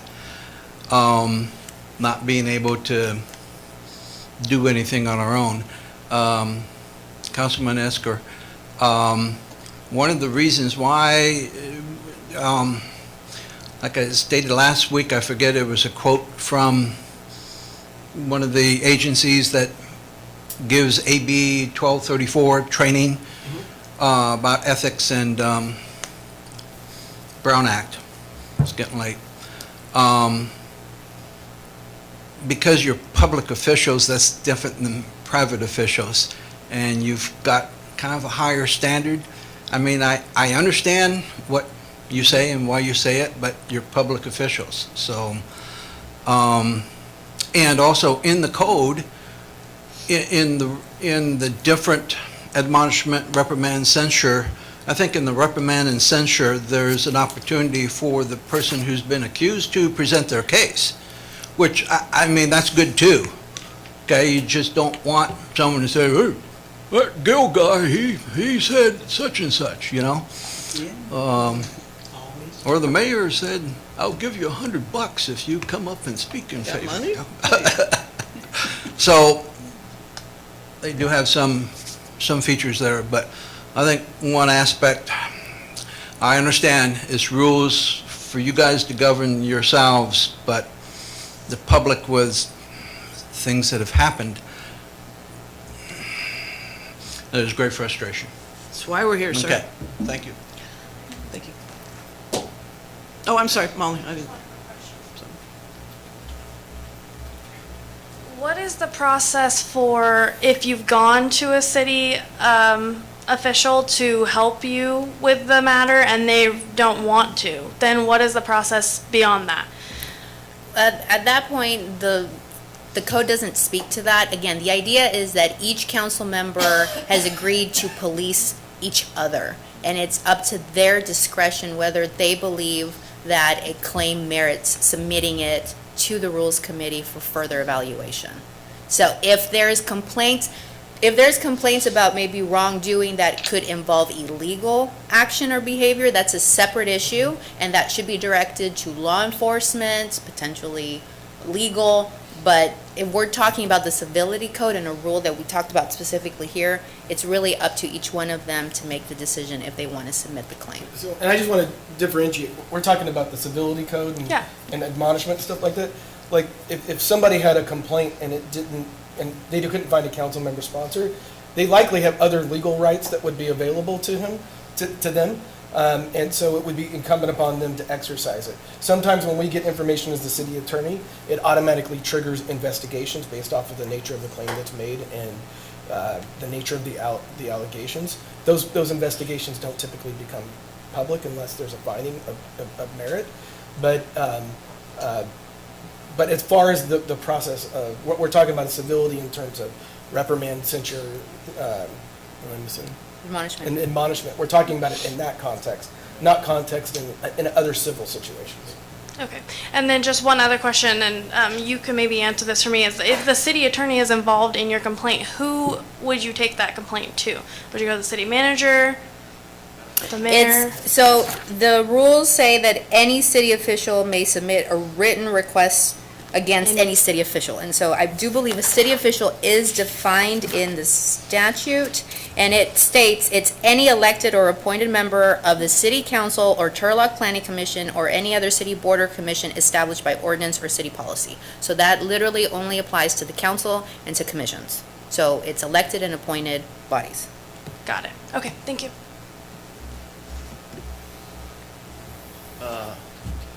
Speaking again to the issue, if the complaint of some sort of civility code violation involves the city attorney and the city manager and a city council member, if the individual of the public cannot find endorsement from a staff member or an appointed staff member, mind you, or a council member, they have no recourse, my understanding is. Under this civility code, no. Again, I think Doug mentioned specifically, Okay. there's other ways, depending on the nature of the complaint, Right, that right. can be addressed. But what we're really talking about here are ways to enforce the rules about being judicious in your meetings, in your communications with each other, in Right. carrying out your official duties. Those are the type of, this is not an avenue for a member of the public or an elected official or appointed official to make complaints about, I have a disagreement with a fellow council member's policy decision or position on this statement. I'm just concerned in regards to the city attorney is the individual that provides legal counsel to the council members, that they themselves might not be accustomed or experienced. So they rely completely on you to provide what is prudent and what is not. And if you earlier had emphasized that these are all adults, and therefore ultimately they have agency and are responsible for their own actions. Now, if they want to engage in something that isn't legally prudent, does it make sense for you to facilitate that act, to assist in that act? So, it is the city attorney's responsibility to regularly advise the council and to reduce risk at any and all times. We get all questions if there are any additional, so we could just do it all together. Okay, yeah. So essentially, I was just calling attention to the fact that ultimately these individuals, and some of them are very inexperienced, this is, their first sort of exposure to local politics at this level, they're going to rely on you, right? So ultimately, how you assist them increases the risk, as in regards to this particular letter that circulated. If your name and the city manager is attached to that, did you increase the risk to the city and the liability and the legal liability, or did you decrease it? So, I mean, if we had an allegation that came in that involved both the city manager and the city attorney, we would hire outside counsel and they would take the lead in that type of situation. So we would hire an independent body to come in and enforce that, and we would step out of that role if the allegation involved, me or my office. So it's the fact that no complaint was filed, although the ethical act that was committed is in question. The defining fact is no complaint was filed So against the this city. process all triggered by complaints, right? No complaint, there's nothing to act on, right? Right. So in the absence of that, there's nothing to be done or no action to be taken. So, Okay. Mr. White, is there an opportunity for offline conversation with him? Yeah, absolutely. I mean, And point of clarification, again, it seems like we keep going back and forth between a civility code and legal action. This, if there was a desire of the public to seek admonishment, reprimand, or censure from any one of us elected officials, you would simply have to get any one of us, including the mayor, or a commissioner, to make the recommendation that it comes before the Rules Committee for any one of these, but these don't have any. correct, and then they have to legal go before the precedent. Rules Committee. Yeah, And if the and then people that you would from there, rely on, like the city attorney, were involved, then the city would be required then to hire outside counsel to come in and serve in that role. Just a closing comment here. So in regards to that, presenting this information to a city council member, I approached you on this issue, Andrew, on August 6th, Tuesday at 9 a.m. at Cafe Rome with an attorney. And I have a screenshot of your texted response choosing not to agendize this issue. So when I came to you hoping that you would represent the interests of the public and the people of Turlock, you chose not to. We're not going to get into the specifics of anything, but as it says in the rules, there's no requirement that any council member do anything, and there are other avenues. All right, It's just going to be about the civility code, not about fair enough, okay. this other matter. Thank you for your allowing me. Okay, so I guess I'd like to make a request. I kind of understand this being them policing themselves. I understand the logic there, okay? But from the public's viewpoint, it's kind of hard to go to a council member and ask them to file a complaint against another council member who they have to work with. It's supposed to be hard, yeah. Yeah. So it seems like that's an impediment to the public for being able to file a complaint, especially if it was clear violations and no one on the council had said anything. So it's, you kind of follow what I'm saying? No, Maybe I'm 100%. proposing, So are can there we? other options, is what you're Yeah, asking? can we think about additional options? I'm not asking changes for civility code, because the purpose of that is aimed at them, okay? Or for them, but potential other options. So let me tell you why we don't allow the public. I'm going to just use government tort claims and PRA requests as an example. The amount of time, money, and expense that goes into those, and the cost associated with conducting one of these things is great, right? So if we open it up on the same level, you're probably looking at about another $50,000 to $100,000 and just going through complaints, the vast majority of which, much like tort claims, are meritless, when they come in, but still require the staff ranked. The reason that it's geared towards the elected and appointed officials governing themselves is because these actions are very serious. If somebody's going to be, hey Travis, can you if somebody's going to be admonished, reprimanded or censured, those have both election implications, it has implications to their reputation as potential business people or folks who live within the community, and those facts are significant. So that's why it is delegated to those. Again, to echo again Mr. Treeweiler's words from earlier, none of these rules are set by stone. It can be changed at any time by by this council. But those are the policy decisions in terms of what doing it. In other words, if one of your colleagues doesn't feel like the allegation has enough merit to warrant sending it to the Rules Committee, then it probably isn't the best utilization of staff time if you can't get one of what, how many we got on the Planning Commission? 7? So 12 officials to. And Doug, I just want to add kind of an elected official perspective to that question, because the premise of it is, why, if you come up to me, I'm not gonna make a complaint against these people because they're my colleagues. But I think I can attest to my colleagues, I was elected by you guys. I wasn't elected by them. Maybe I was. No, I couldn't. None of them live in my area. Not even Amy. So that's the level in which we would take something like that, or at least I can speak for myself, would take that very seriously. And it's not a club that where we feel indebted to each other in any way. That's why this committee is formed the way it is. And I think that's you trust your elected officials to keep elected officials, all of us, to that standard.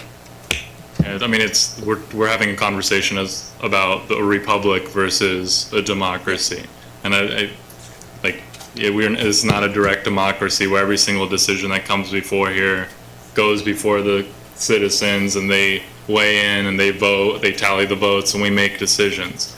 There is an election in which you elect people to carry out your vision and your goals and to uphold what you cherish. If they don't do it, vote them out.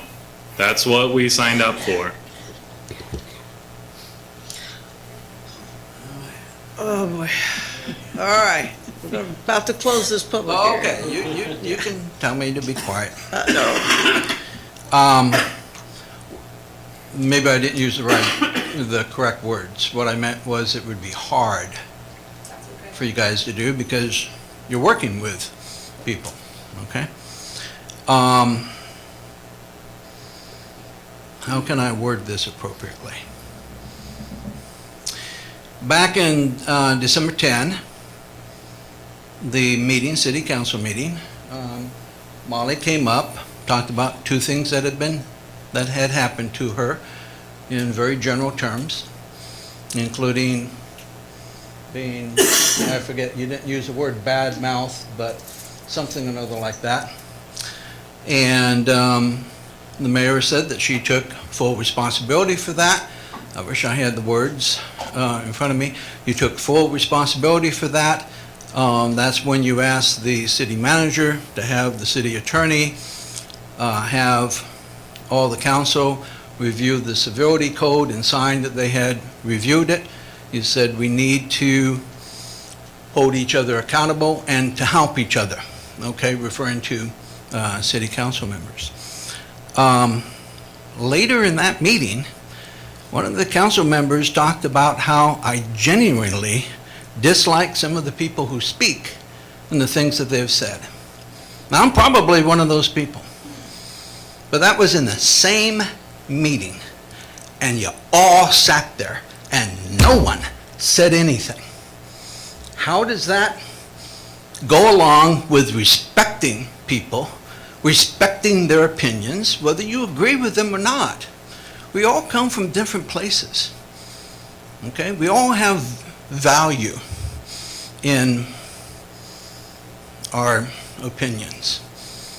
So when that happens, right after that discussion, sends a loud and clear message, okay? And I believe that Stephanie has been trying to talk to you guys about that, your communications, oh, this is hard, consultant. And she'll probably be talking to you about it again. So, for what it's worth. Thank you. It's Good our night. hope that I'll be quiet. it's our hope that this is to help us reiterate what our job is and what your job is. If you want to finish, Mr. White. Oh, sorry. So at this point, it's probably a good point if there's questions from the council about the ins and outs of the civility code, but that's it in a nutshell. And Questions? it's, No questions? Okay. Okay. What's the will of council at this point? I would really prefer to do the Brown Act training at a time when it actually means that we're being trained. As Doug mentioned earlier, we're gonna go through this, and it's not gonna mean anything, and so we still have to do it again. Don't we have to do this every 2 years? yes. I'm sorry. Don't we have to do this Brown Act training like every 2 years? or Yeah, so something? as part So of, if we're gonna yes. do this right now, it's gonna mean nothing, and then Right. we have to do it again, what, in a few months? You're all on, you're tiered basically, On the tier, right. based off So- of when you were elected, but yes, so I under would AB prefer to- 1234, you're. I would lower prefer to part. table this part of it until we can sit down and actually have an official Brown Act training course. That's my motion. I'll second. Okay, do we actually need a vote, or you figure this out? Since it was an Consent. agenda, I take a vote. Okay, it's just an update. We haven't voted on anything else, but okay. Clerk, call the roll. Councilmember Larson, Yes. Councilmember Ariano, Yes. Councilmember Nisrati, Yes. Councilmember Iscar, Yes. Mayor Bublak. No, it passes 4-1. Okay, moving on to the final stuff here. That was all the, Mr. City Manager, did you have any other updates within there that we didn't cover? Okay, council items for future consideration? Council members' comments or announcements? Or vice mayors? Comments or? Right there is the opportunity. Council items for future considerations. If there's specific things that we want on the agenda, that's when we throw it out, that we can put it out there in the public, Correct. discuss it, and get it on there. Correct. Okay, so real quickly, I just want to, oh, you have something, go ahead. Go ahead. One thing for future consideration, and this may be something the staff is already doing, I'm not sure, but with all the problems going out in the world considering data privacy and security, I'd like to see if we can maybe get an update at one of our committee, council meetings coming up fairly soon to see what our protections are, how we, what are we doing to make sure that we're not getting Facebooked or whatever. So just some of that conversation might need to be closed session items because it would be security issues that we wouldn't. And that would be We fine. wouldn't publicize where our risks are. That would be fine. Any other updates, announcements? I just want to make a really quick comment to those who are watching. A clear component in both of our public safety updates and fire, overall, you can tell with fire and police in your update, you can tell in a lot of categories, calls are increasing. Calls are increasing, and we don't have the appropriate, the perfect level of staffing that the city of this population deserves. And I just wanted to reiterate, it's a trend that I saw, it's a trend that I believe we're aware of. We have a growing city with growing needs. And even though this budget situation is tough, it is temporary, but that is a trend that I have seen and taking very seriously. Okay, and real quickly, I went to DC. My husband and I spent my retirement, our retirement, to go. I went to FEMA and talked about getting funding, and they were very receptive, knew exactly where we were and what we needed. I went to COPS grants, and I think that I'll sit on a commission that I'll pay for, and I think that'll help us get something through them. I think they can actually waive the normal grant, where it's typically a matching grant. Went to Congressman Harder's office, and there was a sign there that said, "Welcome, Mayor Bublak," and it was pretty amazing. Got to meet a lot of different people, lobbied a lot, economic development, tons of stuff coming down that, and so it was well worth it. I would spend my retirement again for the city of Turlock for this. I think it's important, and I think there's things that we can do to help Turlock get out of this mess. So, adjournment? All in favor say aye. Thank you, everybody.